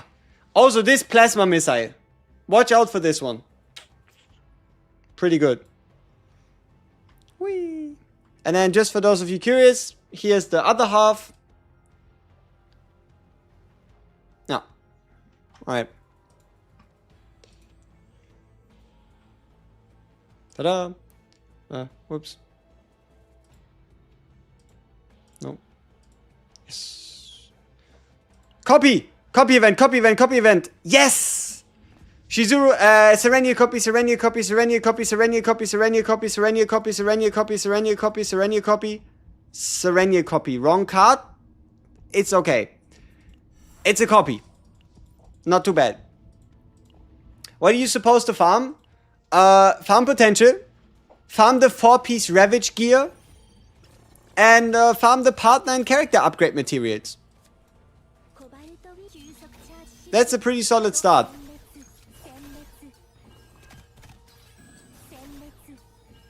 What's the best alternative? Any of these units work, but I think favorites would probably be Veronica, just because she's Veronica. Selena, you could find some really good combos with Selena. Mei Lin. Like, I could see Hugo, Selena, Mei Lin, and Veronica. I guess Khalib as well. Okay. Hugo, Mei Lin, Beryl, Selena, Veronica, and Khalib, all of them should be pretty good. Especially also in Khalib's, in Shizuru's place. Look at all these homing lasers. And they're all created by one card. It's crazy, I tell you.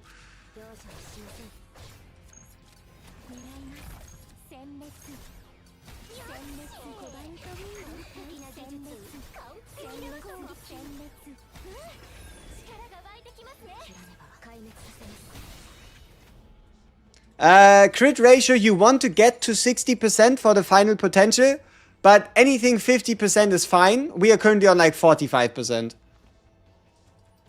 You lost the 50-50 to damn Khalib? That's not too bad. Cooked without Shizuru? No.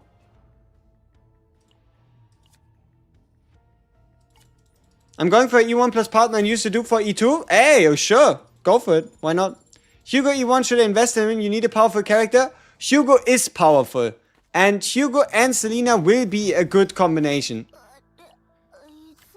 If that's what you were wondering. Alright. Let's make our copy chances even higher by removing...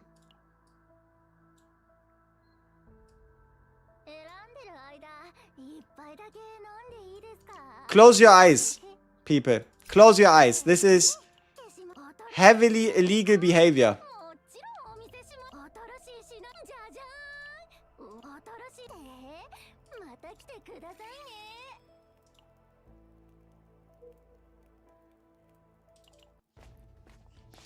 Yo, Edellauch. Frohe Weihnachten. Alrighty. Epiphanies is big cash. We like cash. What's the best weapon for Sereniel? Anything attack percent related. But I like this one as well because you're creating a bunch of cards. Yeah, Sereniel was already bugged, yeah. Do we have to ravage with someone else? No, it also works for her. It's just the devs being silly. How do you activate ravage? You see this bar? This is called the tenacity bar. Breaking it, removing all these chunks, counts as ravaging. Looks like this. We summon ourselves a bunch of homing lasers. We use them. Then we break the target. Now it's ravaged. Now all the lasers are going to come into our hand so long as they're not exhausted, right? So now these homing lasers are back. And then we can use them again.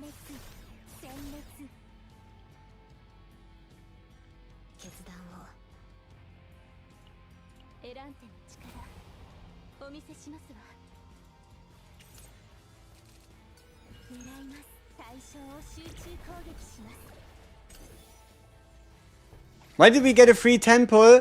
There was some miscommunication, you could say, between, I think it was the Korean stream and the player base, where the Koreans got the idea that there were gonna be limited characters in the game, but we already knew from back in October that they specifically said seasonal characters will be a thing. Seasonal characters do exist. So at the end of the day, moral of the story, Korea is still on fire. Yeah, so Korea is still on fire, but outside of that, nothing that really bothers us. At the end of the day, we got a 10 pull for it.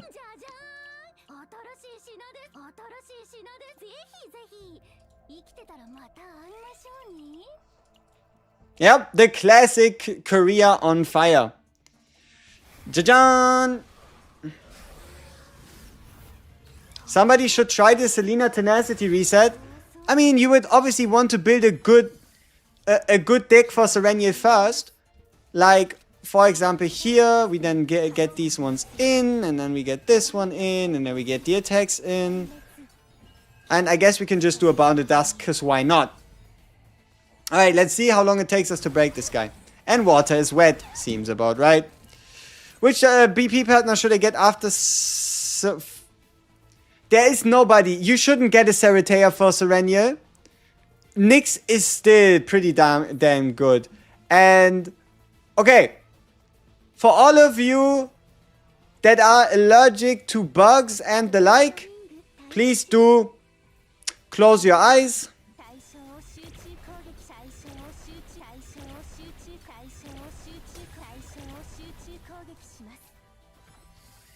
Yeah. So, hashtag that is not normal. Please. That is not how it's meant to work. Huh?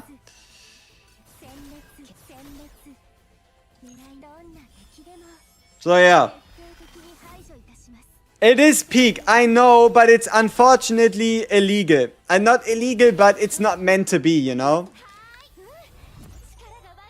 I know we're all shedding tears. It's all very sad. But it is what it is.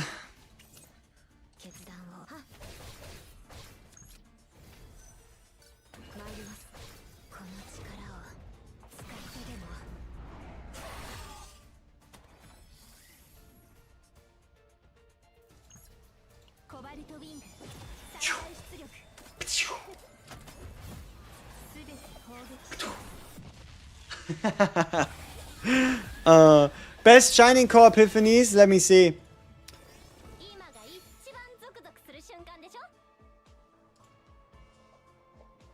The middle one. By far. The middle one is by far the best. You know what? I'm actually gonna give it a 0. Because I feel like some of these epiphanies don't live in the same realm as the others a little. So we're actually going to give them a 0 to make it a bit more clear. We're actually gonna give him a 0. Those are no-brainers. Alright.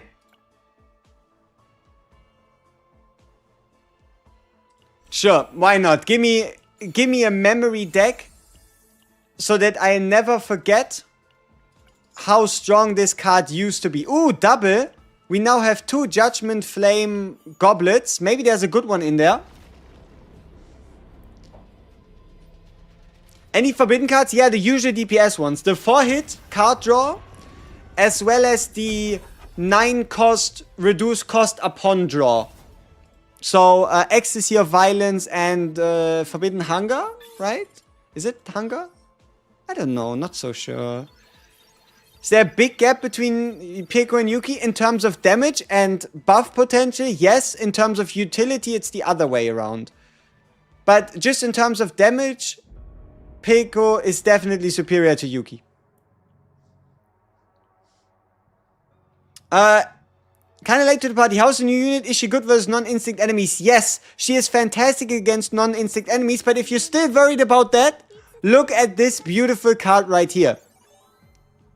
Not this one. Look at this beauty. Instinct weakness. Case closed, I would say. I would say case closed. We don't have to talk about her performance against non-instinct enemies. But no, even without this epiphany, she does her thing. She does her thing. Epiphany rating, I can post it in the Discord. Sure, let me... Yeah, I can ping everyone for the Discord. Why not? Why not?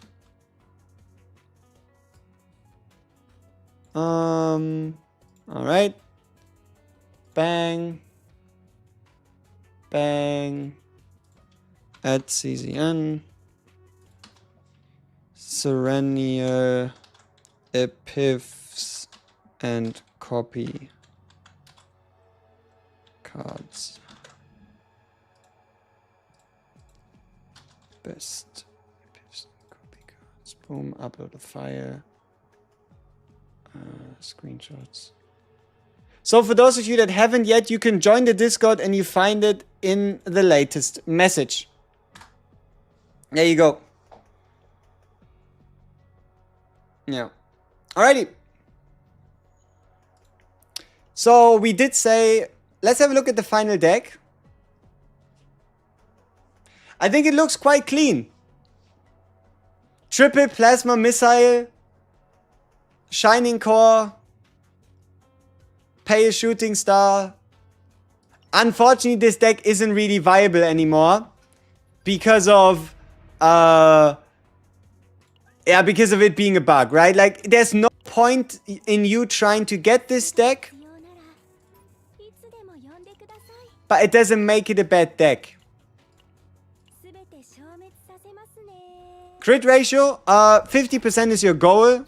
But Discord link is in the description.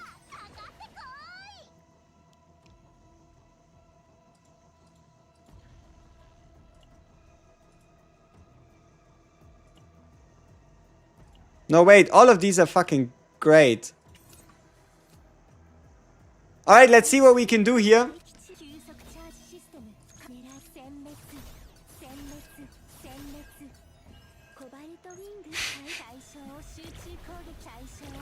It would be peak. I agree.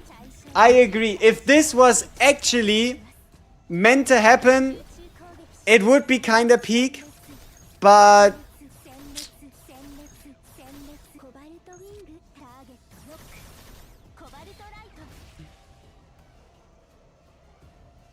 oh, it needs to be the one ravaging. True. It's not destroy, it's ravage. Oof. Hear me out. Serenia E2 with 4 lasers in hand. The upgrade gives 2 on Ravage plus Selena reset. Ravage sounds insane. It does. This one. This laser currently shoots until the target gets broken. Yeah, this laser currently shoots until the target gets broken. Instead, it should only happen one more time. So, yeah. That is what I'm talking about.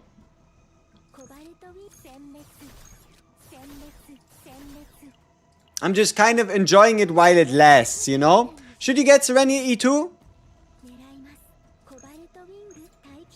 It would by no means be a bad idea. She's Agony Applier too? No, it's the Divine Epiphany.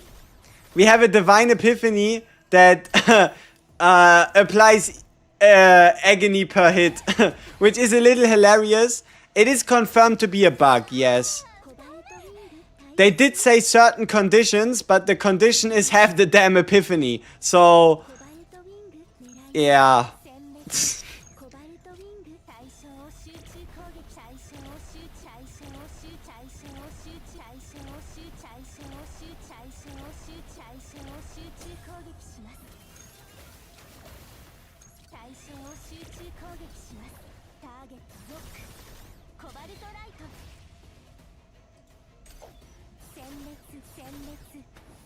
No, Pico Overclock is fine. Yeah, it's confirmed as a bug. They changed the stove website look? Did they now? Why crit rate 50%? Because 60% is pretty unrealistic to hit. We'll talk a bit about again on how to get the 60% crit rate, but it just overall ain't that likely, you know?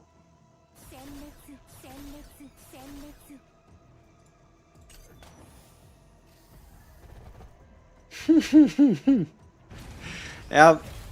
Yeah. Is it possible? Oh, absolutely. Is the new character worth re-rolling for? I don't know if re-rolling in Chaos Zero Nightmare is such a good idea, but at the end of the day, if you pick up a limited unit, you still have the chance to get every unit in the game. If you miss the limited unit, you don't. That's a little bit of the problem with limited units, right? So, let's do some simple math. How do you get the maximum out of her full potential, right? How do you as a player get the maximum out of this? How do you get this magic 60% crit chance? It is somewhat simple. Step number 1, you max out this one. This gives you 10% crit chance. Then your character has 3% base crit chance, meaning you're already on 13%. Then you snack yourself a plus 27% crit chance necklace, and now you're at 40%. And then you have 5 pieces left to hit 20%. The way you do this is you take 5 and you multiply it by 4, and that gives you 20. Meaning you need to average 4% crit chance per piece and have the maxed out potential as well as the crit chance necklace, and that's how you hit 60%. So for example, this one is missing 1.2% chance crit. This one is missing crit completely. This one can't have crit, right? This one is missing 2.8%. And this piece right here is perfect. I mean, obviously it's easy to say, I just don't have it on a single character, right? I don't have it on a single character, but that's how you do it. Like, let's see, how many 4% crit chance pieces do I have? Crit chance, apply. So, 1%, this is 4%. This is 4%. Ah, this is 6.5%. Okay.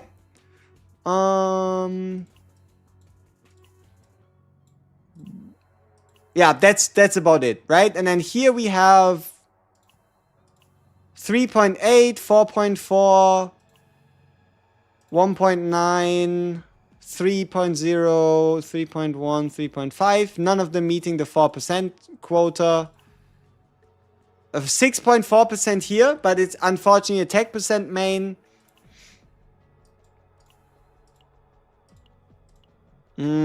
Ideals are irrelevant. Here we have 4.3 on this piece at least. And this piece has 1.2, 2.8. Yeah, you can see 4.7 at least somehow. 1.7, 7 point, nothing. Yeah, it's not easy, but it's something to chase, you know? There are people with 60%. Without the bug, how strong is she right now? You don't need the bug. You absolutely don't need the bug for you to have fun with her. How strong is she? I mean, for that we need to build a good deck, right? We got a half decent deck right here. This one. Where we have activate 3 homing lasers in a draw pile twice. Select and create a distinct epiphany and create homing lasers in a draw pile. So, if I wanted this to work the best, I would have to get myself this one. Most likely. Like, for the deck that I have, for it to be strong, or the strongest possible, I probably want to go to E2. Not only do we get extra damage on the shooting star, and we can now activate 5, we'd also be able to, create homing lasers and draw homing lasers. Draw 1 card if you draw a bunch of homing lasers, which is kind of necessary if you put a whole bunch of homing lasers into your draw pile.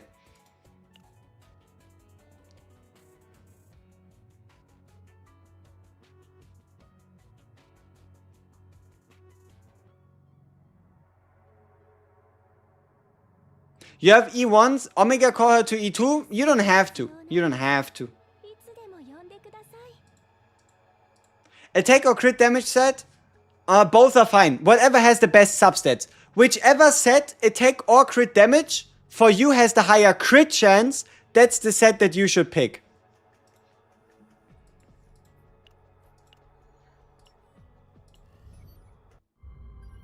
Do you think Pekko is worth over E2? It's so hard to say because we didn't yet have a direct example. But the thing with Pekko is this buff is the first ever partner buff to be permanent. Right? This Pekko buff is the first partner to give a permanent effect. This effect stays for the whole fight, and every time you break for a turn, you get the 25% crit buff, right? The way you read this is, if you break in your turn, get 25% additional crit rate. Exactly. It's like an upgrade card. It's the first ever permanent partner buff effect thing. No, so the way it works is you get this buff and then you need to break once per turn, but if you do, you get the 25% crit chance, so you can use all the other cards on top. No, it's not. Yeah, you trigger the crit chance, but then you can just break a target the next turn again to get the crit chance again. Yeah, exactly. The way the partner works is fantastic. Does she add it to the potential?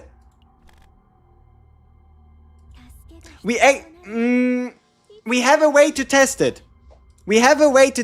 So, let's test it. We have the perfect example right here. The way we'll know if it does or doesn't work is we make our way into the battle.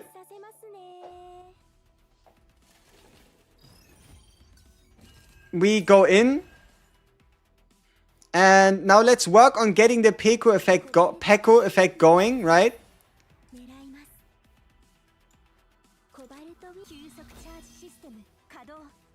Give me the create 2 and discard pile. Create 3. Create 3.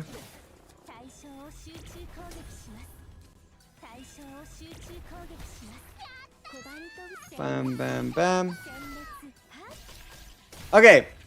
So the way we'll be testing this is quite straightforward.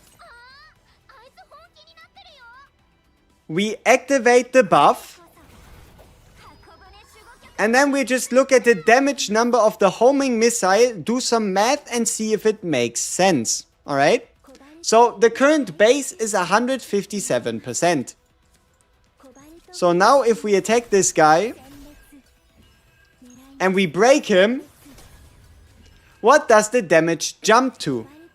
157% is what it stays at. So that means it does not work, right?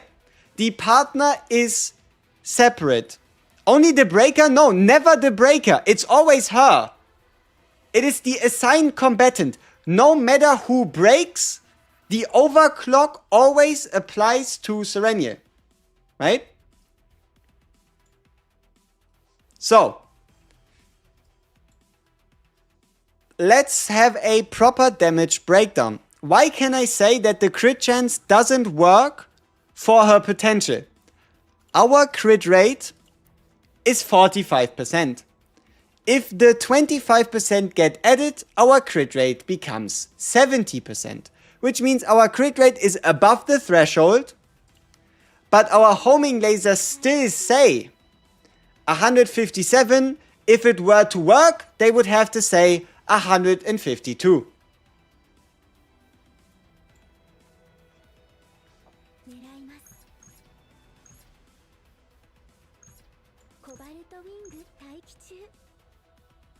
Yeah, and as a good example for the damage itself, let's see. So this is plus 30 to attack cards, plus the multiplier of being type effective, which is why it's 197. And here it is plus 50 from the gear set, plus 50 from being broken, plus 30 from the partner, and plus 25% multiplicative because we're type effective, which explains the numbers.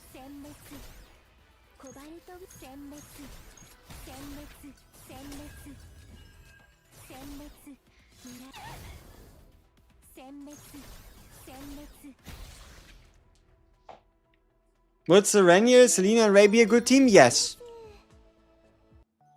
There is enough synergy between the two that you should find a lot of success like that. How does the extra damage substat work? It works for everything that's labeled extra damage in its description.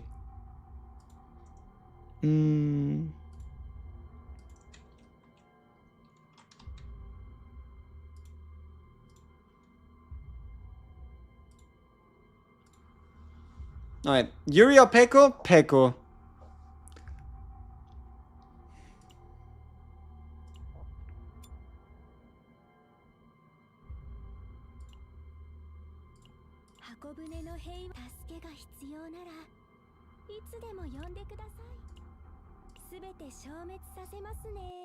Does she work with Haru? Yes. Is she worth pulling? I would say yeah.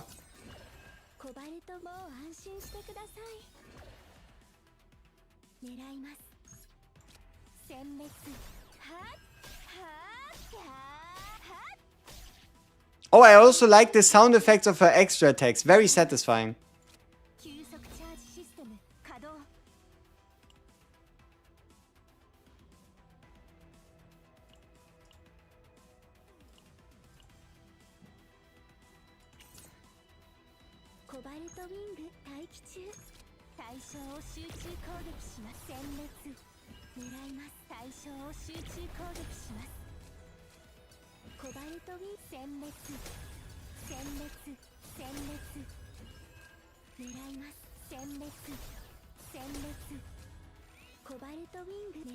So many breaks, ain't that fantastic?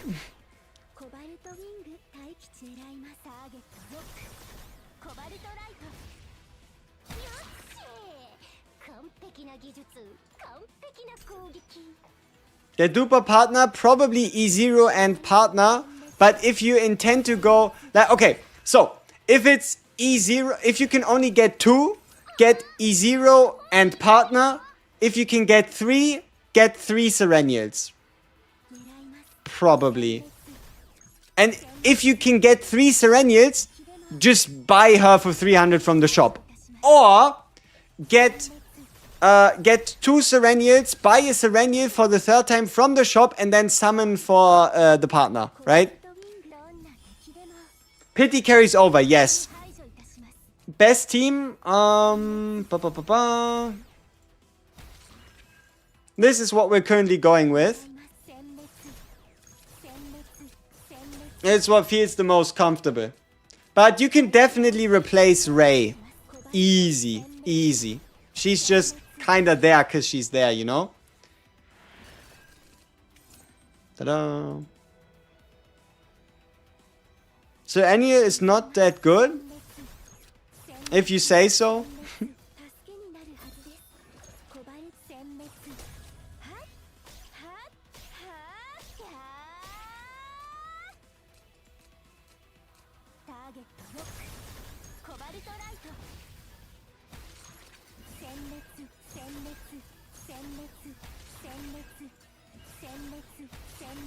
Fucking massacre. Extra damage does not work on Sereniel, no. Your Sereniel does 200 damage. What should you do? Probably level her up, give her a partner, and give her a gear set. Doesn't have to be the 4-set Ravage. Could be 2-piece, 2-piece.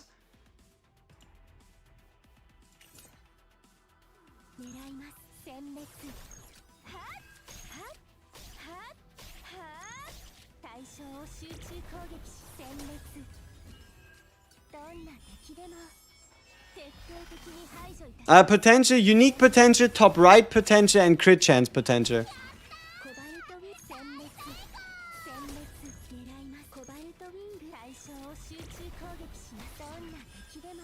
I wanna see her use ult to move all cards from exhaust. I want to see that as well, but the fights usually don't tend to go that long. You know, I would like to see that as well, but unfortunately fights don't tend to be that long in the first place.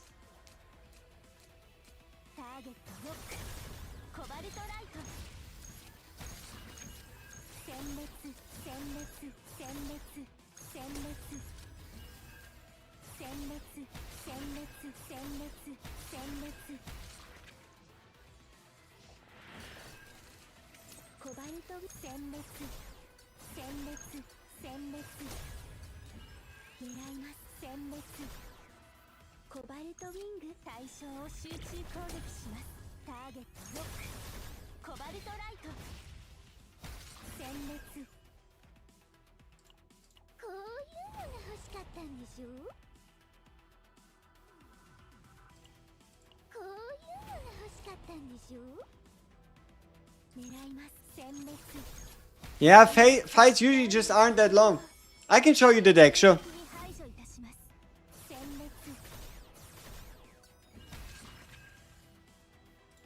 Just gotta finish this guy real quick. What was the bug? The ability to infinitely chain Sereniel's first epiphany. First epiphany for Plasma Missile. Yeah, it's meant to be a 2-hitter. So, this deck looks pretty solid, doesn't it? So, what this deck has is a triple create Plasma Missile. So, we create a bunch of Plasma Missiles in our draw pile. We have a Shining Core so that we can select whatever epiphany we want.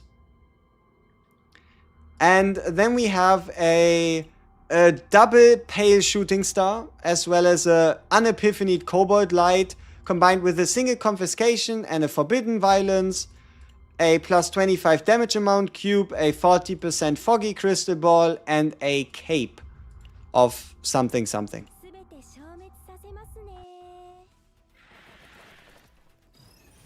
Did Luke just get a new voice line when he's spamming his bullets? I don't know. Maybe. Maybe they gave Brother Luke a new voice line.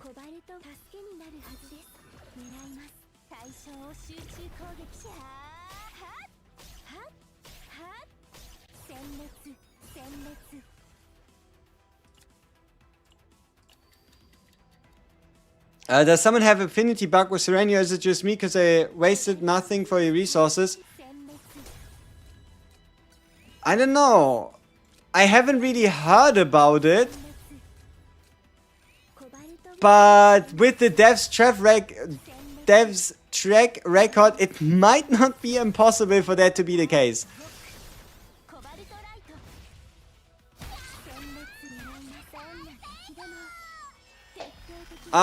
She doesn't need her, but she very much benefits from her.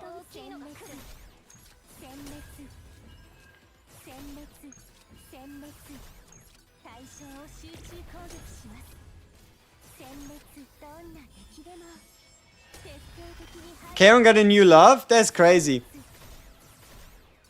What does he think is so funny? Should you avoid the interior tunnel? You know what? I actually took the interior tunnel twice in a row and I still found the copy event. So maybe, maybe not. I guess at the end of the day it's just luck, right? But you have a tiny % higher chance of getting it if you do avoid it.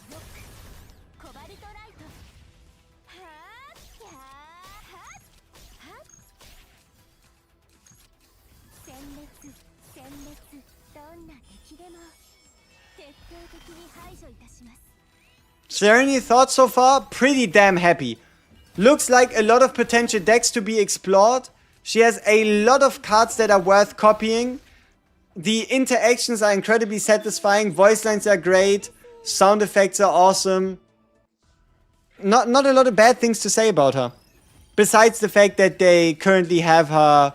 that they currently have a bug in game, which is... it's annoying. At the end of the day, that's at least what it is. It's annoying.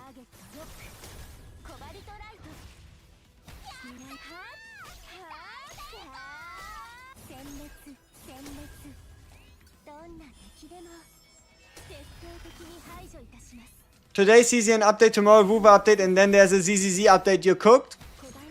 Congratulations. So long as you're having fun. The desire should be instinct. Always instinct. Always the element. Remove event, mutant sample, no potential, and high save data tier.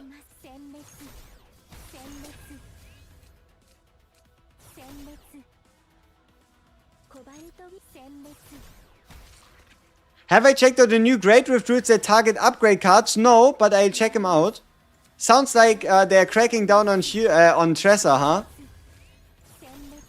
I mean, it makes sense. It would be a little lame if 2 Great Rifts in a row, it was going to be the same damn team dominating everything, right?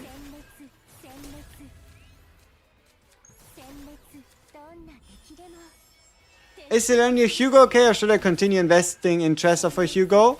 Serenial Hugo is absolutely okay. Just go for it. You're gonna have a lot of fun. Do you have Selena's best deck for Serenial? Probably not. It's gonna take probably a lot of like theory crafting and somebody actually making it happen and showing it off for us to crown something as truly the best. Huh?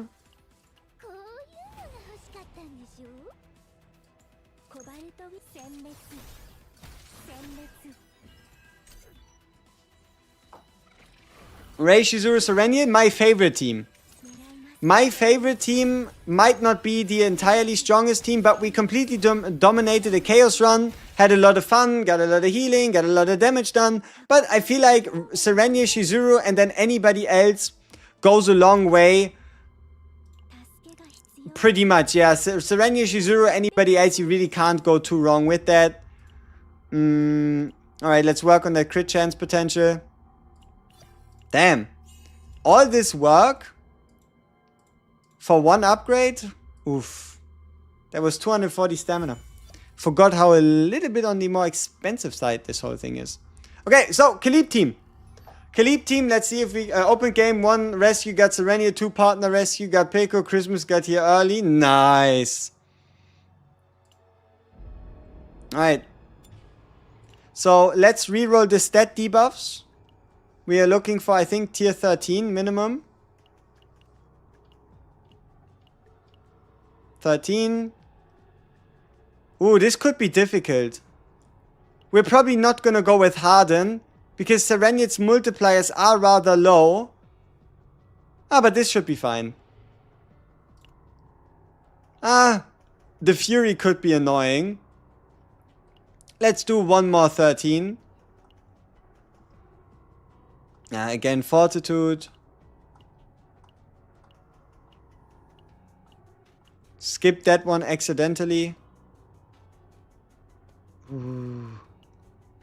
Decreasing max HP is never a good idea.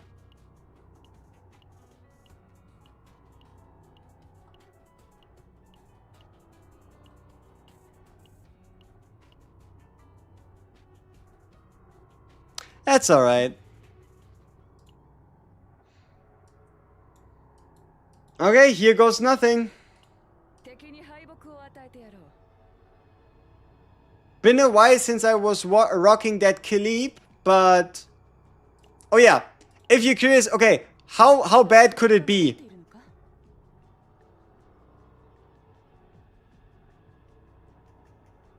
Yeah. It's that bad.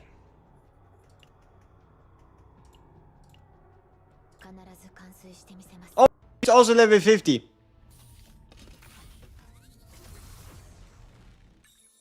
Yes, E2 is a perfect point to stop. You are already there. But if you still have a choice, you can stop earlier and just use your Omega code or hold on to it and do it later.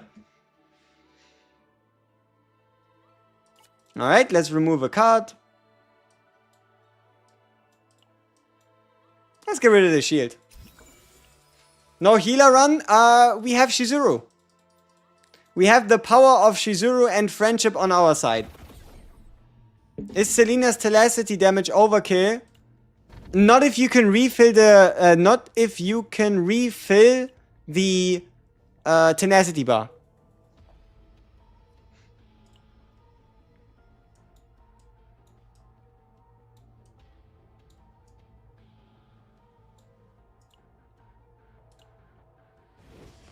What could substitute a Shizuru? Kaleep, Veronica, Meilin, Beryl, Selena, Hugo, Yuki, Haru.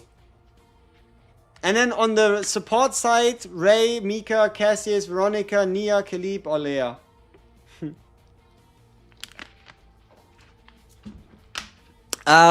Obviously, none of these units in the game are must pulls, but that doesn't stop you from calling her the most must pull unit to be released yet, just because of the fact that she's a limited. Just because of the fact that she's a limited and she'll disappear after her banner ends.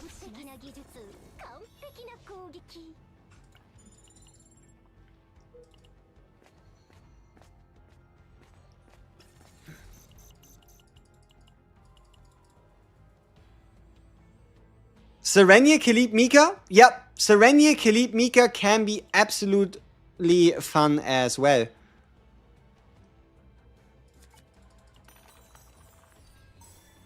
How would a Sereniel and Shizuru even synergize with each other? Number one, the AP generation from Sereniel doesn't interfere with Shizuru's inhibit because Ravage is excluded, meaning you still get AP by ravaging the target.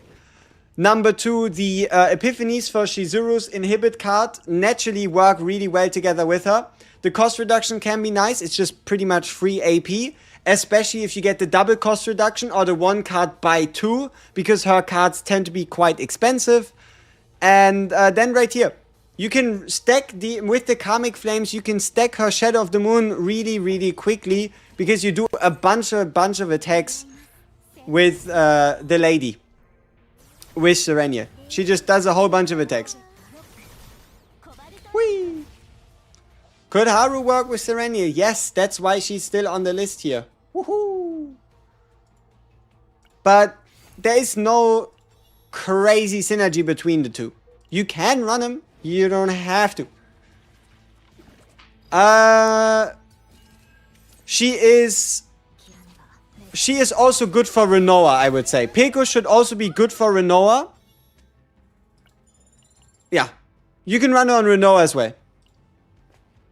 But if you can also memory ego manifest her and just use her on either Sereniel or Renoa if you don't use them in the same team. Hugo's right there, right? Hugo is right there. Ta-da!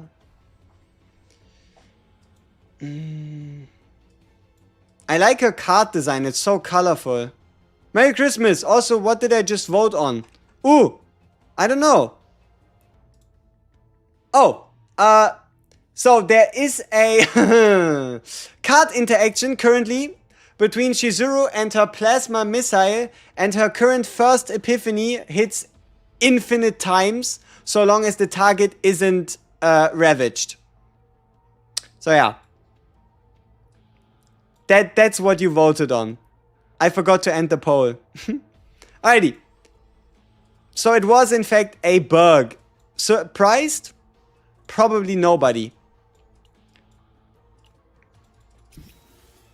At least for those that read the patch notes. I was hopeful for a little bit. You love the vids? Hey, Singularity, appreciate it. Thank you very much. Meilin with Priscilla as partner in Serenia? Yeah, can work. Just keep in mind, you could just give Meilin a damage partner and she still get the Ravage benefit by just naturally being type effective and also having her Ember stacks, right? So you don't have to go out of your way to run a Priscilla on a Meilin for Meilin and Serenia to cook.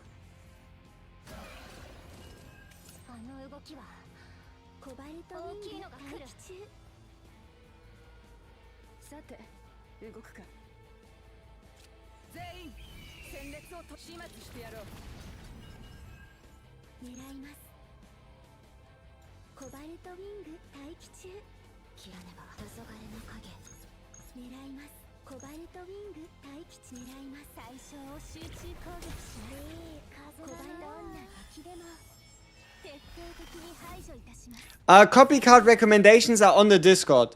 On the Discord and then under CZN YouTube.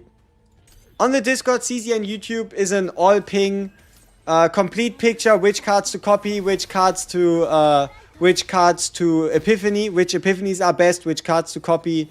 It's all there.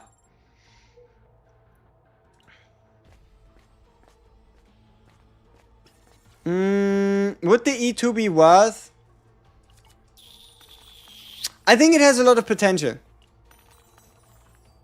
Like, I can see some of her decks just naturally flowing and playing better. But keep in mind, it is more of a ease of use and slight damage boost rather than a crazy damage boost. It is it is QOL in Chaos. Can be important to not brick your turns during runs, but if you play it properly, or if you just play her in a certain deck or just with the different characters, you don't need the E2.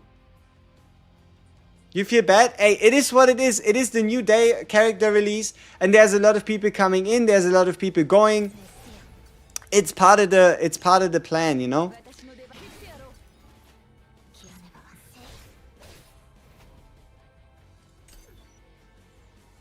What was my Great Rift rank? I think 4% or something. Pretty close to 3%, but I went in with, you could probably call him pretty scuffed Cassius, Chesser and Mika decks. So I got myself, what was it? 836,000 score.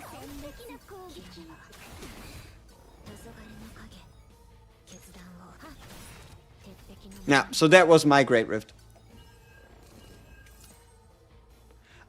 She is a all-round hyper carry. She is a hyper carry that also synergizes well with multiple different characters. Like, she even has retain synergy. And her role is do a whole crap ton of damage while also guaranteeing you the AP generation from breaking a target pretty much every single turn. So it's damage and AP gen. Yeah, AP gen main DPS. It sounds crazy, but it's the truth. What would she be in tier lists? Chaos, she's probably tier 0.5 or tier 0. Outside of the Chaos, still has to be proven.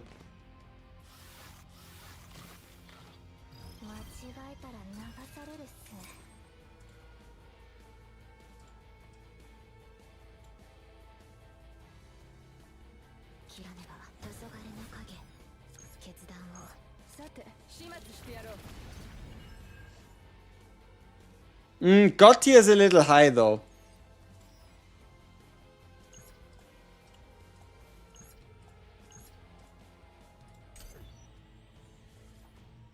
You played it in the simulation the first time you cleared 30 stars? Nice.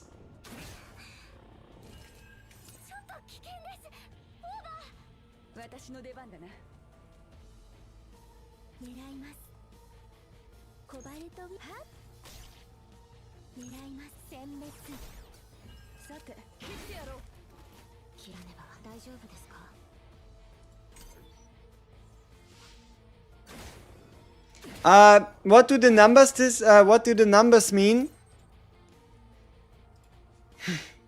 The lower the number, the more valuable the card. You could think of it as like tiers, right?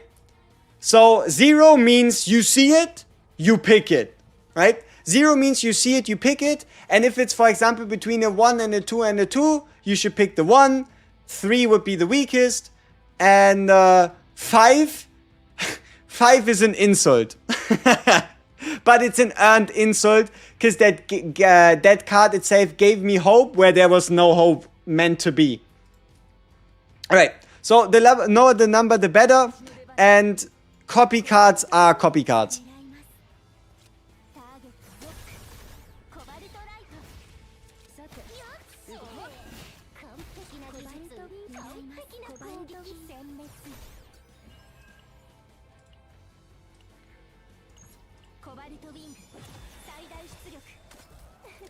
Get out of the screen. If you want them, Discord. Join the Discord. It's just, yeah, I'll make a video. You know the deal, right? I make a video, but if you want to see them right now with me still actually playing the game, you can join the Discord. It's in the CZN YouTube. It's the first channel for CZN.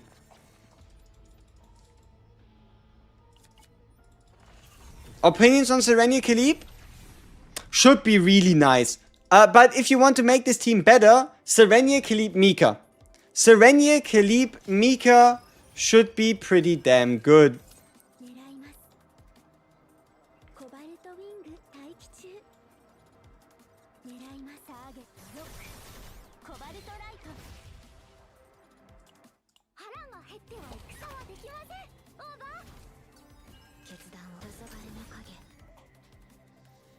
Selena or Shizuru, pick. I like Selena, or I'm mainly playing Shizuru Sereniel because my Selena is not built, right? Like, for example, look at this. If enemies are ravaged, applies vulnerable. That's a pretty good epiphany. Or you just go for the standard tenacity so that you get the guaranteed break, and then upon the break you get all the cards back, and then you start going hee hee ha ha hoo hoo, and then everybody's happy. Are the numbers the count of copies? No. No. The numbers, there's no way I could tell you which amount of copies would be optimal, not after around like 3 hours and 30 of actual only chaos gameplay, right? There's no way I'd be confident at this moment to actually give you a number on how many copies you need of what. Yes, she is E0. Our Shizuru currently is E0.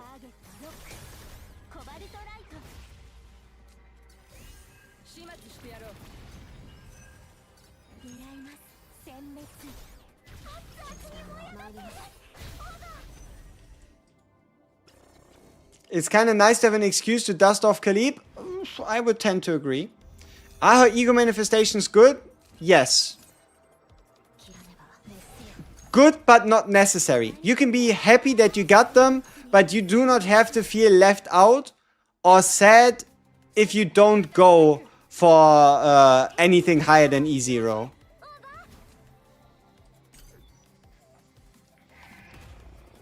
The cards she created get added to the graveyard, not instantly exhausted. Yeah, it depends on the card that creates it, because some of her cards just get added to her draw pile instead, right?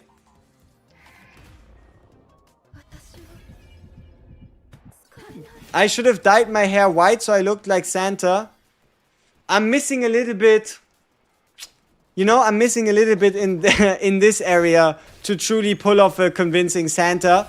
Because if I do decide to dye my hair, it's still not gonna look the way you would imagine it to or want it to. And then people are just gonna call me a budget Santa because I tried and I failed. So I might as well take what I can get and yeah.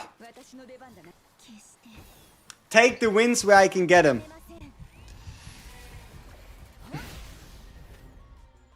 User scrap, yeah.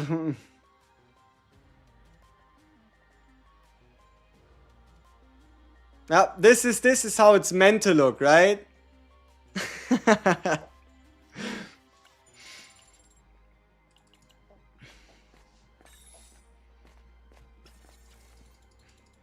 Nein, it's the Santa Claus.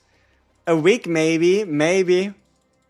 Hey, it's pretty good. Timo Santa. See, I told you people were gonna clown on me. You really don't want to draw the homing laser?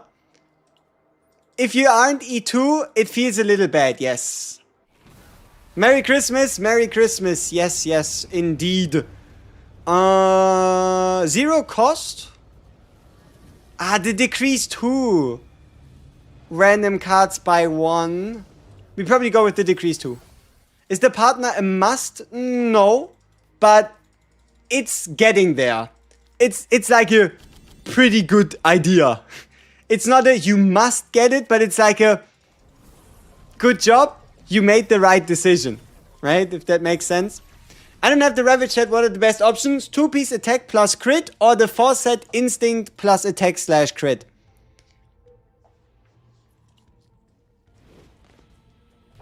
Peko is a must. If you have Hugo, please pull. Why would Hugo make Peko a must? If you want to explain it a bit more in detail, we'll probably all be open for that explanation. Right? I don't mind hearing your idea on why it would be a must. Huh?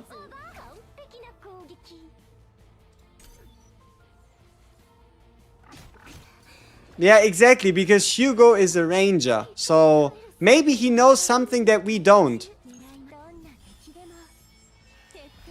Amorphous Cube is plus 25% damage, it always has been, but now instead of saying at the start of the battle, it properly tells you that it happens for the whole fight.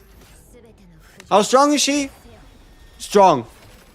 One of the strongest chaos units for chaos runs. Anything outside of that still needs to be proven.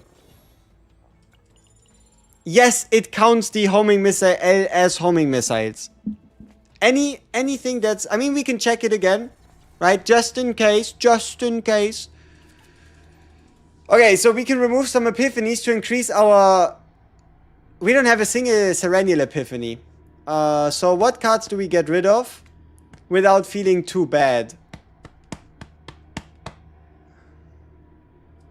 Honestly, none of them, because otherwise we might just fail the run, which would be kind of silly. So, I guess we just get rid of some basics. Nope, she can't use extra damage.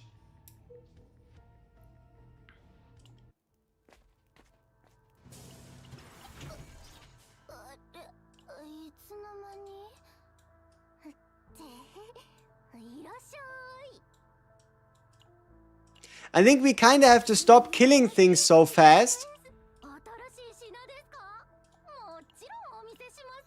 Because we're running out of enemies to actually heal against with Shizuru. So let's see if we can actually heal against the boss here though. Peko must? No. But she is the best partner for her. 4-piece Ravage and 2-piece crit / attack. Yes. Are the best sets you tested the same as the one on screen? Yes. And it's also what I'm currently running my Serenial in. Oh, that's half a break bar. And it also gives us an epiphany for it, right? Because we have all the other cards? No, we don't. It's gonna be...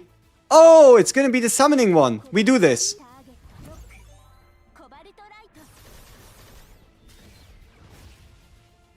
Okay.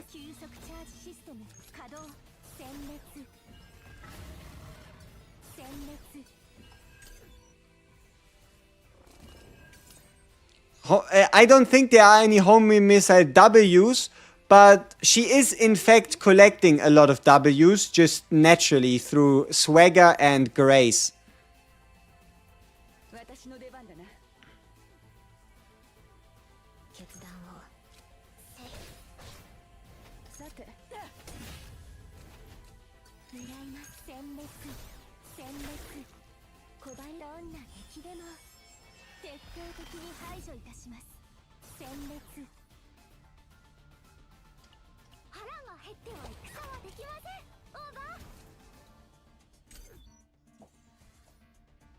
It's always sad to see fun stuff like that getting removed. See, that's the problem, right? Why did we see it, right? We were never meant to know that that existed. If we didn't know that that was a possibility, we wouldn't be as sad about it, you know? It's the burden of knowledge.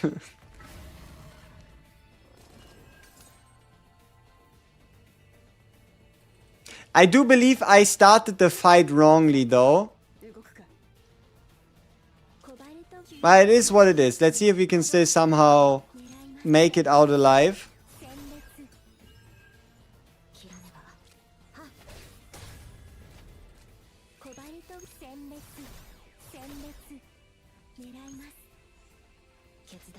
Yeah, we should have placed the Shizuru.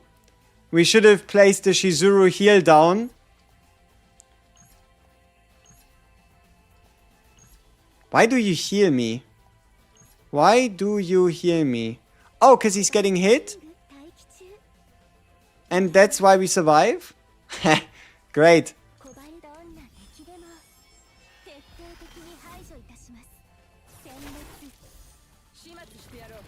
Ah, because we get a shield on top as well. Sweet.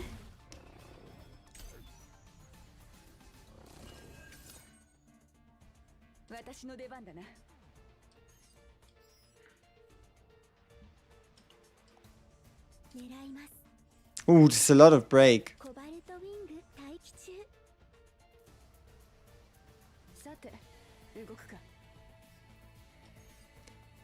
136, 300 something something. Alright, how many do we get? How many do we get?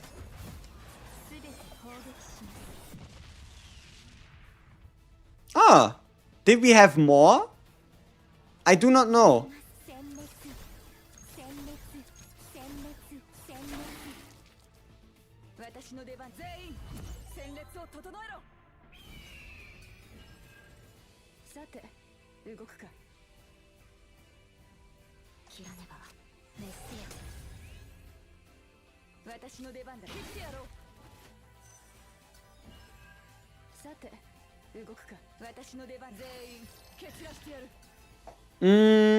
So what team do you use for SERENIEL? Bring Shizuru or Miko or Khalib? You can bring any of those in any combination. Just do keep in mind, if you are bringing Shizuru as your only healer, you better place down the debuff. Yes, the Ravage set is her best set. She is undeniably best off with the Ravage set.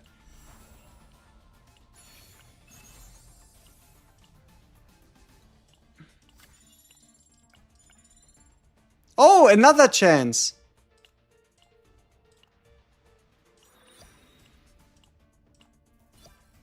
So I think we now found 3 goblets for her. 2 is the best, not Ravage. You got any proof? Also, what 2-piece would you run on her? Basic attack? Agony? Are you gonna run her with Tracer? What even would be the 2 and 2?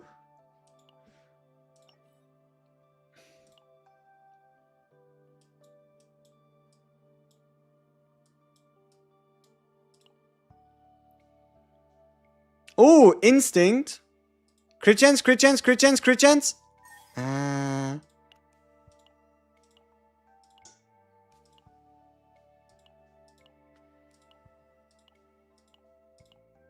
Passion. Attack. Crit chance? Attack. Unfortunately not worth it.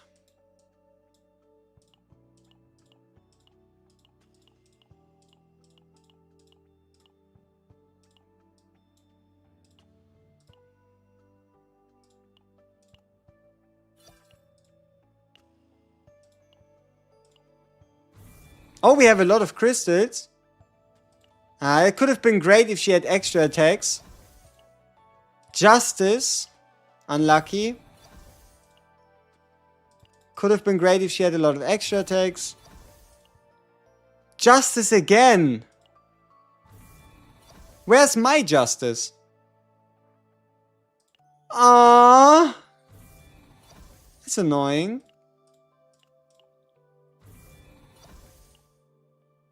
Ah.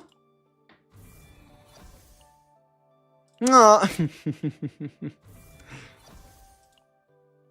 Ooh. Okay, okay. Crit chance. You know, I am decently interested in this piece. I actually think you can potentially cook running crit damage main on her.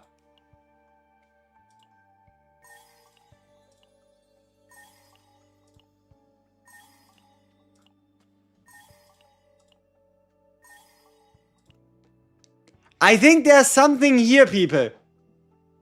I do believe there is something here. The idea would be to somehow hit 40% crit chance without the necklace. It's gonna be a bit difficult.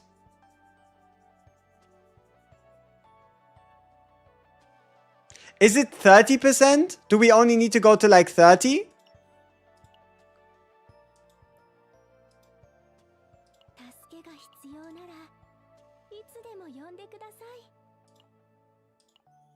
$30. Okay.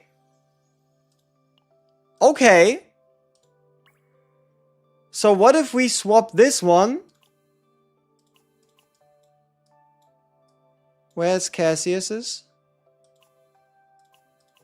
Void, Instinct, Order, Instinct.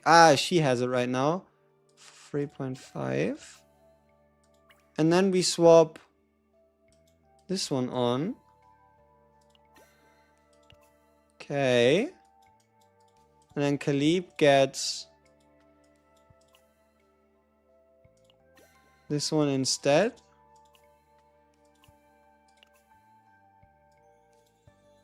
What are the stats? What are the stats of this Sereniel?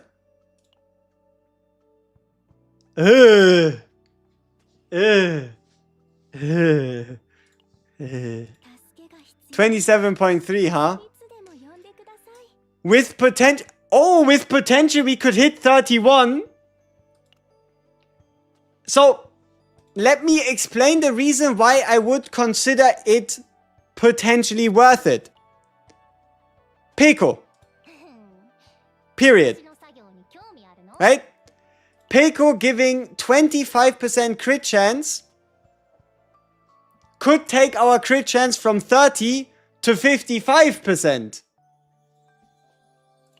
Because our current crit damage, if we do crit, is a solid, no upgrades, 193% without it being even in the crit damage set. No, it's not one doing the whole combat. No, that's not how the partner works. Her partner effect is permanent. Let me explain why. Her partner effect works like an upgrade card. This whole part, when an ally inflicts Ravage 1 overclock to Sereniel, works like an upgrade card. So every single turn, you trigger the Ravage, you get the crit chance. It works like an upgrade card. Every single turn, so long as you Ravage, you then get the crit chance buff. That is how she works, and that is why Peko makes sense. That is why she's good. The crit chance buff disappears after the turn, but you can get it back. Why does it say for 1 turn? Because that is 1 time per turn. You can get the buff 1 time per turn that gives you for the turn the crit chance. You can't get it multiple times a turn. So I guess you could say technically you only need 30%, because at the end of the day, 60% is kind of unrealistic, but you don't want to miss out on the plus 10. And if you're ravaging anyway, you might as well do it in style. So I guess we might be cooking a little bit with this build. Because if it crits, it crits. If it doesn't crit, things are a little tough.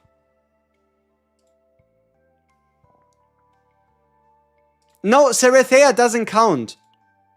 Serethea does not count for the crit chance, and that is because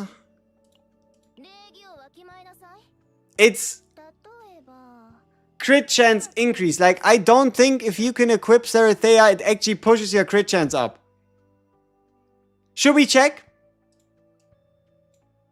Like, because it does say, right, the 8%, but it says attack cards. It doesn't say boost the characters. It does count. Are you sure? Proof. Send me a video. Alright, send me a video. Go to the Discord, make a clip, ping me in it, and I'll review the footage and see if it does or doesn't work. Appreciate it. Send me the vid if you think it works, and if you have proof, send it.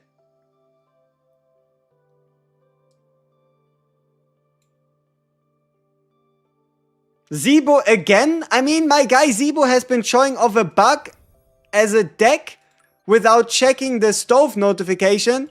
It's not a good look. That's not a good look. Is it a fun deck? Yes. Will it work for like 2 days? I don't know. It's probably gonna get fixed in like a few hours. So yeah. Yep, Holy Lobby wallpaper. It's a little out there.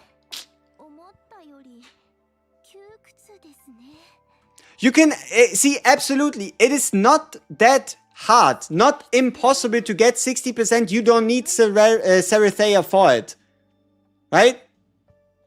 You do not need Serethea for it, and the reason why is because you just get, I know, unrealistic, but full potential, 13% base, 27 from Amulet, and 20 from the gear pieces. 4% on each piece, bing, bang, boom, done.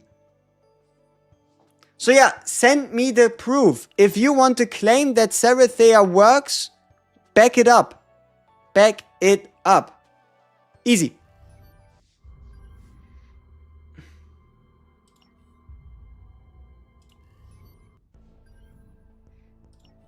If it works, sure. If it doesn't, then it doesn't. Alright.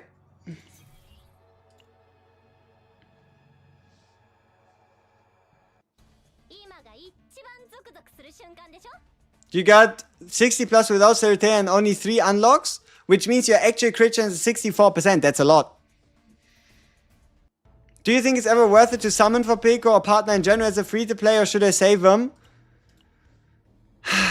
I mean, if it was ever worth it, it's because she's a limited, right? Peko herself is a limited partner, which means you'll never... you'll only be able to get her when she gets a rerun, meaning out of all the current or past partner banners, Peko is the most worth it.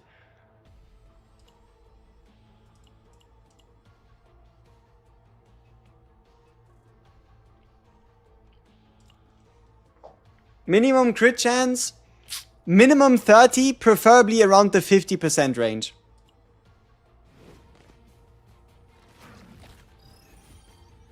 Imagine what a SERENIEL could do without the used card pile. Honestly, I don't think she could do much because she exhausts most of her cards usually. So I don't think she can do like anything too crazy.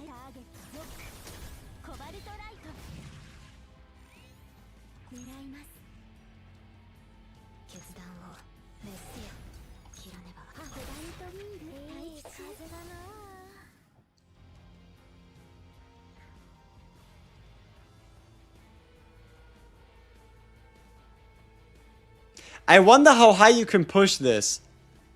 I wonder if you can find a way to just move like 10, 20, 30, 40 plasma missiles and then, sure, it's a lot of effort and you only get like 1,200% damage, but I think it kind of sounds a little hilarious, you know?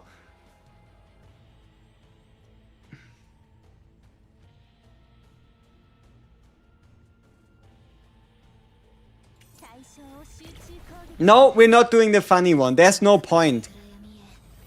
Because the deck will be worthless after this.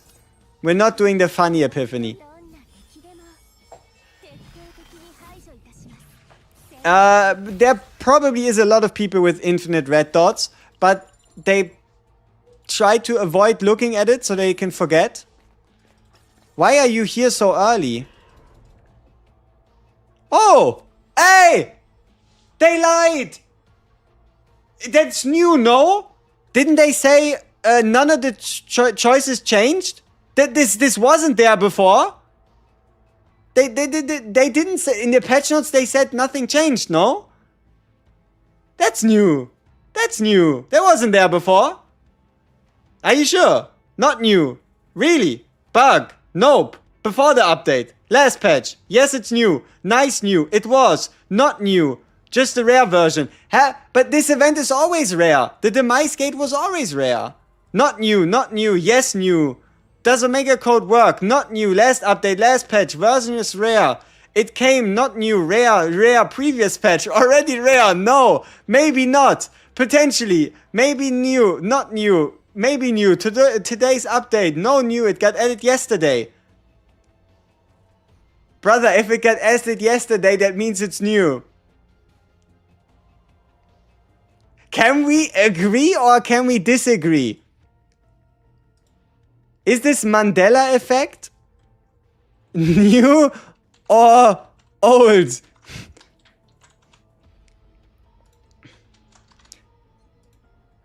Let's see what wins out. New or old? What wins out? The battle of the opinions.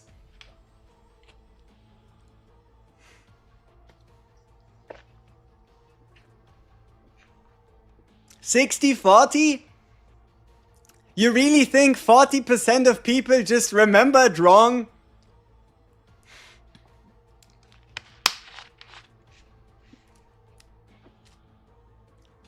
Last update, not this update. The rarer type, are you sure? Text is all it changed. I don't know. I always felt like I was never able to pick anything useful besides these two fates. What last update? How many days? How many days? What last update? So you mean the update where Shizuru released? Which patch notes? How many days ago? It's new, it's in the patch notes. 1.5 weeks. 2 days ago. Dev stream.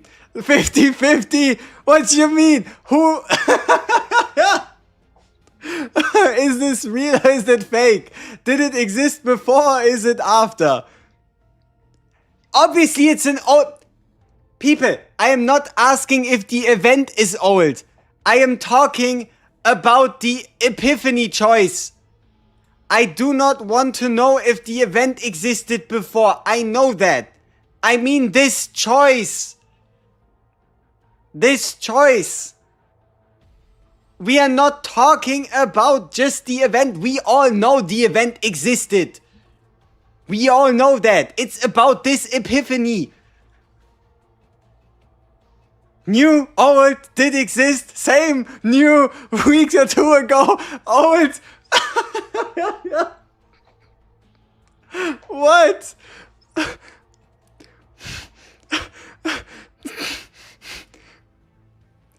50-50. How are we 50-50 on this?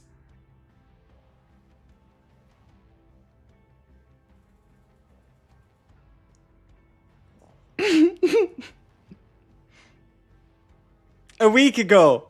New for you. 2 different versions of this event. It's new. Efficient Epiphany Choices last update.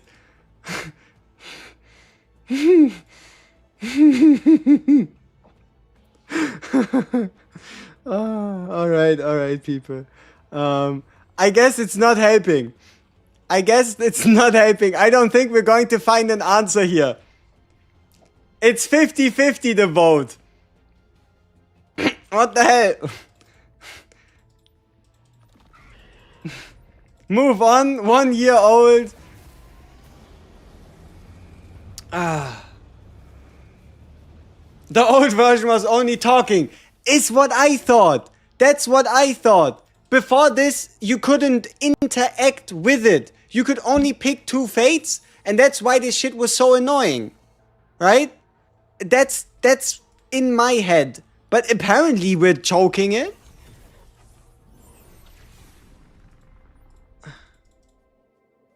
You don't run lab enough that you haven't seen it much. Half of chat hasn't played for a week. Maybe half of chat did indeed take a week-long break. But can you blame them? Can you blame them? Like, the only reason you would have ran it would have been for Great Rift. And if you got your Great Rift runs in, can you blame them?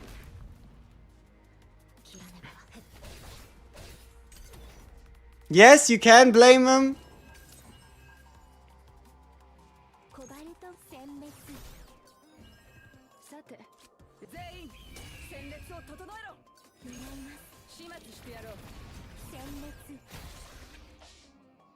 I blame them for answering about it without knowing it.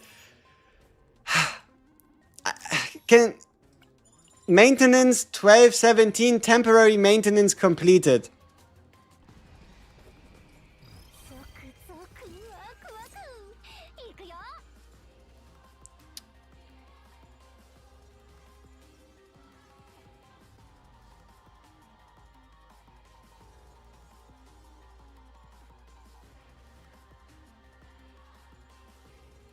I'm looking.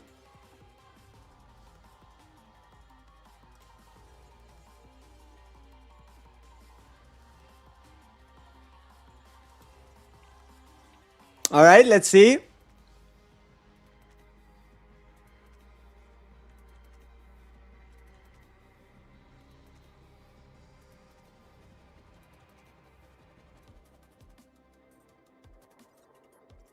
I mean, who can read anything in here anyway? What are these patch notes? What are these patch notes? An issue where the weekly cumulative score did not update. Maintenance preset score. Gameplay records. Protos that were reset measures. There's nothing in here. There is nothing in here. There is nothing in here talking about an event. What do you mean wrong area? You said exactly this. 1217 patch note complete. Scroll down. Okay. Now what? Now what? Keep looking. Okay, wait. Whoa. Huh? Surely it's this. Let's copy it. Let's move it over to Photoshop. Okay. Enhance, upgrade. Put it in. There's nothing to copy. Oh, put it in. Oh. Change the color.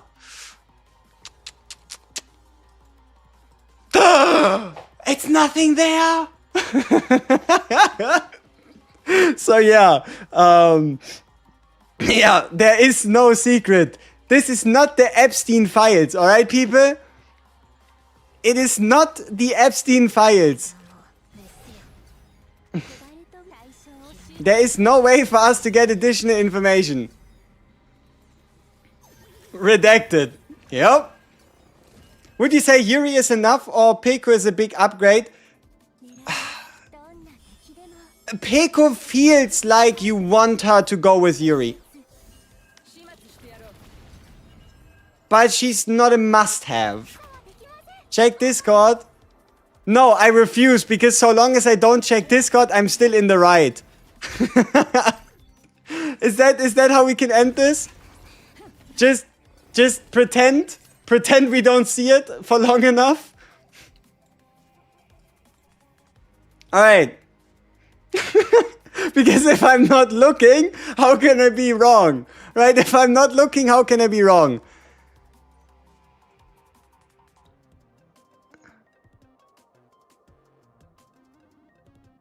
Yep, that's fake. You made that up. I don't accept it. But no, at the end of the day, we can all agree the event is better for it. Right? Let's all calm down, because if we start elevating this issue, y'all are gonna bash each other's heads in. It's 50-50. It is not worth it. Can we all just shake hands and agree the event is better? It doesn't matter when it got added. It is here now. It is a better choice, and we are all happy. We don't need no war. We don't need the new versus the old. Otherwise, we're never gonna live it down. Alright, people? It is good enough. No, I were right, you were wrong. No. Otherwise, somebody's gonna come up with the fact that this thing was actually AI because they reverse engineered some super code to figure out that y'all made it up. It's not worth it. It's not worth it. There is nothing to be gained. It's a minor event. It is fucking Christmas. It is not worth it.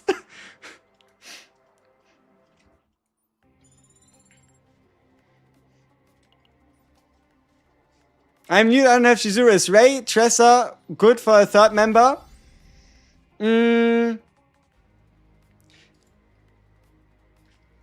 I would say you could use Sereniel, Beryl, and Mika. Sereniel, Beryl, Mika, if you want the complete free-to-play option. Sereniel, Beryl, Mika.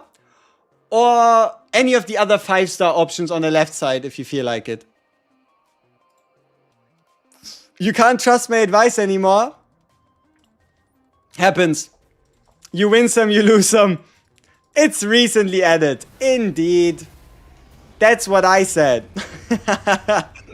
That's what I said. Recently added.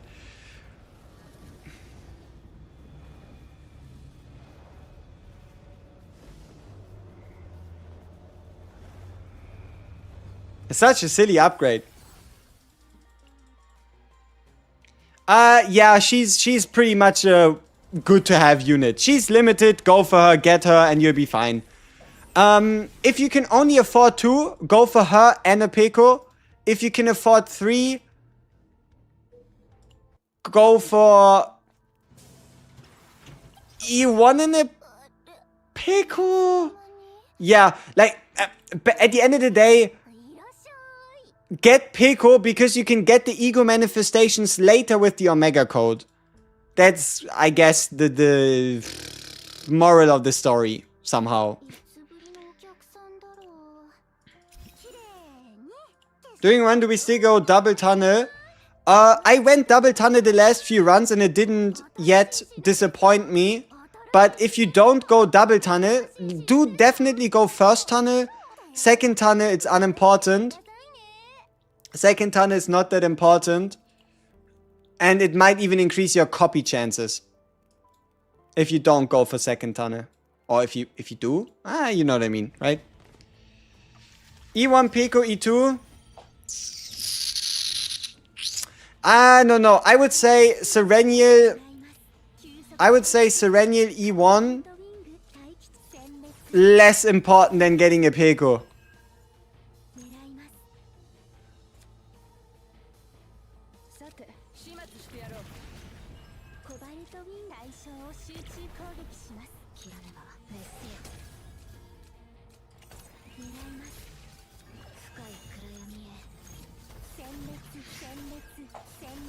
You're hoping to win the 50-50? Best of luck.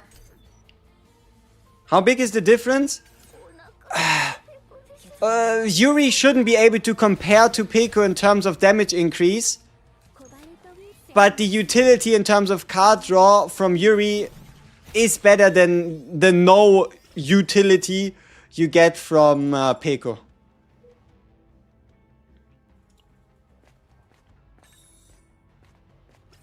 E1, Peko, E2, they didn't...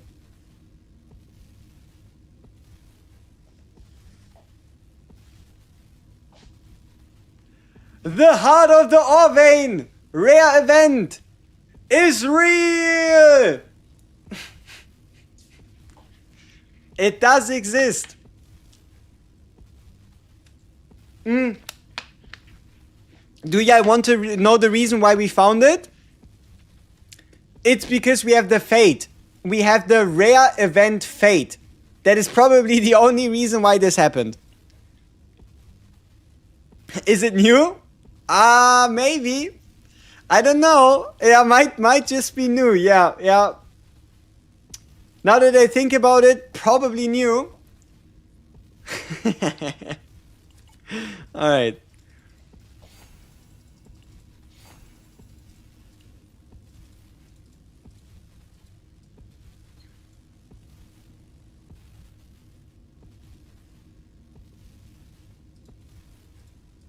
Oh shit.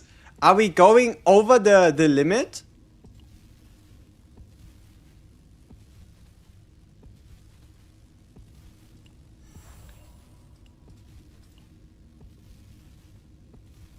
We are not putting another copy in.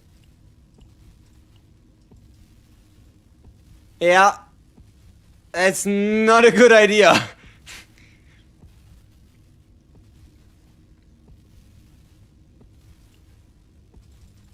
And we're also not picking a Divine Epiphany, no matter how good the choice is. Yeah, Yuri. Just use Yuri. 3-star Yuri. Absolutely fine. Absolutely fine. Worth getting Peko from the shop instead of pulling? No, do it the other way around. Get a Sereniel copy from the shop instead of pulling for Sereniel. The simple math about it is 120 summons per Sereniel, 70 summons per Peko. Peko 300 price, Sereniel 400 price. More summons spent chasing Sereniel, less summons spent chasing Peko. At least in terms of efficiency. But you can absolutely go for her in the shop. That's fine enough. Take a shot every time he says Sereniel. You're gonna be blackout drunk, lying on the floor, crying.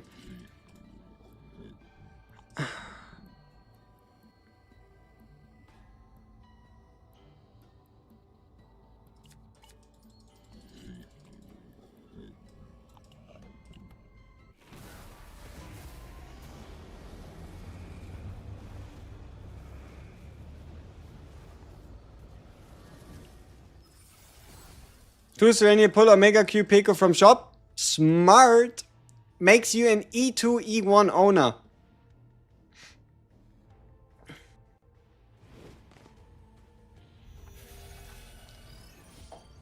Yes. Exactly. That is the main argument, indeed.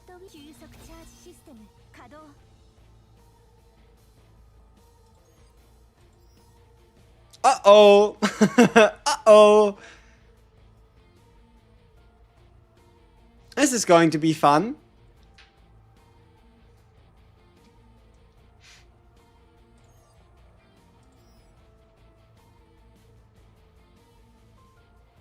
I'm in danger.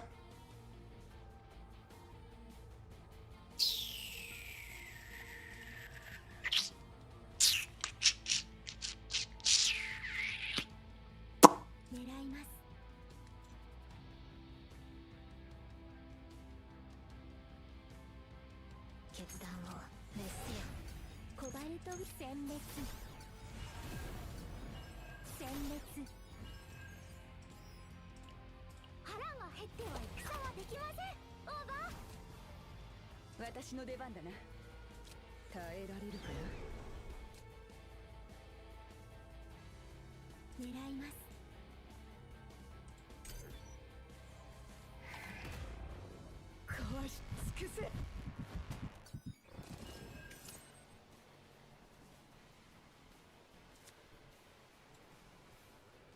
バルトウィング待機中。狙います。殲滅。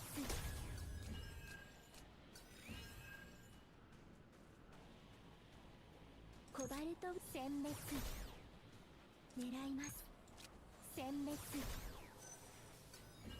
コバルトウィング殲滅。狙います。殲滅。コバルトウィング殲滅。切らねば。はっ。決断を、この力を。完璧な技術、完璧な攻撃。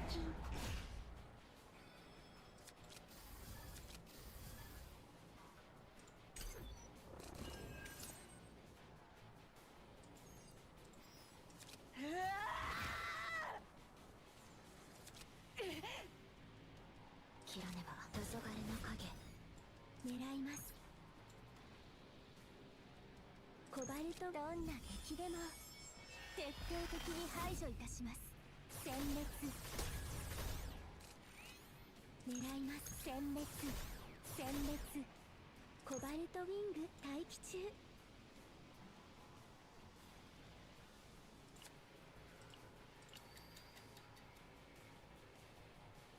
強い波が来るんじゃないっすかね。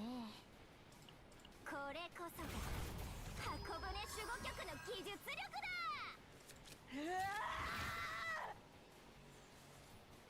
決断を。黄昏の影。狙います。どんな敵でも徹底的に排除いたします。殲滅。コバルトウィン殲滅。狙います。殲滅。コバルトウィング対象を集中攻撃します。熱々に燃え上がっています。We stay alive another turn! We stay alive another fight! Woo! The recovery. Ah, makes you feel alive. Makes you feel alive. Scripted? Ah, it's just well played. It's just well played, you know? Whew. Ah, good stuff.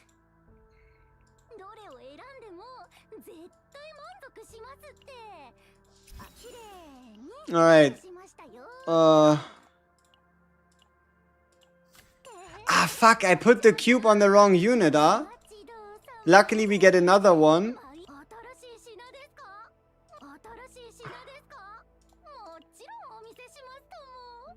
Oh, this might actually save our ass.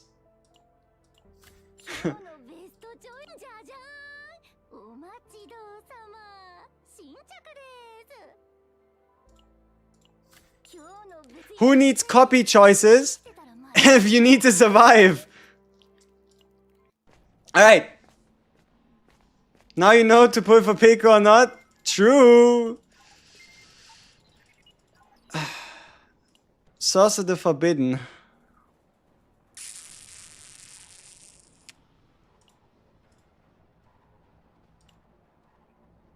Give me the credits. Give me the credits. Jajan! Why character value below Yuri? Yuri, better ego skill, more reliable passive. Easier to trigger.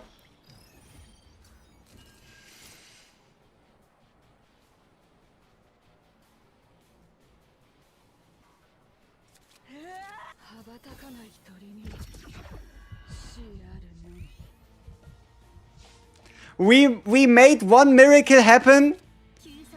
Surely we can do it again, right?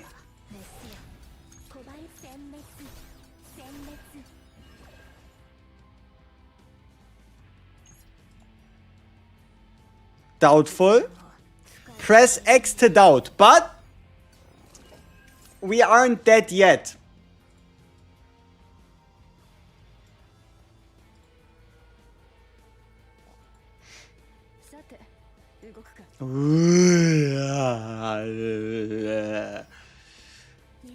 Okay.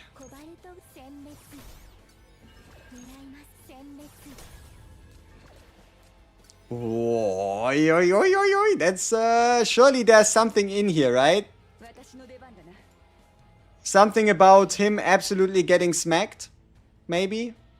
コバルトウィン殲滅 Oh, 1300? 殲滅 Ah, shit. It's because of weakness. コバ Fuck. ルト殲滅狙い殲滅殲滅 Okay, 400 damage. 動くか Ooh. That's a big shield. 決断を黄昏の影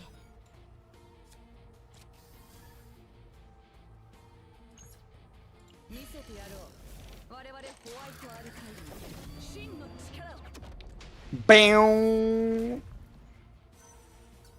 私の出番だな全員蹴散らしてやる始末してやろう Nice.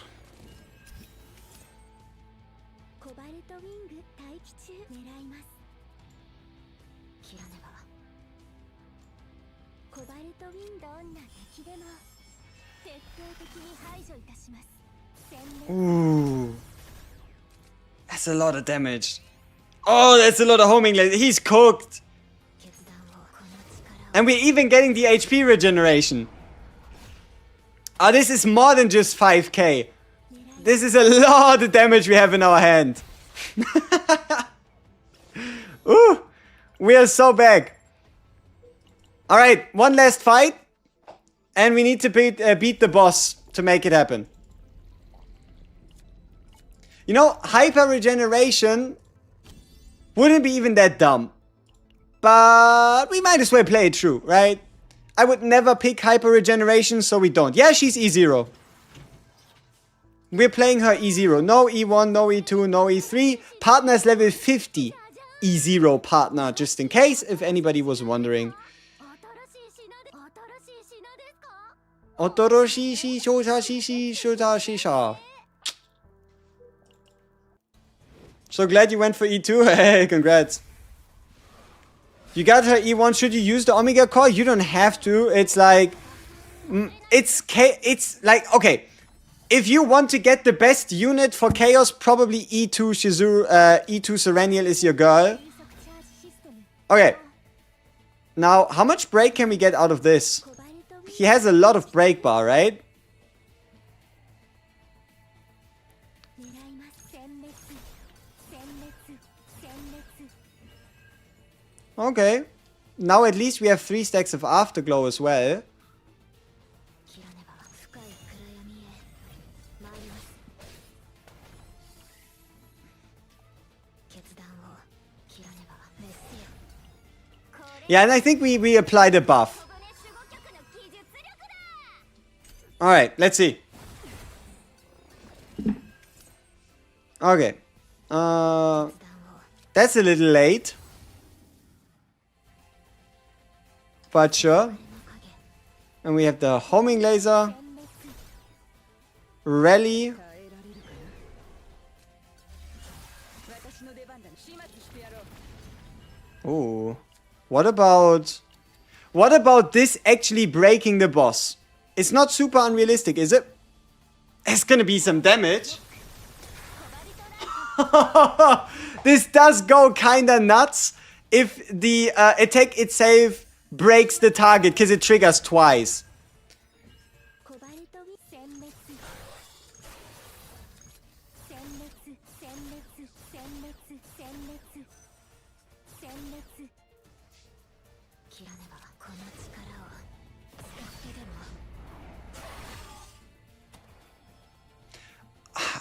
Honestly, E1 Omega Code, it's big damage. So what this makes it, look at this. We have, it tells you draw pile or graveyard. Look how many homing lasers we have in the graveyard. 1, 2, 3, 4. And in our draw pile, we have 4, right? So we currently have 4, but this one is now only going to use 3 because that's the only thing the E0 can do. If you had E4, this would be 1 more activation. It's pretty good. And it's also additional damage on top. It's not necessary, but it's pretty good. 失礼します Okay, Epiphany. We cannot pick the homing laser Because if we do, we go way over cap. We are already 150 out of 160.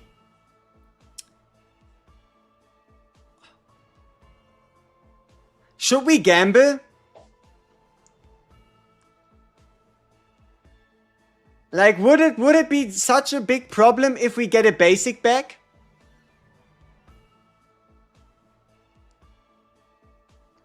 I don't think the basic would be that bad. Getting triple copy homing laser with attack weakness sounds pretty sweet.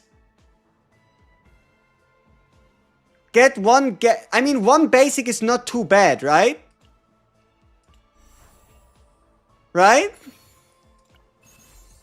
Ooh. Ooh. Ooh. Perfect chess piece? Or a slightly better weapon? Probably perfect chess piece, right? We already have a decent weapon. Yeah, but we have a bad chess piece.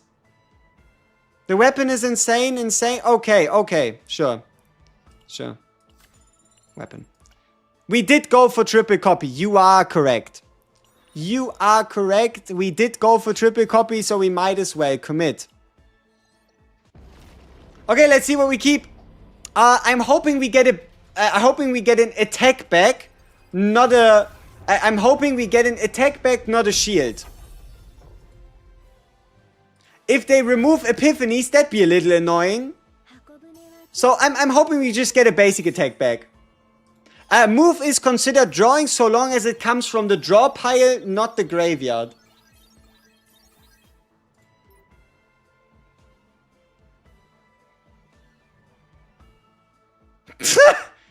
Alright, I mean, I tried. You saw it, right? I tried to put the card in, and they took it out. I tried, but they took it out. Nothing changed. I mean, okay. It was worth a shot. It was worth a shot. I tried my hardest. It just wasn't meant to be. It is what it is. Could have been worse. Could have been better.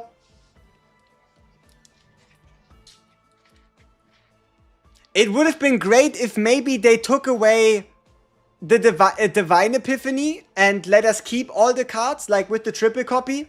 But I guess that's a bit too much to ask for. The illusion of choice. It just ain't happening. Yeah, I mean, 50 save data would have worked if they just gave us a basic back. It is what it is. Drink water too? Alright. But yeah, no, it is what it is. I tried. It didn't work.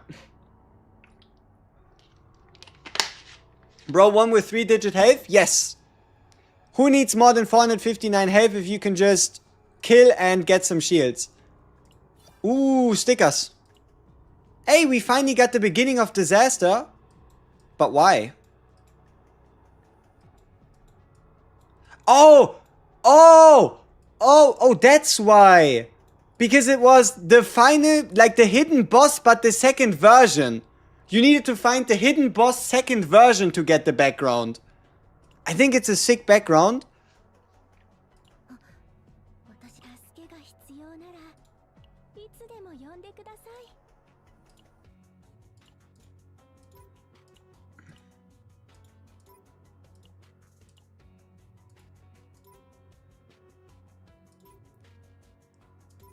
So, customize favorites.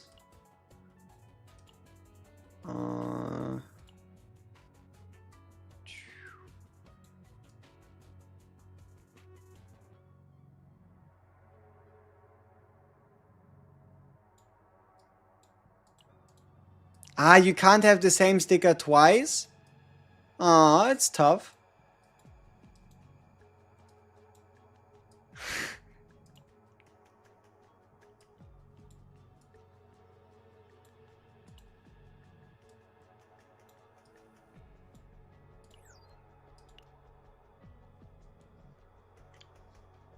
How do you get the different backgrounds? Achievements. Do you leave if you don't get mutant sample? I didn't get mutant sample. I made this deck without a mutant sample. How to get the hidden boss? First you have to play the story through chapter 2. And then you have to go into a chaos run and go into the forbidden tunnel and pick the triple question mark option. How do you get this background again? To beat the newly today released hidden boss. So they changed the hidden boss to now have 2 phases. And there's like a gigantic monster. We fought him earlier today. Like a gigantic monster waiting for you.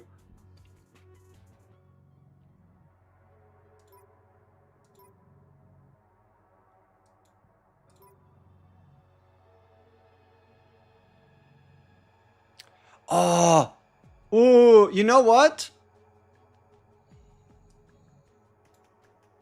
If this epiphany was the upgrade epiphany with create 2 on Ravage, this might have been the best Chizuru deck you can make. Okay, I guess it doesn't have an epiphany here or there. But I mean, this deck is already pretty damn close. My only issue would be, I guess, Plasma Missile. Not creating anything, yeah. If we had a create 3 on Plasma Missile, oof, that would have been something. Chorizo Cope. Oh, I said, oh. I'm sorry. I've been awake for a while now.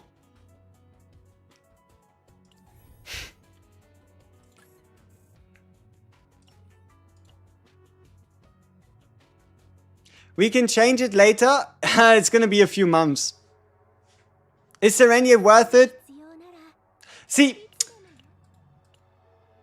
is she worth it? I don't know. It might just...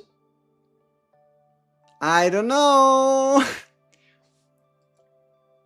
I don't know. You got E4, 0 pity loss. Congrats.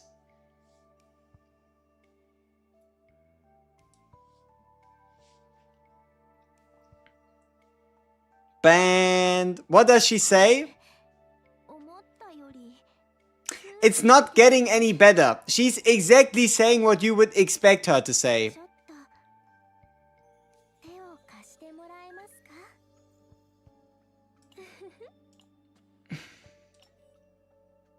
My only issue is they could have gotten a little bit more creative with the lobby tune.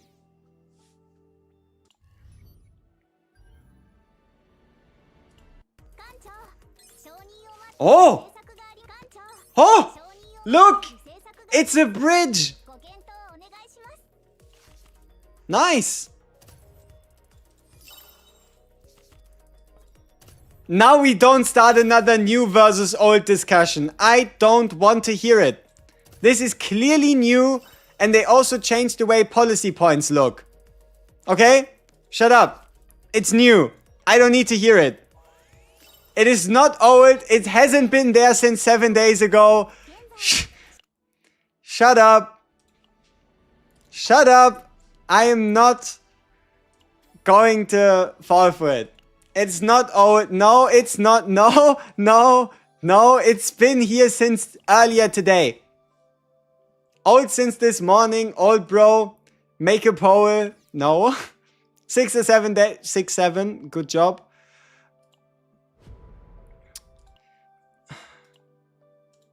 Alright, somebody said, claim the New Year's card. I mean, the choice is obvious. Sending you a New Year's card feels a little embarrassing somehow. You're the captain of the SS Nightmare, so I can understand, at least in part, the weight of responsibility you carry. I truly hope that the year ahead will be filled only with good things, and whenever you need to, feel free to lean on me. After all, that wouldn't be too far off from my own New Year's wish. See, you'll probably be able to get a bunch of New Year's wishes from a bunch of people. But yeah, pick your favorite units and you'll be fine. Is she broken? No, but she's pretty fucking good.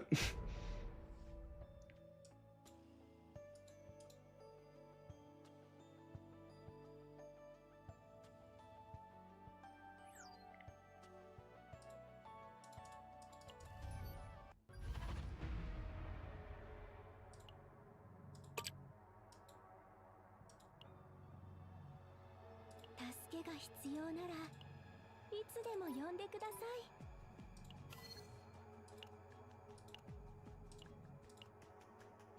Alright, let's try our new deck.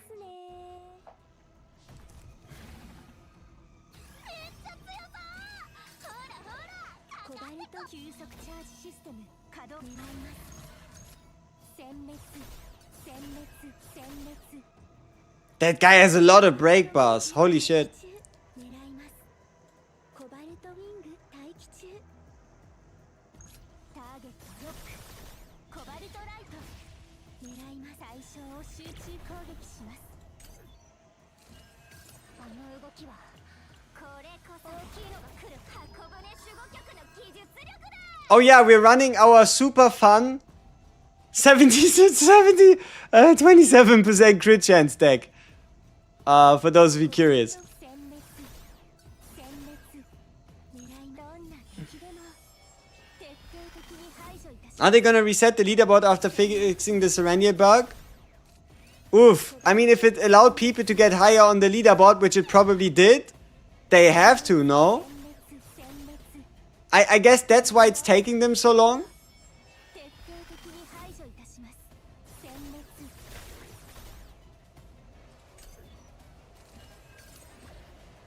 コバルトウィング狙います。殲滅殲滅コバルトウィングターゲットロック。コバルトライト Do we get a free unit from towards the first light? I don't think so. No, it's just the New Year's greeting. 殲滅コバルトウィング待機中。どんな敵でも徹底的に排除いたします。殲滅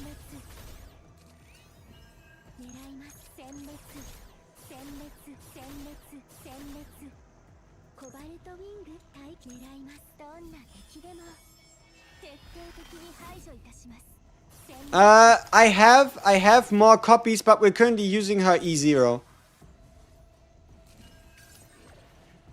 コバルト殲滅こういうのが欲しかったんでしょ。狙います。殲滅コバルトウィング狙います。どんな敵でも徹底的に排除いたします。殲滅コバルトウィング対象を集中攻撃します。 Yeah, our build at the moment definitely isn't optimal. 殲滅コバルト殲滅殲滅殲滅狙いどんな敵でも徹底的に排除 The fast forward button on Chaos is nice QRL. I agree.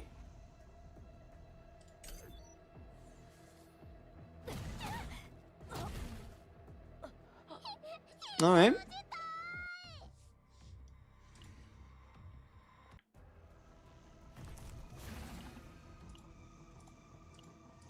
Let's actually put our normal crit chance thing back on. Why do I have so many afterglows? Because we were playing a whole bunch of afterglow generating cards with a purple card, which allows you to get afterglows that stack, because we have the +3 afterglow from the homing laser, because we picked the +3 upgrade. Now let's actually get away from the troll necklace and let's equip the normal one again. I think this one. No, probably this one with the crit chance, with the crit damage. And this right here. So now we're back to 38%.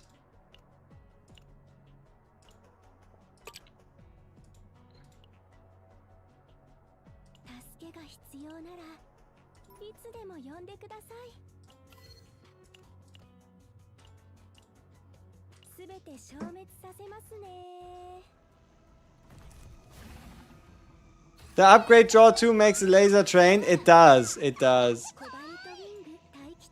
Alright, let's select and get one laser. I want the create 2. Thank you. So that we can now deal tenacity damage.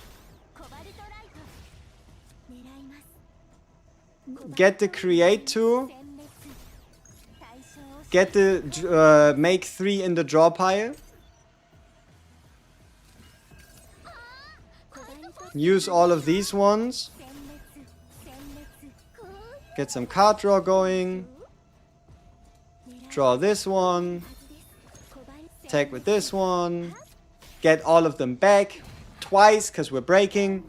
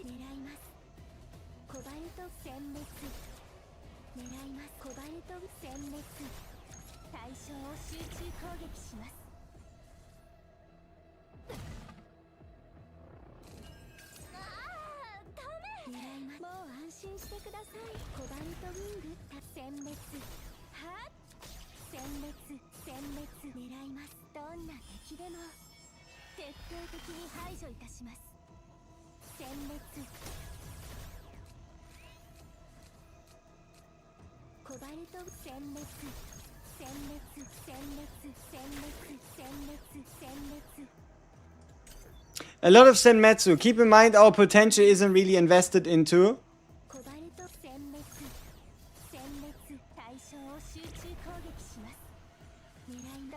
Alright, this should at least activate 3. Oh, it's only activating 2. How? No, wait. It isn't. It is. What is this doing? Wasn't this meant to activate 3 in draw pile and graveyard? No, I don't understand. Alright.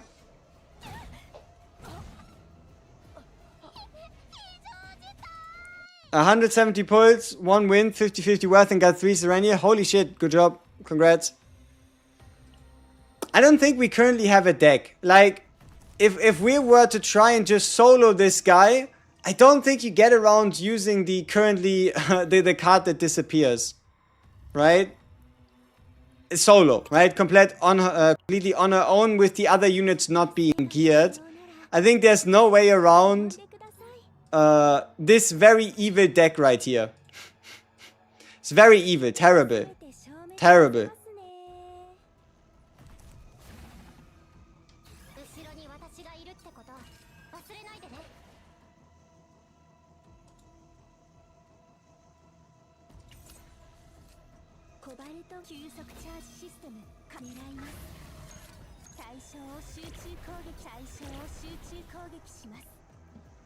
E1 Serenial, E2 Shizuru? Don't E2 Shizuru. Probably also don't E1 Serenial for now.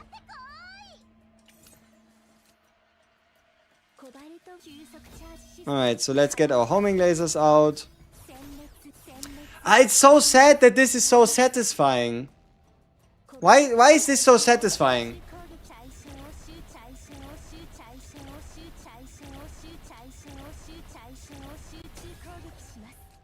So unfair. Why does this have to feel so good?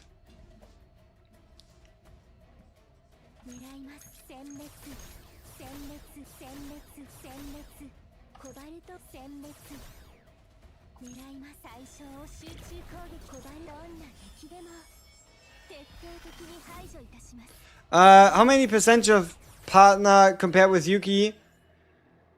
15%, I would say. Even though that's rather high, it's just the skill, the ego skill is pretty darn good.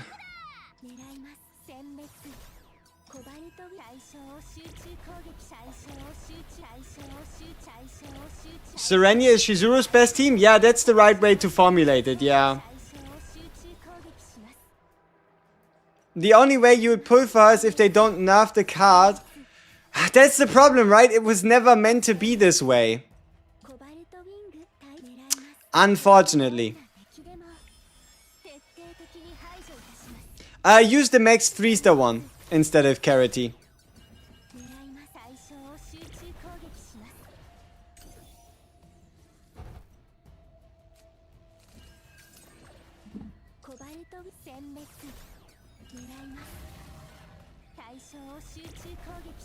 Would there be a homing laser 1 AP? No, no. Because you need a special... I guess there would be. But see, yeah, that would be the problem. I guess there could be a godly +1 divine epiphany. Yeah, yeah, that would be... That'd be a little too much. That would be like, what, 11 AP with 1 card?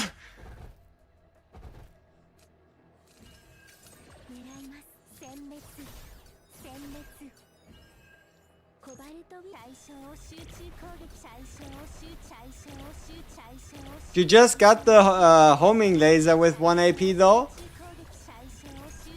That is also, like, homing laser with 1 AP, godly epiphany. That's really nasty. But then you better not run it with Shizuru. I'm locked out of Memoir event even if I already have every combat on account above level 20. Button seems to be inactive. I don't know. I'm unsure.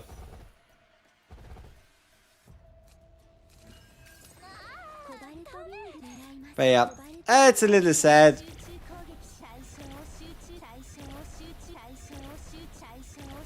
But it's also very silly.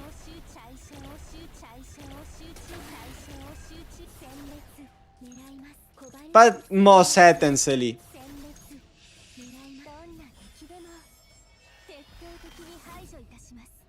Yeah, the boss itself halves your damage by 100%.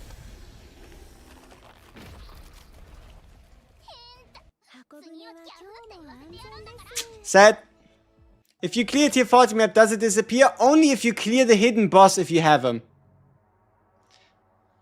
Should you get Serena, C1 or Kefali? I don't know who Kefali is, but I think you're asking about Peko. Probably Cyrene? Serethea? Who the hell are we talking about? Sereniel. Sereniel plus partner is the best option. Whoop whoop.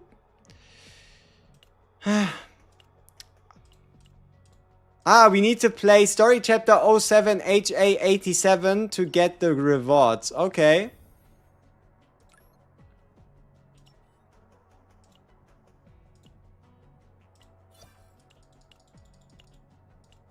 $750.50? Damn. Total or in a row? Like, are we talking like account total since the last few banners or just on this banner? Bang, bang, bang, bang, bang, bang, bang. What are the other choices other than beep, bop, boop, bop?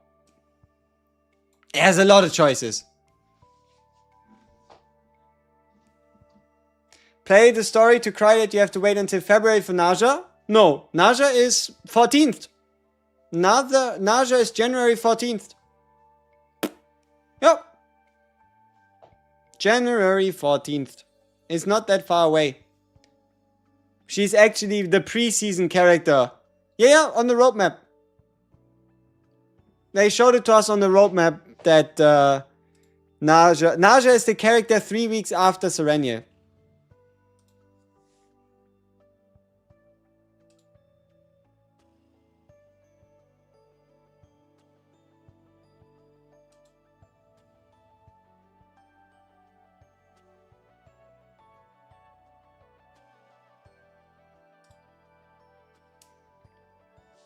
What did we find out?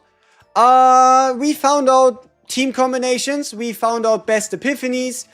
We found out that the partner effect is in fact permanent. Like, this is actually crazy, right? This whole overclock thing you can trigger once per turn. You can treat it like an upgrade card.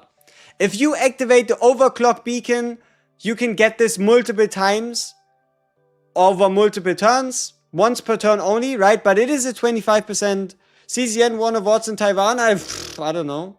I'm not living in Taiwan. I have no idea. So long as we get extra summons, sure. First 5-star partner is worth it. Definitely more worth than any other before.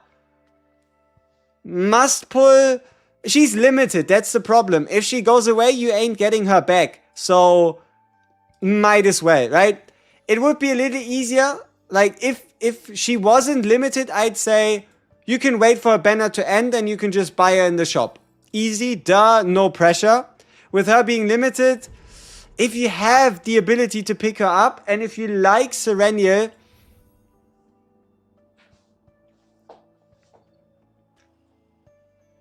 is she beyond Maylin? No. She will get a rerun, yeah, next Christmas, when I gave her my heart. And the very next day, they took her away. Like, don't rely. Nobody knows when. It could be in 2 months, could be 3, could be 4, could be 5, could be 6, could be 12. Nobody knows. Show me my build. So these are our memory facts. 4-piece, 2-piece. I moved the things out of the way. Boop, bop. And then I can show you a few of my save datas. Nobody knows. Yes. So this is our current stuff. And save datas, we have, I guess you could say 2 that I'm pretty happy with. We have a Divine Epiphany, always attack weakness, Afterglow 3. Which is okay. But now that I think about it, the double hitter against the Destroy Epiphany would probably be better with the always attack weakness. But it gives a lot of Afterglow. This card is goated. Why attack fragments instead of crit damage? Because I don't have good crit damage fragments to make the set. But also look, we have 41% crit chance because this piece alone has 14% crit damage. But no, I just don't have a good necklace. I do have a good necklace. The problem is I don't have a denial. I don't have a good crit denial. That's just the way it goes sometimes.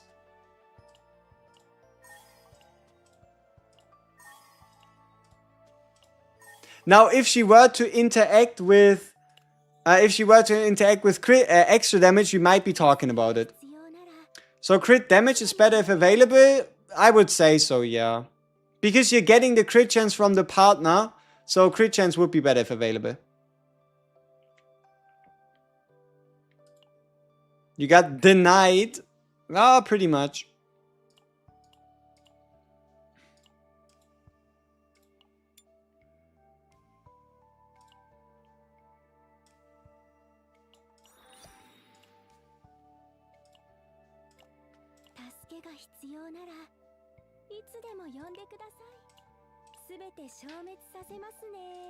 Does crit overflow to crit damage? No. But you can...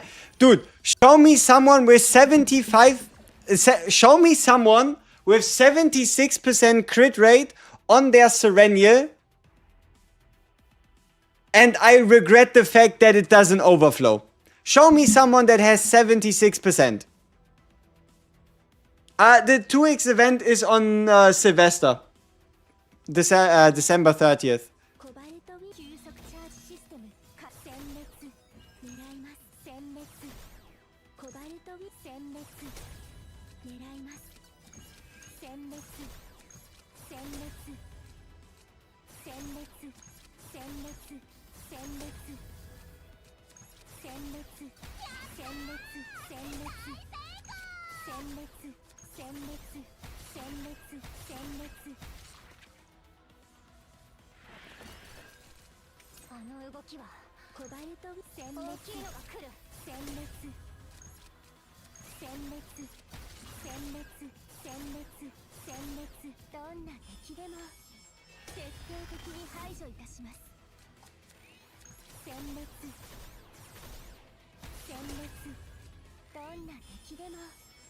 Looks pretty balanced. Looks good, yeah.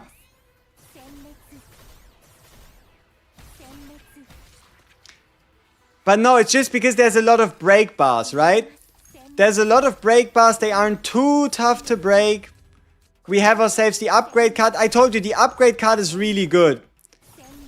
The upgrade card is really good.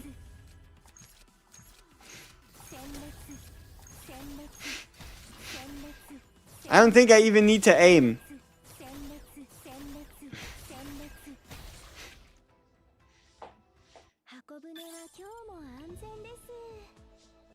E0. E0. Honestly, I don't think the 4-piece set is super important. But if you want to play a Serenial with a proper deck, you are going to be able to benefit. You would be able to benefit from the set bonus quite a lot, right?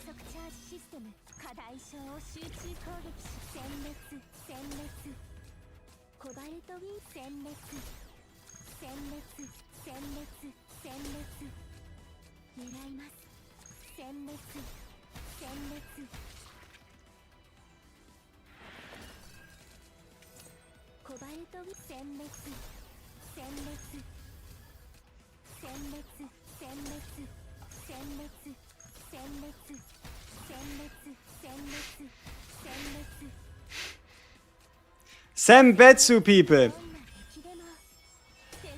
Now imagine this with the Cassius 000.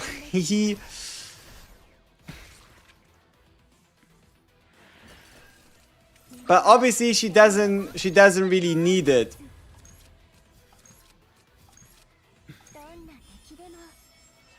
The upgrade card, and not just low tenacity multi enemies, any enemies, because it's 2 free cards.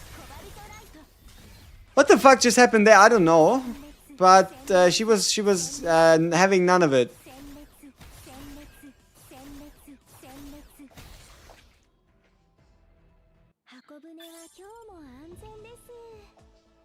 Annihilate, annihilate, annihilate, annihilate, said the silly little angel.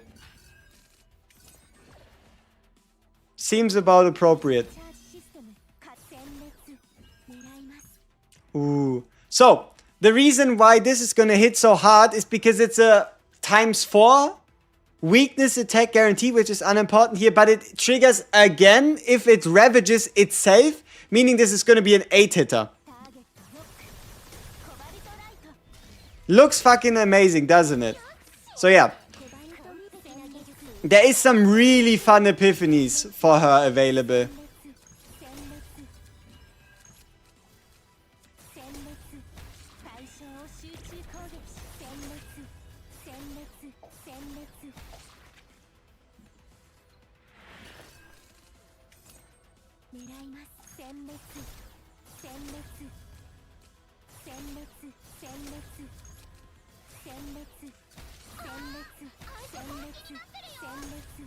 There is just something about this, you know?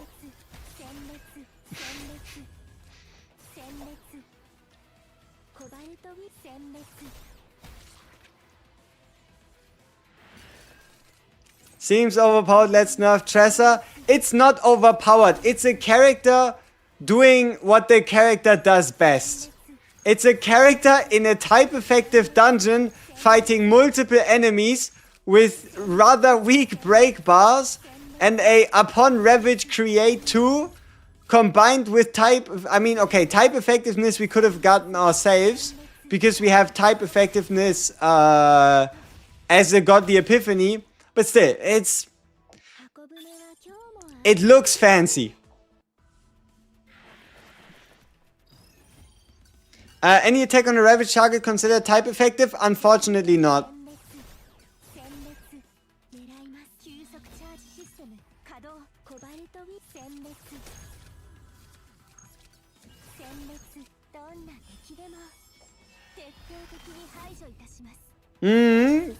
Exactly, but it's kind of only the recharge tenacity card as like the super highlight, you know?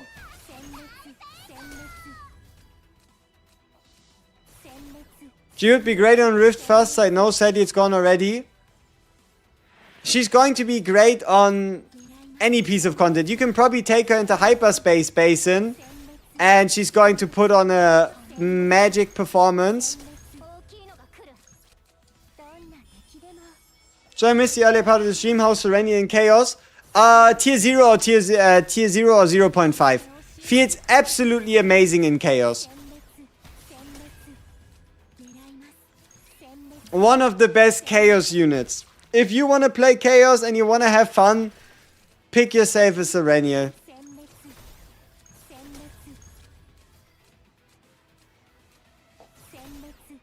Weren't there some divine epiphanies that increased tenacity damage?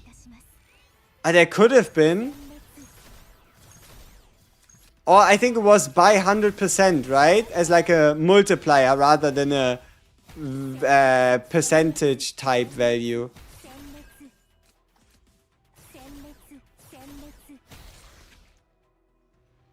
She did pull us from the brink of death multiple times. Absolutely.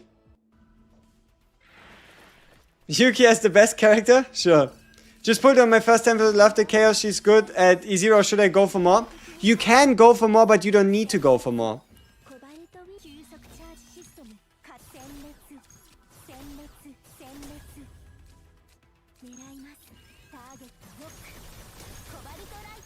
This is currently E0 gameplay. As fancy as it looks. Is 40% crit chance on 160 crit damage and 800 attack okay on the Ravage set? Let me show you my current stats. We are currently on 47, 168, 933, but that is because we have a weapon. We have a weapon equipped. Yeah, E0 with some... yeah, honestly, my unique potential is like +2, which is not that great. If you want the epiphanies instantly, they're on the Discord. If not, I can pull them up right here for all of you. Once again, while I, in the background, focus on continue doing Seritsu, Epitsu, whatever, right? If you got any questions, do let me know about this. If not, huh? But yeah.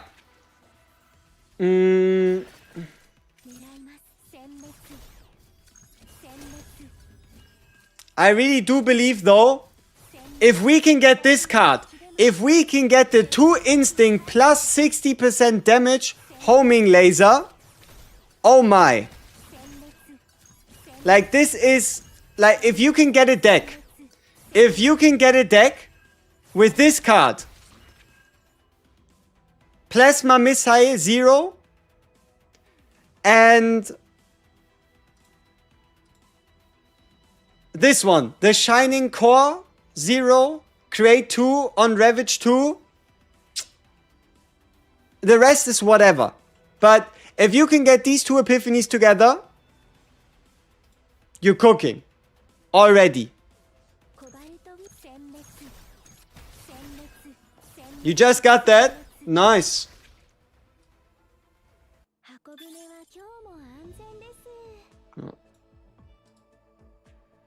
With vulnerable, oof. That's tough. In a good way. Afterglow has no cap? No, Afterglow has no cap. So long as you can create enough Afterglow, you can create as many as you want. But Afterglow only works for her. She is worth the pull, 100%. E1 or partner? Partner. Because you can get the epiphanies later. Or the egos. You can get the egos later from the shop, from the Omega codes, next few seasons. Pull it later, but the partner will be gone. I mean, Chaos Team, anything Sereniel Shizuru just feels really good. But probably Sereniel Mika. Sereniel Mika, as dumb as it sounds, might just be the biggest or the best base. And that is because you're going to create an utterly disgusting amount of AP each turn. Yeah, I know that the 25% partner buff, it's not quite permanent, but it is almost permanent. Not quite permanent, but you could say almost.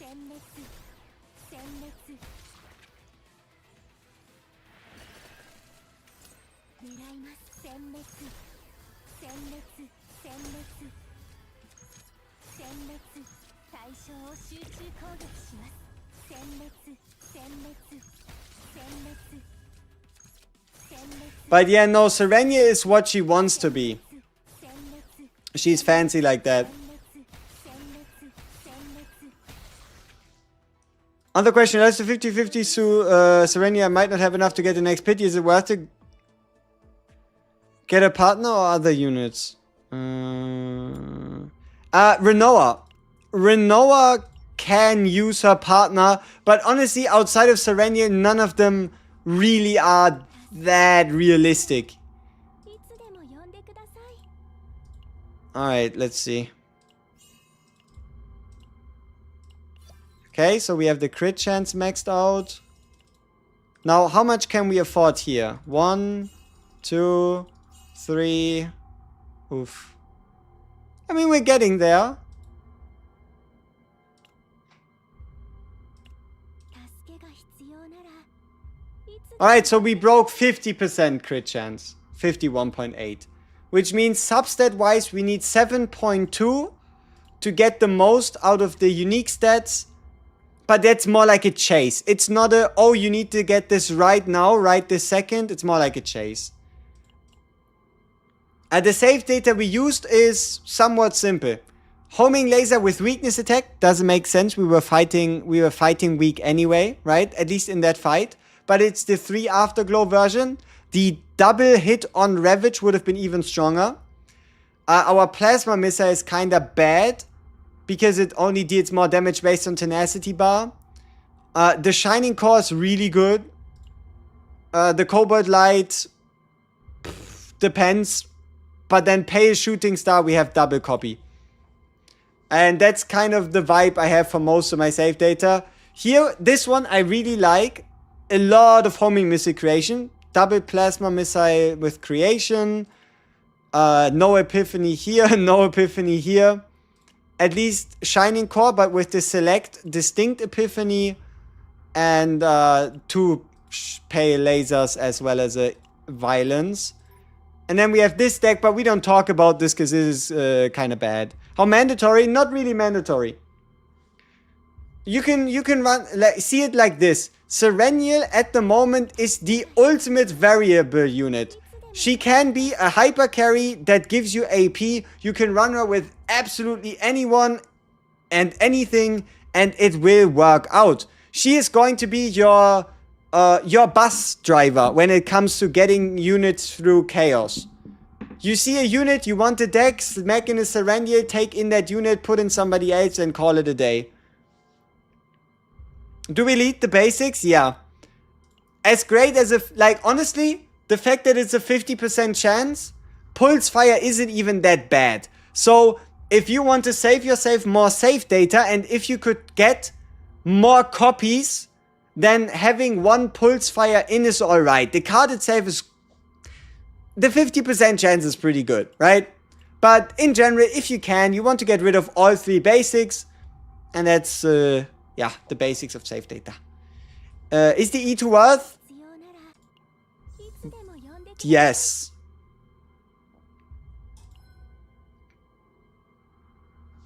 The E2 should be... What to upgrade on the potential? Top right, unique, and crit chance. So kind of like this. Just a bit more into the uniques. I'll be back in a sec.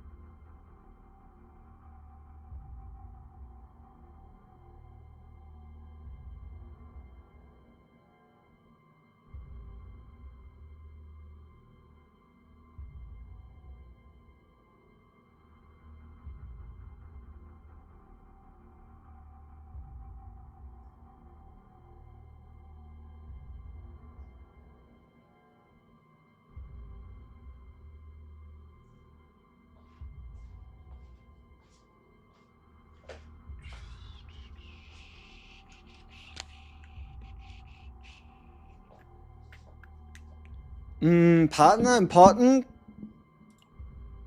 She's limited.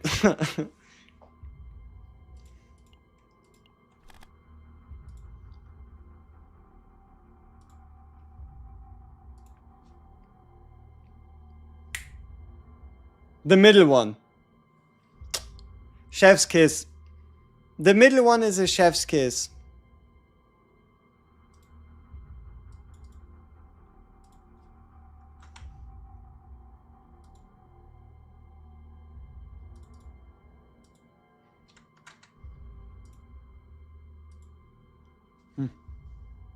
Well.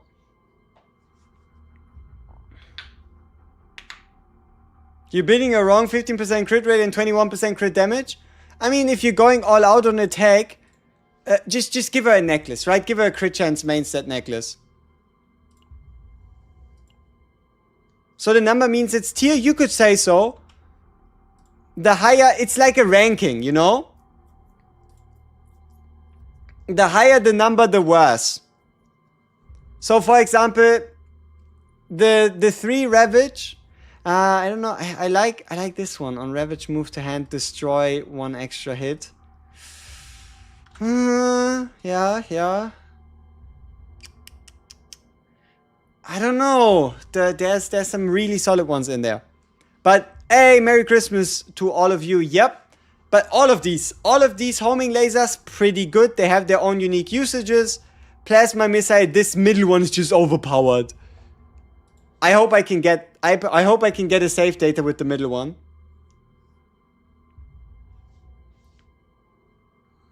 Shining Core is the most valuable to copy.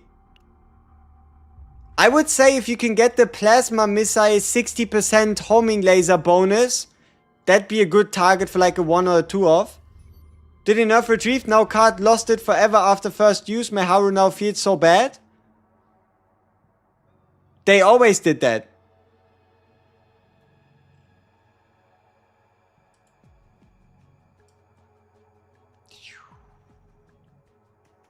The E4 is the last stopping point. If you want the strongest Sereniel, E4 is where you stop. Really. Like, it's not worth, unless you have the funds, right? Unless you have the funds, I don't think it's worth it to go the extra 2 copies here.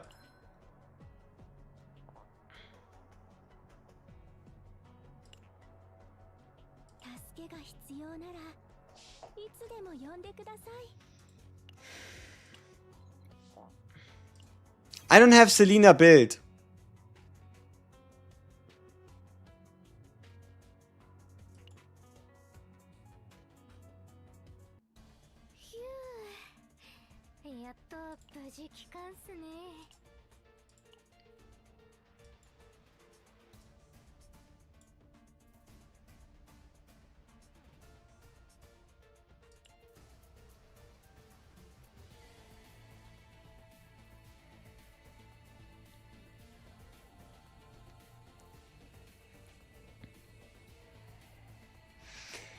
People, there's another exploit. You can clone your decks.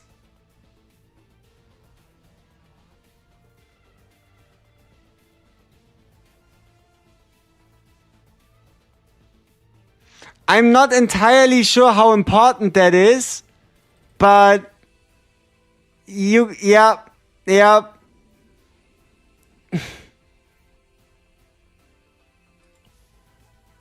It now happened twice already.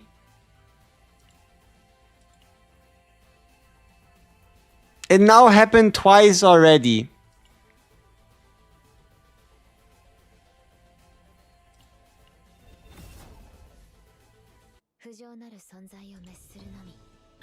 Doesn't benefit? Not quite. It's not talking about infinite credits. It's just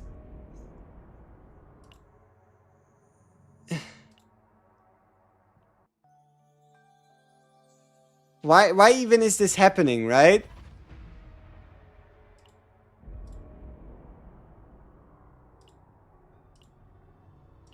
I'm not even gonna talk about the details. I'm not even gonna talk about the details. But yeah. If you want to see proof that it works, this deck right here. this deck right here, look at the cards, okay? Double shooting star. I mean, okay, it's hard to recognize, but this deck turned into this one. This deck and this one are the same thing. I can give you a better example. Look at this deck. Specifically, look at the Godly Epiphany. And now look at this deck.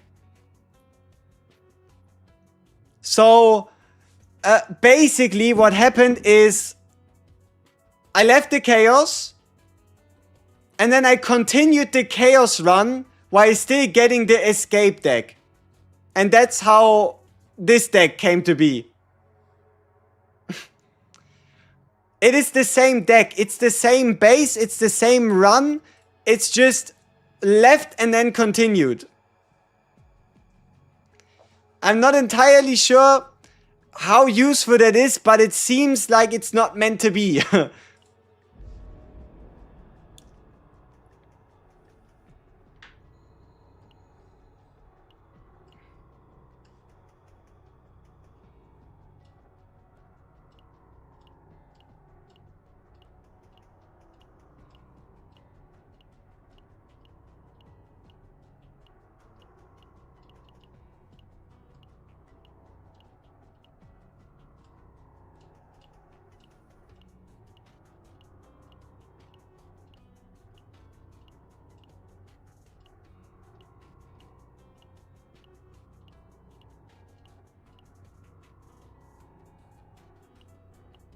I'm currently looking for a good tier 13.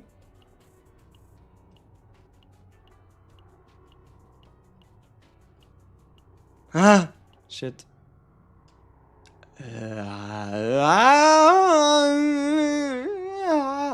No. Okay. Who do we play? Check this guy. I will. Alright, let's see.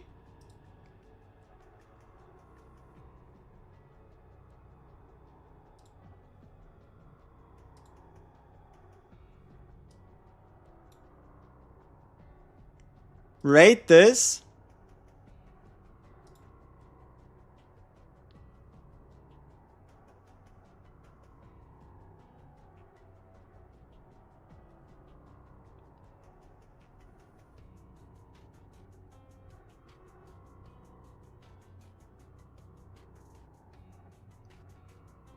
That's pretty good.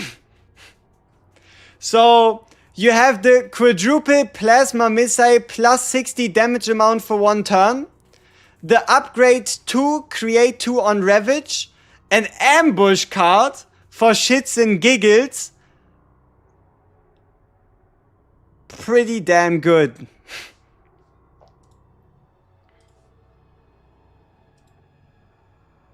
Okay, who are we using?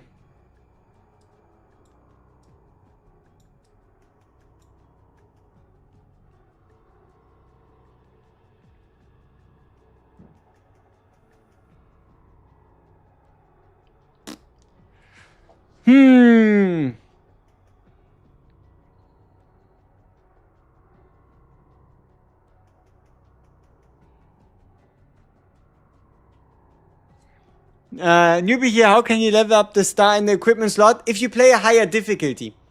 If you play a higher difficulty with a higher save data cap, the gear that you find on the ground is gonna be higher tier. So it's just playing on a higher difficulty. Luke? Yuki?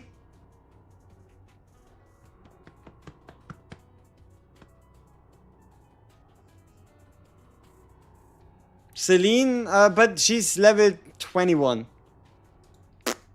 She's level 21. Karen. Karen would be weird.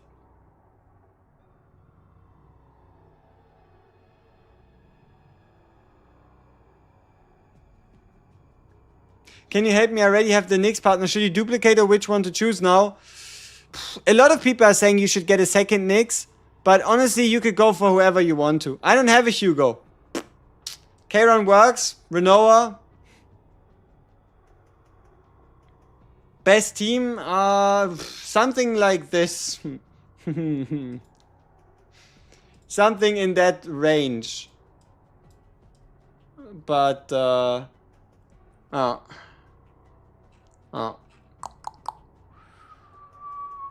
Or do we even do another run, or do I just make the videos? What do you think?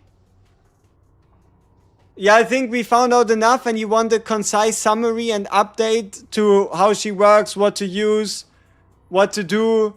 Should you summon E1, E2, E5, E700, everything like that. Another run, videos. Yes, please go rest. Rest is for the wicked. No, wait, no rest for the wicked, right? One more run, or go make content. Lol. One more. Go. Alright, let's see. Why would I need to address the 25% crit chance on Pico? I'll address that in the video, I guess. Rest is for the weak. It's Christmas. 50-50? Really? Damn. 57-43. 56-44.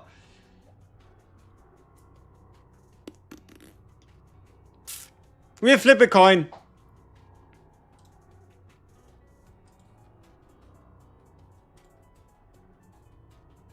Okay, because currently one more is the winner. One more enjoyers. Heads or tails? Shit. Heads. Tails. Pick. There you go, you can bet against the house.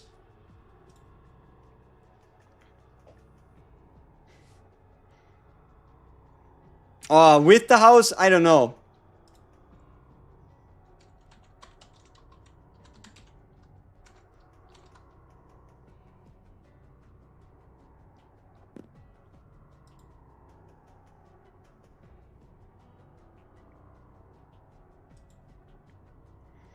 Alright, so here we have the coin flip. Obviously, there's no point to me just typing it in. So 74% of you said it, so let's see.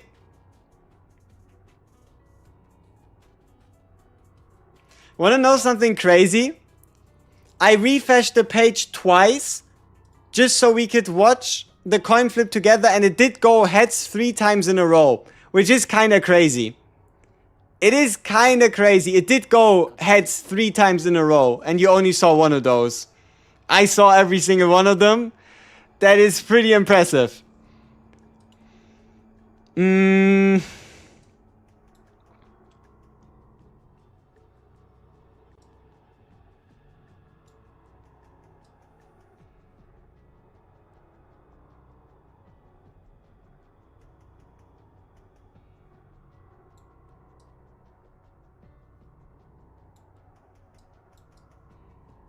Who's the third?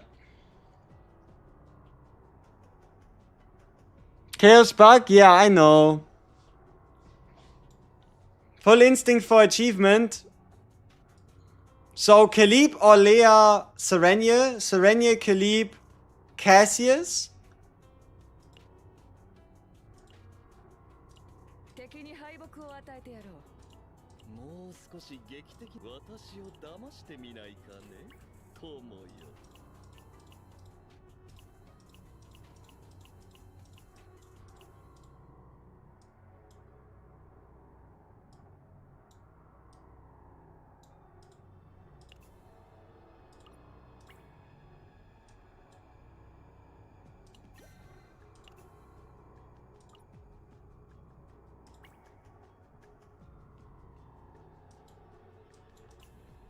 Let's use meme build Sereniel.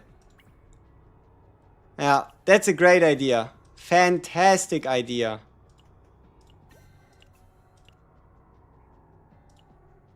What could ever go wrong?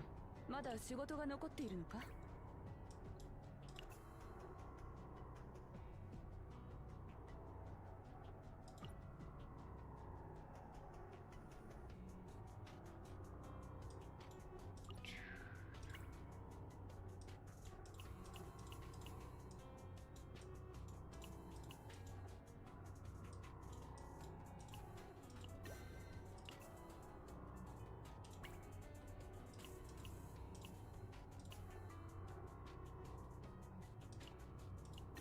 Health? What?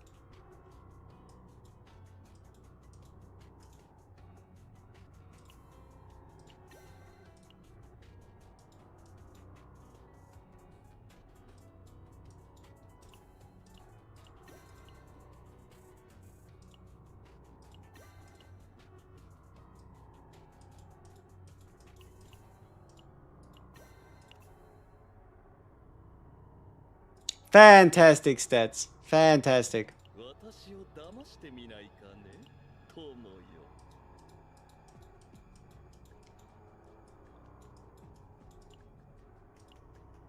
このアーウェン様を選ぶのは Alright, let's go. 周りを確認しながら動くように。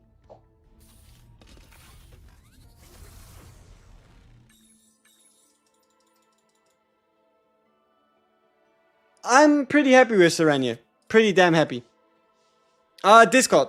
You can join the Discord first section CZN-YouTube, and there you'll find a recommendation for what to copy, what to pick. It would be a bit harder. I mean, I guess I can quickly flash it on screen. You can take a screenshot. I give you like 4 seconds. You can go back in time if you want to. So, take a screenshot in the next 4 seconds. I swap over to the other epiphanies. If you don't do it, just go back in time. 4, 3, 2, 1. 4, 3, 2, 1. Alright, good stuff. We should all now be on the right page. And let's continue. What do we get rid of? Let's get rid of the shield. No problem. Our copies are E0, but we have E2 lying around.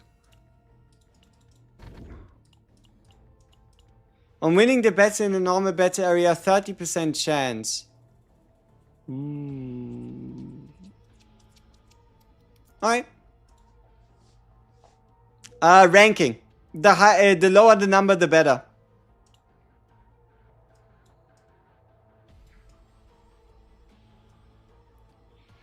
Ooh, that's a lot of fighting.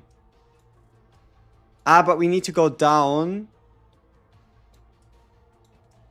So 1, 2, 3, 4, 5, 6, 8.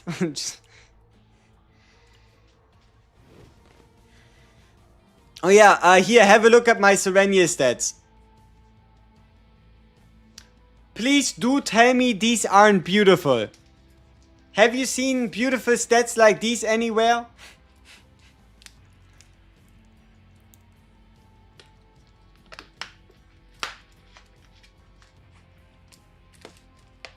Perfection.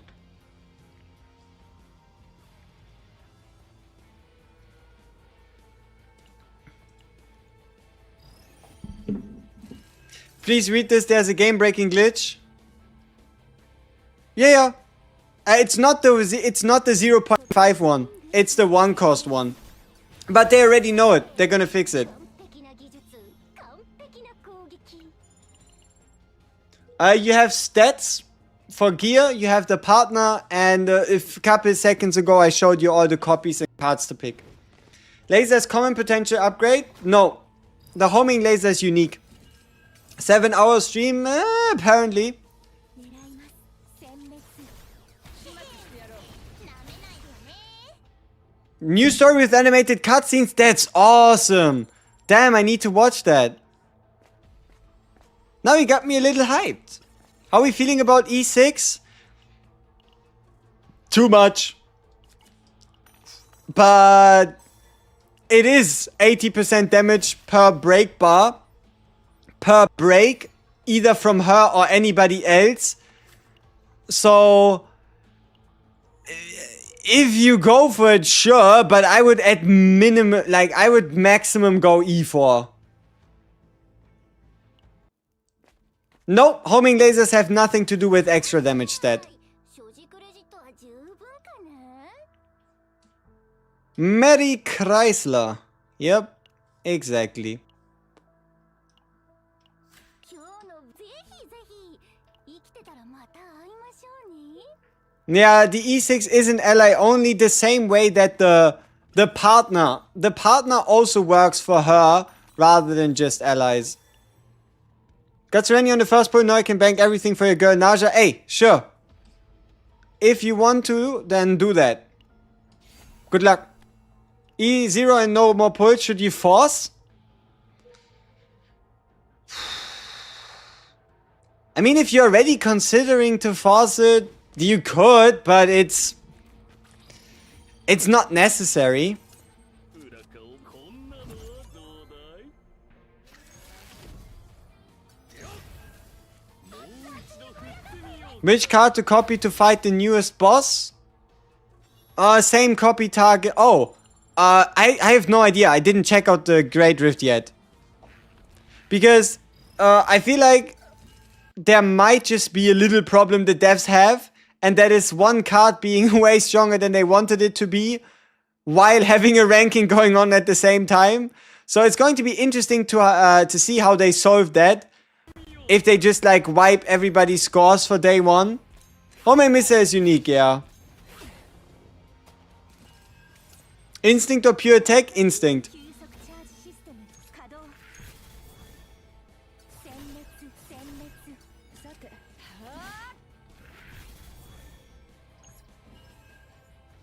コバルトウィング最大 Pick who need it for small spenders. Have a moment to buy it from the shop by thinking if I should save or go all in. If you're a small spender, then you'll probably at some point be like, oh, I wish I picked up Peko. She is limited after all, right? She is limited after all.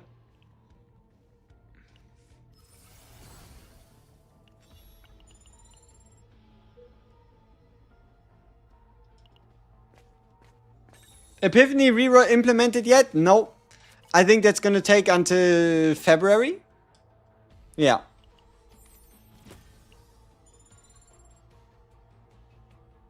Christmas head abuse? Am I not meant to do it like this? Should it be like right here? I don't know. I think it looks more convincing, right? You know what's going on. You see the bommel, you know that thing, because otherwise...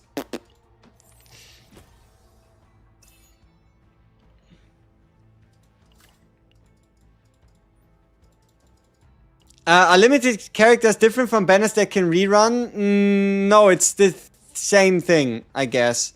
But we never know when they're gonna have a rerun. Kinda insane, plus 25% crit chance. It is really sweet. How do you use overclock? You apply it, and then the moment you break an enemy, Serenia gets a 25% crit chance buff for once per turn, every turn after you activate it. これは手強そうだな狙います Yes! Okay, good start. We got the right shining laser epiphany. 殲滅殲滅裏顔狙います Was that even the name? I think I just fucked that one up like crazy. Is that thing called Shining Laser? Shining Core. Close enough. It's a Shining Core that creates lasers, alright? Would Serenity E2 be worth the Omega code? It wouldn't be the worst investment ever, especially with her being limited. But how about you potentially look at that decision before her banner ends, right? And then see if it is or isn't. Or at least give people more than just a day, right? But yeah, no, looks good. Looks good so far. You'd save the Omega codes for collab units. I mean, you can create, you could also say, you use the Omega code now and save the summons for a collab unit. At the end of the day, it's the same thing. Both collabs and Serenial are going to be limited. So no matter for who, what, how, when, where you save, the outcome ends up basically being the same. Huh? Subarashi! Jajan!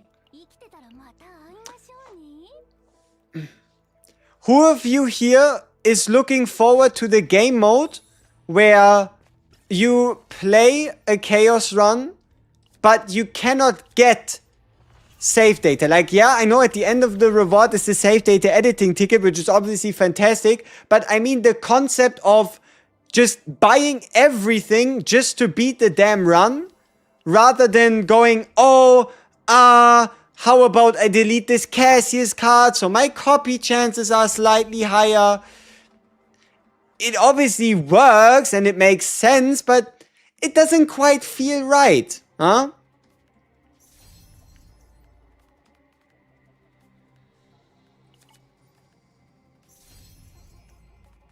The pull anchor units for partners and combatants should have been different.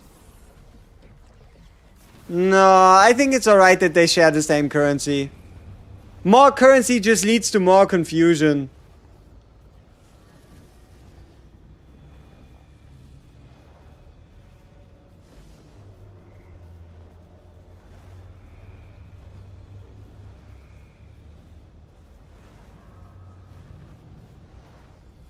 Let's go with the divine one. It's fancy. Do you think the companion Naja we have in the story tells us a bit about her kid? I mean, it's about time we get a support, but could be anything. Alright, let's do the hidden boss again this time. Best team? Honestly, so many options. So many options. Pick anything. Pick her and then pick any of the left side or right side units, combine them, and if you just play the game, you'll be able to find success. Right?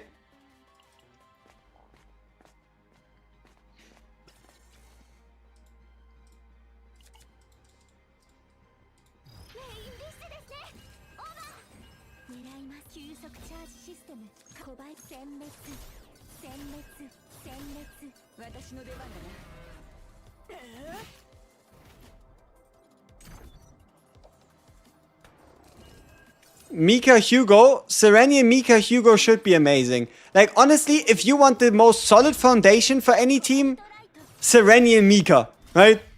Serenial Mika, anybody else. I got her A3, should I go for A4 or stop here? If you have the patience to just use a memory code later down the line, obviously stopping here is for the best. But you are already E3, so I don't know how much patience you truly possess. So, I don't even think you wanted an answer to this question. You're probably gonna go for E4 anyway. So, yeah. I don't think there is any convincing you. But it is a good idea if you go for the E4. She is the best teammate for Shizuru. Period. Is how I would answer that question. Yeah.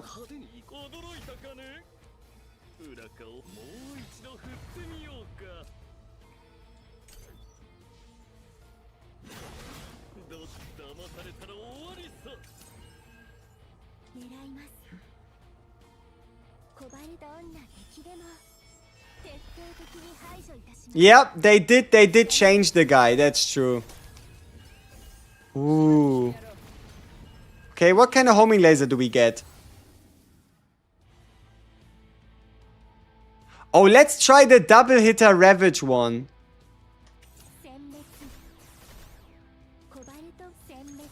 It's a lot of damage.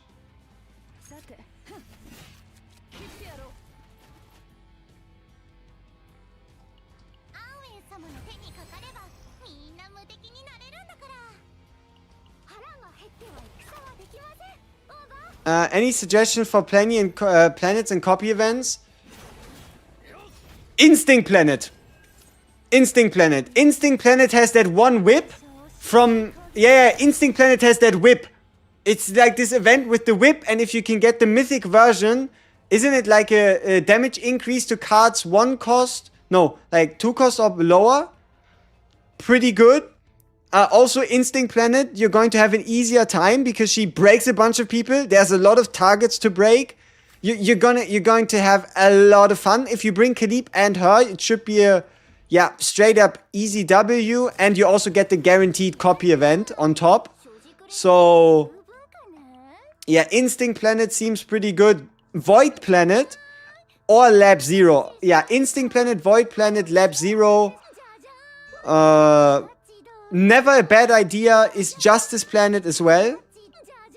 So if you don't want to play Lab Zero, any of these other options are going to help you out.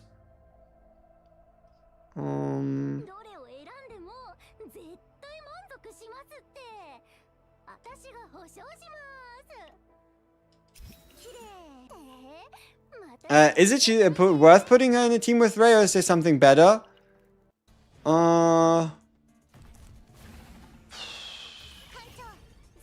It's possible. I don't know. I like that as a combination the most. Bang, bang, bang. Alright, doesn't have retain. So, once again, the buff for Peko is this right here. So we activated Peko and now we got this buff. This overclock beacon does not disappear. Every single turn, we break the enemy for the first time, 1 time per turn, 25% crit chance increase to our Sereniel. So multi-turn applicable does require you to break the target first though, but with the Ravage set, with the way the partner works, with the way Sereniel's kit works, you do most of your damage once the enemies are broken anyway, so getting the crit chance there, it's pretty good.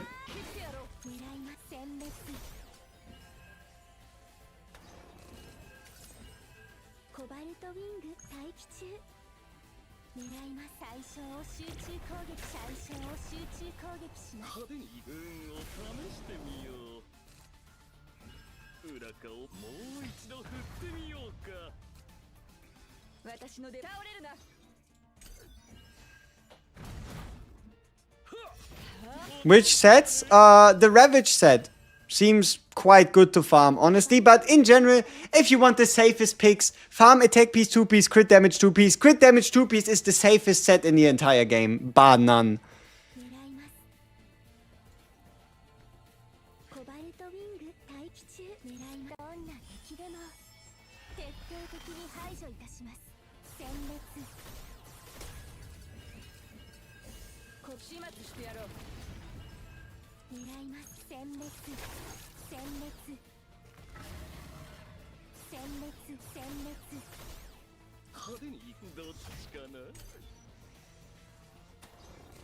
Instinct damage.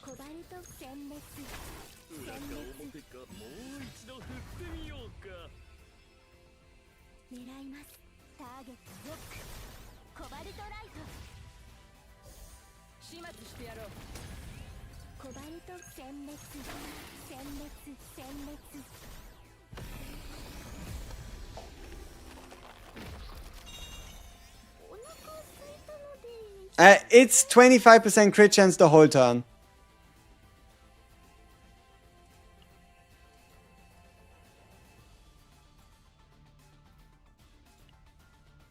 Looks good. Give me the homing missile.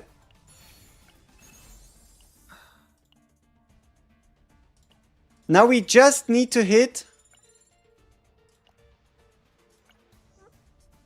Yeah, now we just need to hit the right epiphany on the missile bomber thing. Booyah. Why is the homing laser epiphany with the one afterglow not as good? Why did I... Why did I rate it as a 2 instead of a 1? I guess it's damage potential. Because it only has 112% rather than 163 like all the others. But it is more reliable with the start of the turn. Then again, you don't really have to rely on start of the turn to get it. But no, all the homing lasers, they're pretty close together. All of them are pretty good. What are these numbers for? Priority. The lower the number, the better the... Yeah, the lower the number, the better the epiphany, you could say.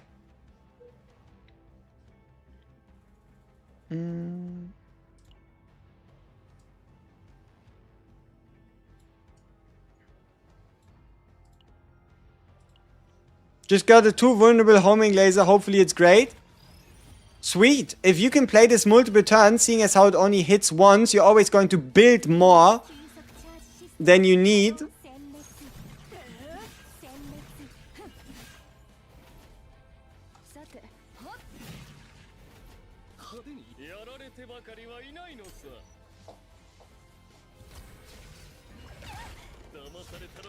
More homing laser with 3 afterglow or plasma missile plus 60. Plasma missile plus 60 probably. It's just a damn good damage boost. Like, homing lasers are your main source of damage, and adding 60% on top of all of those, oof. While also being an attack card that still does its own damage, its own damage, its own tenacity damage, and the afterglow effect. How do you feel about SERENIEL? Broken, strong, or mid without partner? Really good. Like, one of the strongest units for Chaos is something I can already confidently say. Anything more than that, we'll have to, like, make some decks, build some gear, get some more runs in. But just Chaos alone, one of the strongest units. Also the most flexible, can go with anyone, right? Kind of like a barrel, you know, like a Mika. You get the AP gen, you get big damage. She really drags you through it. Would Veronica, Mika still be the ideal team to run? I mean, only if you're just looking to get the copies at the least amount of runs, and if you think that's still like fun, yeah. I guess if you're specifically compy hunting and you want that tiny bit higher chance because of the unique cards and the interactions, then yeah, still Mika Veronica would be the best if you're specifically like just farming deck, cards. Hey, Serenity to Affinity 10. Yup. Spend your entire Christmas on SERENIEL. Oh, don't you worry. We are still early-ish. We just need to finish stream, then I need to make a video or 2, and then we should be good. Then we should be good. Cleared SERENIEL basin with SERENIEL already? Nice.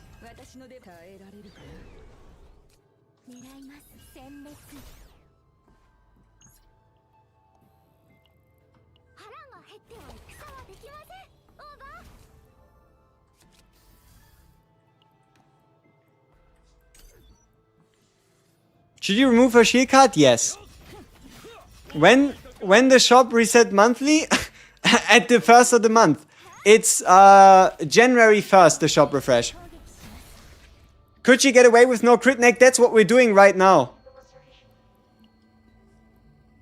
Call me crazy, but that is what we're doing right now. We're running a crit damage necklace. And the only reason why I even thought this might be viable is because of the Peko overclock beacon. So long as you can hit like 30% and you can still get the talent, I wouldn't see why not. You think Peko E0 would be better than Yuri E4? Yes.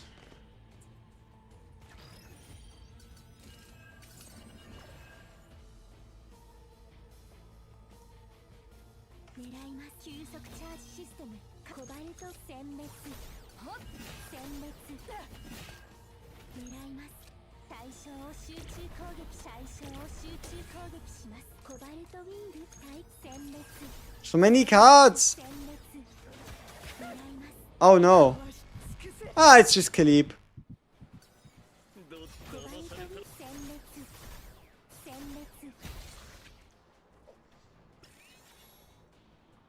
Yeah, there's so many options for her.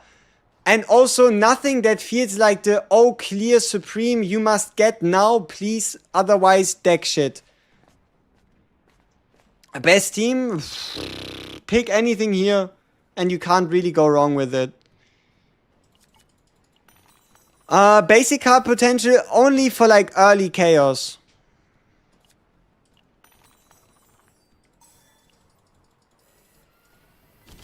It's hard to fight stress boss with her because of the amount of cards you use.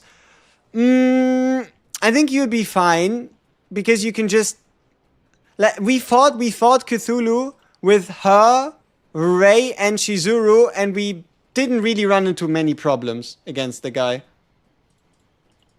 Dang, how long is the stream going on? 7 hours and 14 minutes, but if you count the stream very early today, that was an additional, I think, 12 minutes, and then there was another 20-minute stream, but then Stove decided to cook me once the banners came out. So yeah, we've been at it since almost 10 hours when it comes to CZN related content. In like the grand total scheme of things. So been a while. Best stopping points for dupes E0, E2, E4.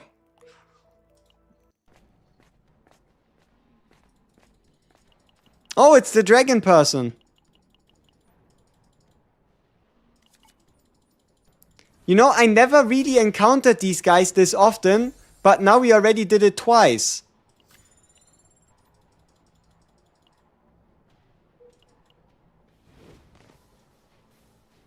Because we already got the draw 1 damage reduction armor in one of our other runs.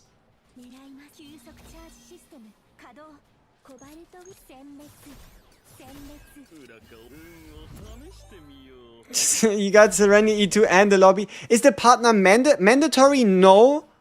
Worth the summons? Yes.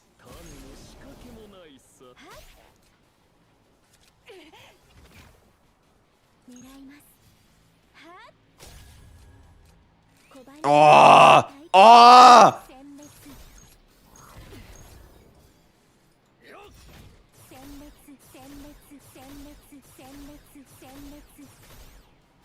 Oh, yeah, yeah, yeah, yeah, yeah. Feels good.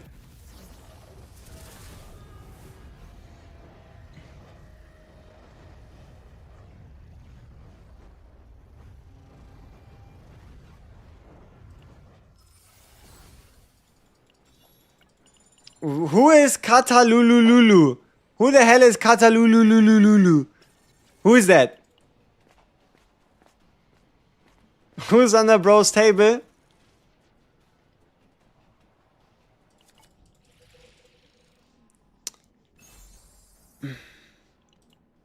I know who Katalululu is.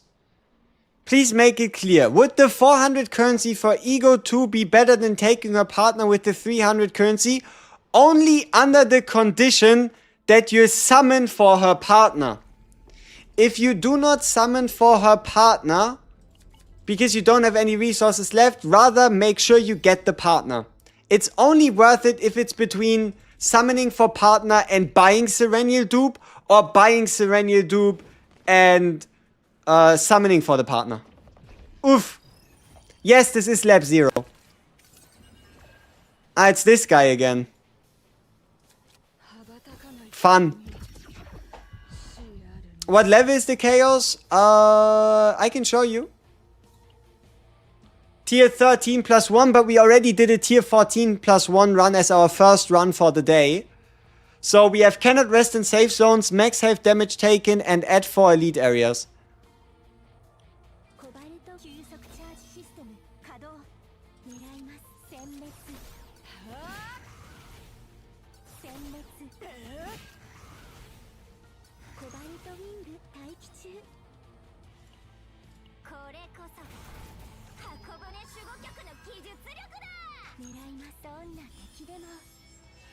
Zero. She's E0. Everything you see here, you can get on your first copy.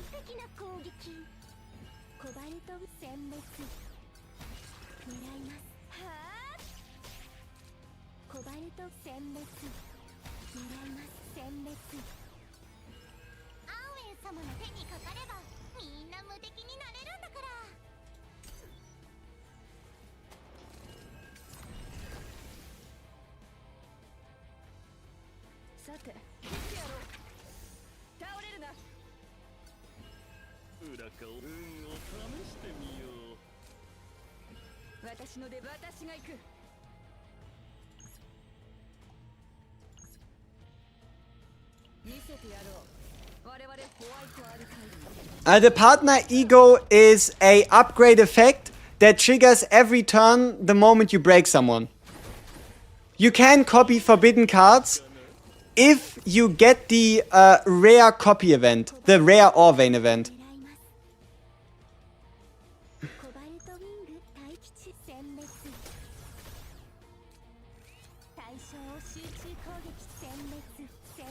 Bye bye, Huntmaster. Houndmaster, whatever your name is. Bye bye. Ooh, divine.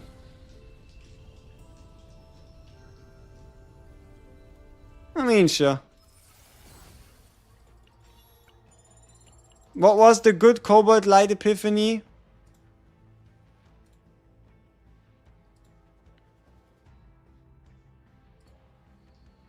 Probably the homing laser hit per hand. I really like that one. The weakness attack one can be really nice, but only if you break with the hit. You need to break with the hit. This one, if you fight multiple targets, fantastic. One target, not as crazy. Yeah, and then these ones, eh. My least favorite one is the reduction upon break.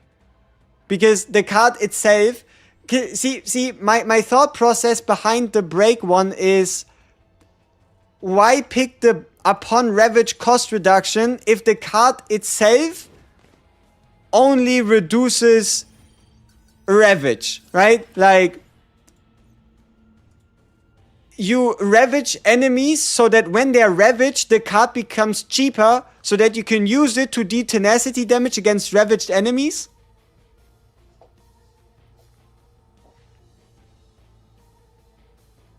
Shining Core, the best one is the one that increases exhaust? Hell no.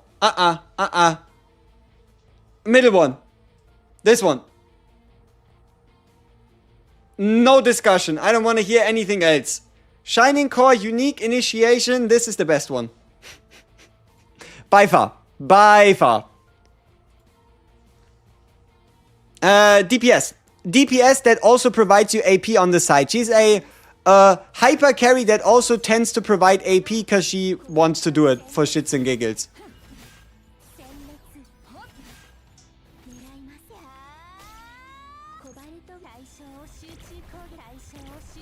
No, the partner summon is guaranteed.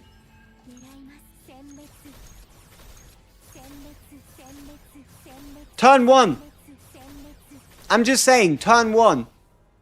Turn 1. Turn 1.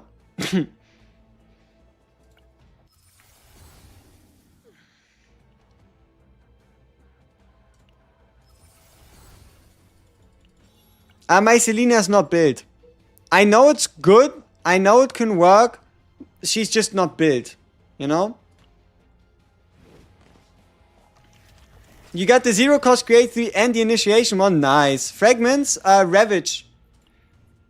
We have her on the 4-set Ravage plus attack.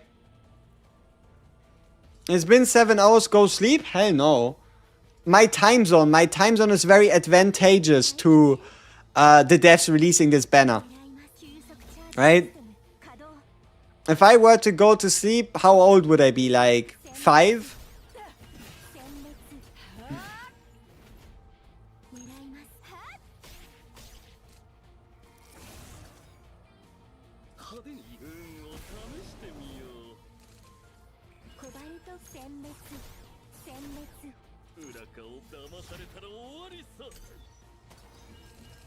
Serenia worth the pull? Yes.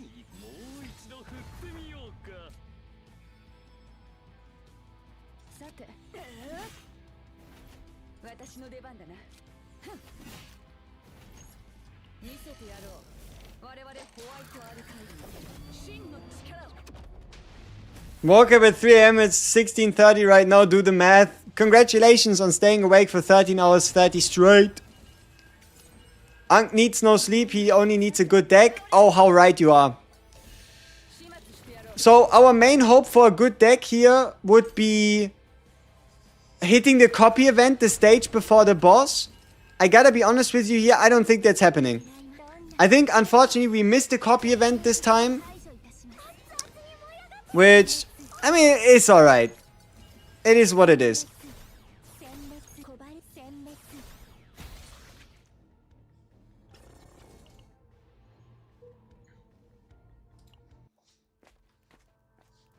How many summons did it take to get... we have her currently ready for E2.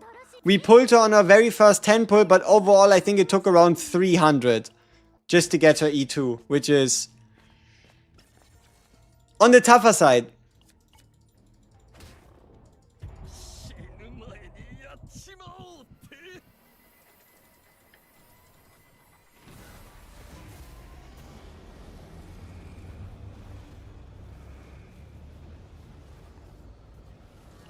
Now, where's my plasma bomber, whatever the hell epiphany? Why Khalib though? I mean, Khalib is instinct. Khalib can use the Ravage set. Khalib has cards that reduce the Ravage bar of enemies. Khalib has Celestial. Sereniel has cards that cost 2 or 3, so she can trigger Khalib Celestial. Khalib has AoE to support Shizuru's single target. Sereniel, I'm so sorry. I don't even know. I think I was saying the word Shizuru a little too much over the last few weeks. Yeah, I should be diagnosed with Shizuru syndrome. There we go. Having so much fun with the Shizuru Sereniel combo. Nice. If any unit since the release of the game was a must pull, it's her.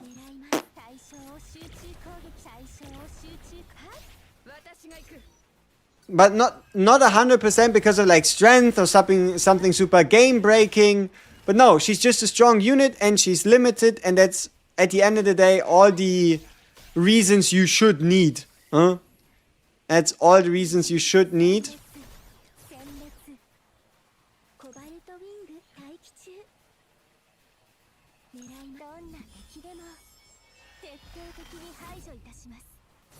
Could we pick the new grade with top decks later? I'd have to finish the story. I'd have to finish the story.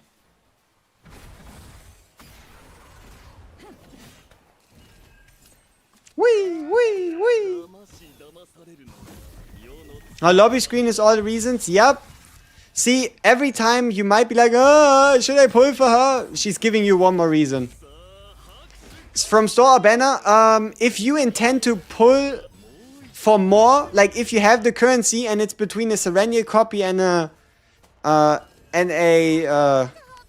Peko from the shop, I would say Peko from the shop. No, Sereniel from the shop, Peko from the banner, because she's guaranteed no RNG 70 summons whereas a Serenial dupe could run you around 120. And it's not even that unlikely a thing to happen. アンウェイ様の手にかかればみんな無敵になれるんだから。 Partner is a must? No. Not a must, but the most valuable partner out of all the partner banners that have been released until now. Again, one of the more pushing reasons is the fact that she's limited, right? She disappears after 3 weeks and then she comes back, I don't know, once Jesus resurrects. I have no idea, right? Nobody knows when she actually comes back. Assumptions would be next Christmas, maybe around summertime, maybe in 4 months. Nobody knows. Maybe half-year anniversary in April. 裏顔もう一度振ってみようか。狙います。最初を集中攻撃します。 Where's my plasma missile epiphany? What difficulty is this? Difficulty 8, tier 14 total. 失礼します。 Alright, we got a nice amount of homing lasers. We again get the weapon. Okay, please. If you have any luck to spare in your heart, can you pray that I can get a plasma missile epiphany? Like, I'm not asking for much. I just want an epiphany. We have 2 more fights. The only Serenial epiphany that I need, the only epiphany we need would be the plasma missile epiphany. So, come on.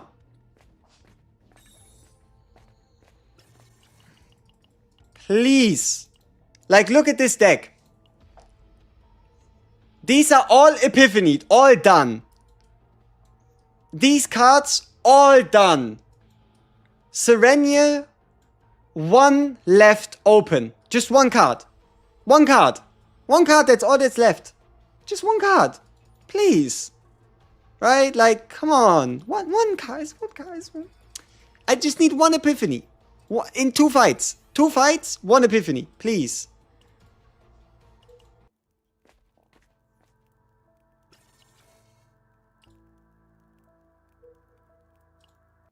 And we even get a shop. Come on.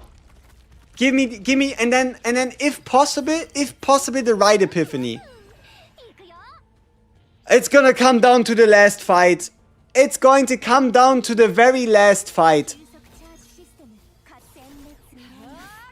コバルトウィング待機中。狙います。殲滅。殲滅。殲滅。派手にいく。 Please. コバルトウィング狙います。殲滅。コバルトどんな敵でも徹底的に排除いたします。殲滅。倒れるな。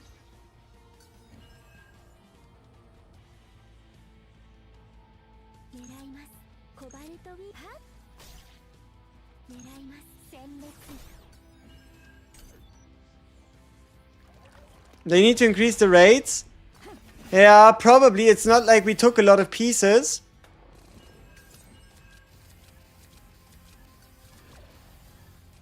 Alright, bro. You earned it. Eat shit. ターゲットロック。コバルトライト。驚いたかね。狙います。殲滅。 Hand is コ full. バルトウィング待機中。裏顔表か。ターンをしかもう一度振ってみようか。対象を集中攻撃します。 Didn't even have the space to get all those massive homing lasers into our hand. Not maximize, but make use is Renoa. Make use of Peko, Renoa. Maximize, too much to claim, but make use, Renoa. E2 is worth, but E0 is also okay. Wait! Isn't this like... No, no, it's just heal... Please! It's the very last epiphany, come on! Please! We, like, look at the save data value as well. Only 70. Obviously, it's now going to go up. Because we removed the final card, but... Come on, have mercy. Have mercy with me, please. Please. 艦長全力で行こう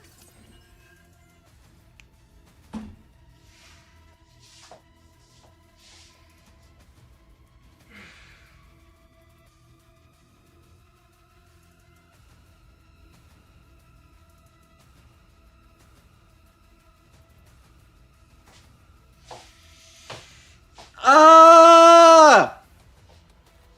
Why? What did I do? What did I do to you? I played this whole fucking run. I did everything I could. I played the mutant sample. I got the copies. We missed the copy event. I deleted the fucking other cards to increase the chances. We have an epiphany on every single other damn card. Just not the plasma missile. Why? Fuck. Ah, this would have been such a dream story. Such a like perfect ending to the stream. Oh, he went through so much adversity and at the end he got rewarded. No, fuck all. He got spit on. Ah, annoying. Man. Yeah. And this would have been my favorite deck as well. But no. Fuck. 行こうか神の仕掛けもないさ 私の出番だな That's so annoying. ターゲットロックコバルトライトはっ私が行く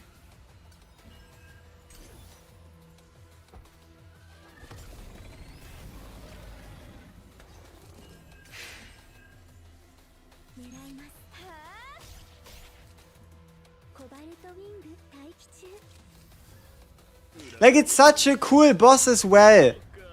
Like, this could have been my point of look. The devs introduced this boss.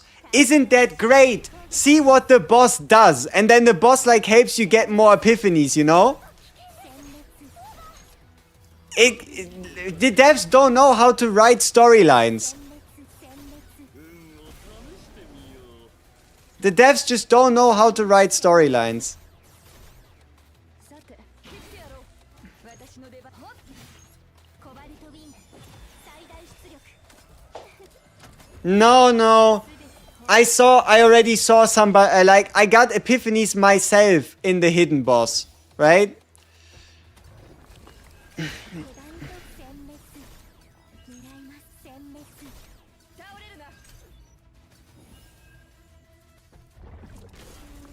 It's because I called her Shizuru. It's a fucking awesome animation.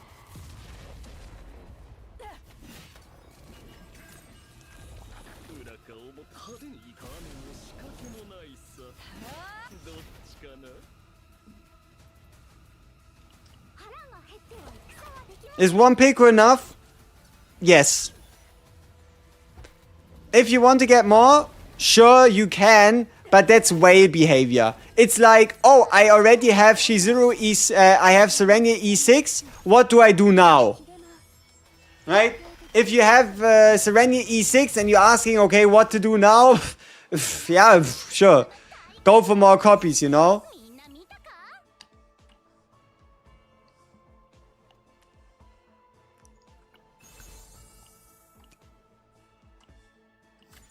This could have been such a sweet deck.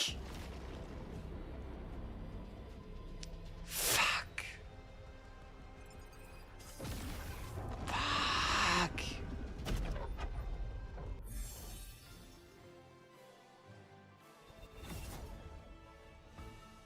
箱舟は今日も安全です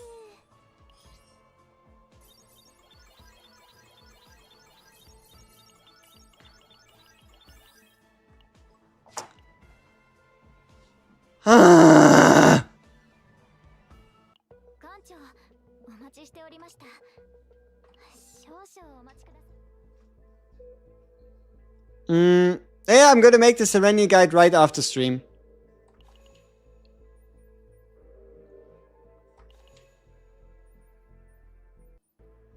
This was not the Christmas run we needed. Exactly. This has nothing to do with Christmas. This has all to do with kiss my ass. Like, holy. What a disturbing run. I played everything to the best of my ability. God damn it. Look at the save data.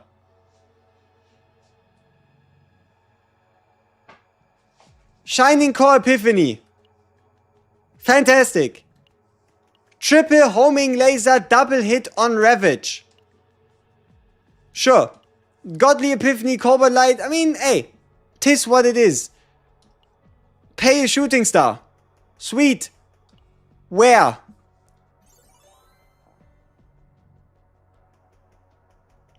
Like, look! These two fucking Epiphanies! They would have been so awesome! I don't care if it would have been the 3 homing missiles or the 60% damage bonus. You could have even given me this damn upgrade.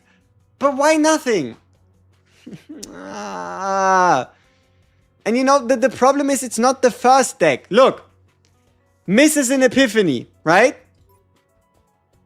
Misses an Epiphany. Misses an Epiphany. Another full, complete run. Double Epiphany miss. This one, we did actually get full Epiphanies, I guess. Here... Yeah, this is the run we just did. This one... I'm not entirely sure what this run is. I think it's like a half run where I escaped midway.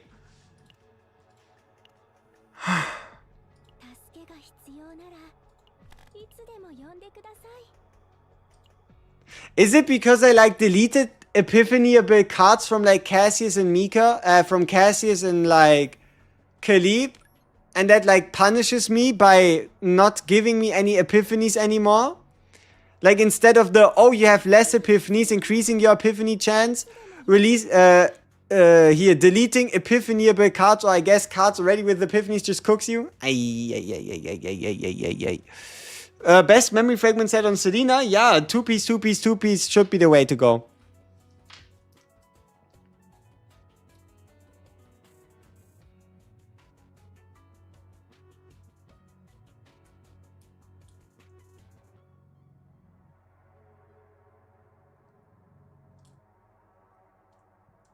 Try to not trigger Epiphany or Mika Whirlpool card challenge. Impossible.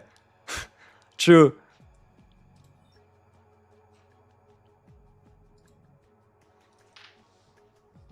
Upgrade to E4? No. I'm going to do my guide first. Then I'm going to try to find an E0 deck. The same way we did with Shizuru last time. And then we upgrade to E2. Damage-wise? Shizuru, Sereniel does all the damage herself. It doesn't make a difference. Like, you could run her with a double healer. Yeah. You could run her with a double healer if you feel like it.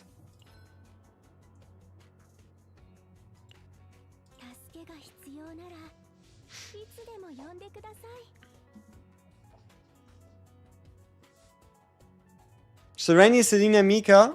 Yeah, Serenial, Mika as the base, pretty much.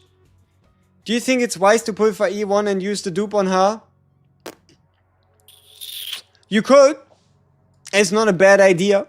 It definitely, like, I guess if I had to give an example, if at E0 she is tier 0.5 or tier 0 for chaos, with the E2, she's guaranteed E0, tier 0 for chaos, right?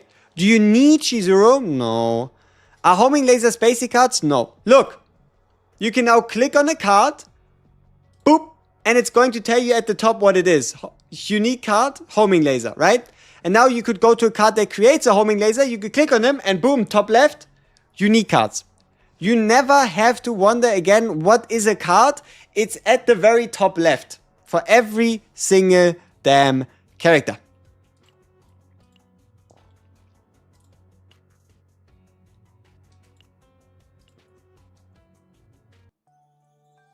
Is the core of Discord now worth fighting with the copy event?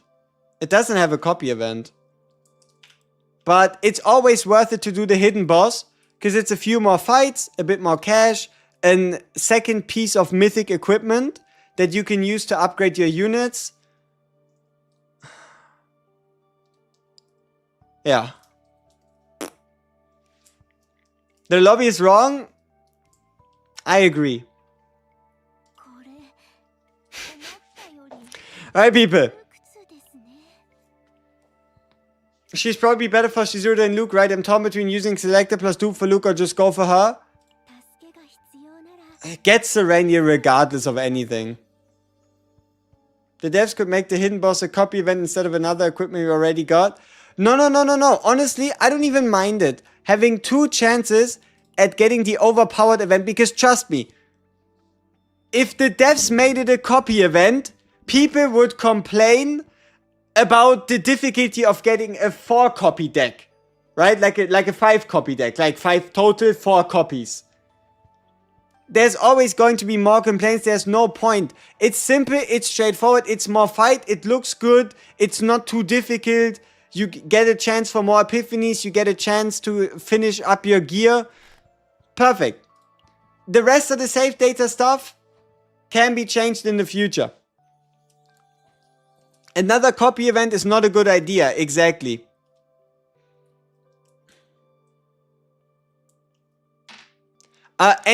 Honestly, any build just seems to go really well. But I feel like a more Shadow of the Moon spam focused build and have a bit more of like the healer side of things can go quite well. But also, you could just have Shizuru stack the Shadow of the Moon while Sereniel does all the damage. And then at some point you just whip out the big hit. And that's it. Memory fragment stats. You want at minimum 30% crit chance. But preferably you want like the 40 to 50% range. The ideal chase. Not now, not in a week, not in 2 weeks, maybe 3 weeks, a month. You want to hit 60% crit chance, right? And upgrades, unique stat potential, crit chance potential, unique card potential. The New Year's event is just a simple greeting. It's just a simple greeting, like New Year's wishes.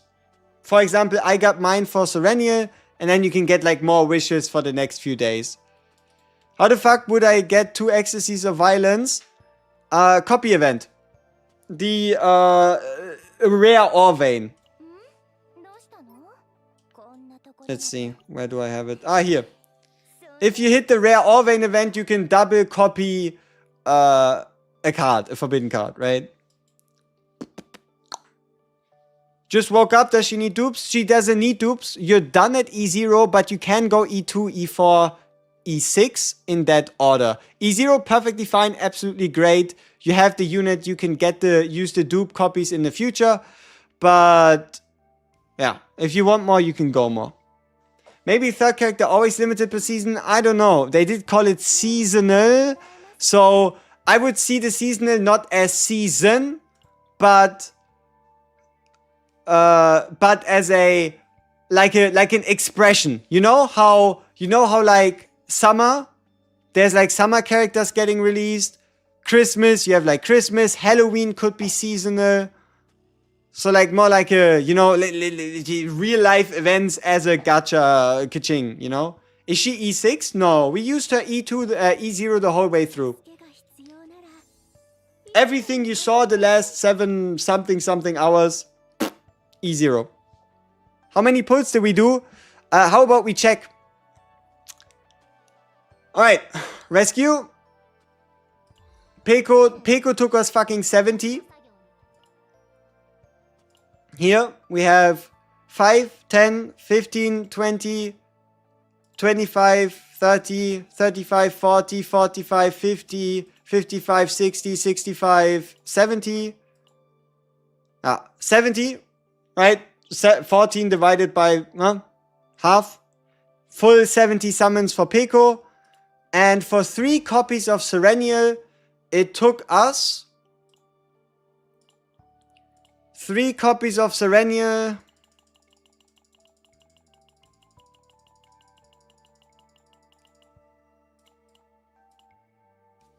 $180.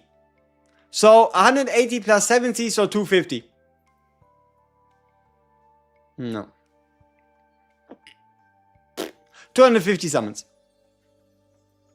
So we got, but we were close to pity. We were close to pity when we started, so we got a Serenial Rin first 10 pull, and then we went full pity, full pity, full pity. Maybe like a 42 in between, but our luck was average overall.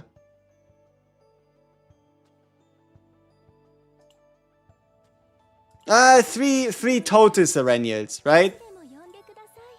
So the only thing I could do, for example, is I could head in right here into the memory archive and I could do this, right?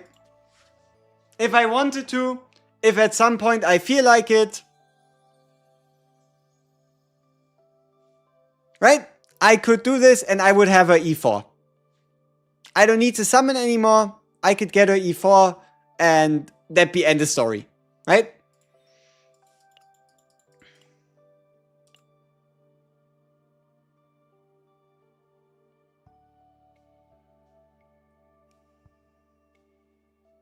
Alright, people.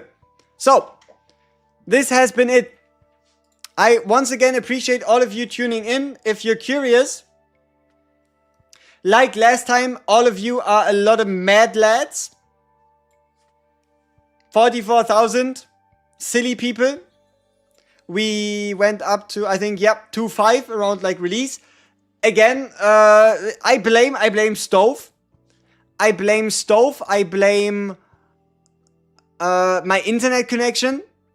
Because we could have been live earlier. We could have been there from release. But Stove cooked us. Internet connection cooked us. Everything else connected cooked us. But thank you all so much. I hope you learned something. It's been a pleasure as always.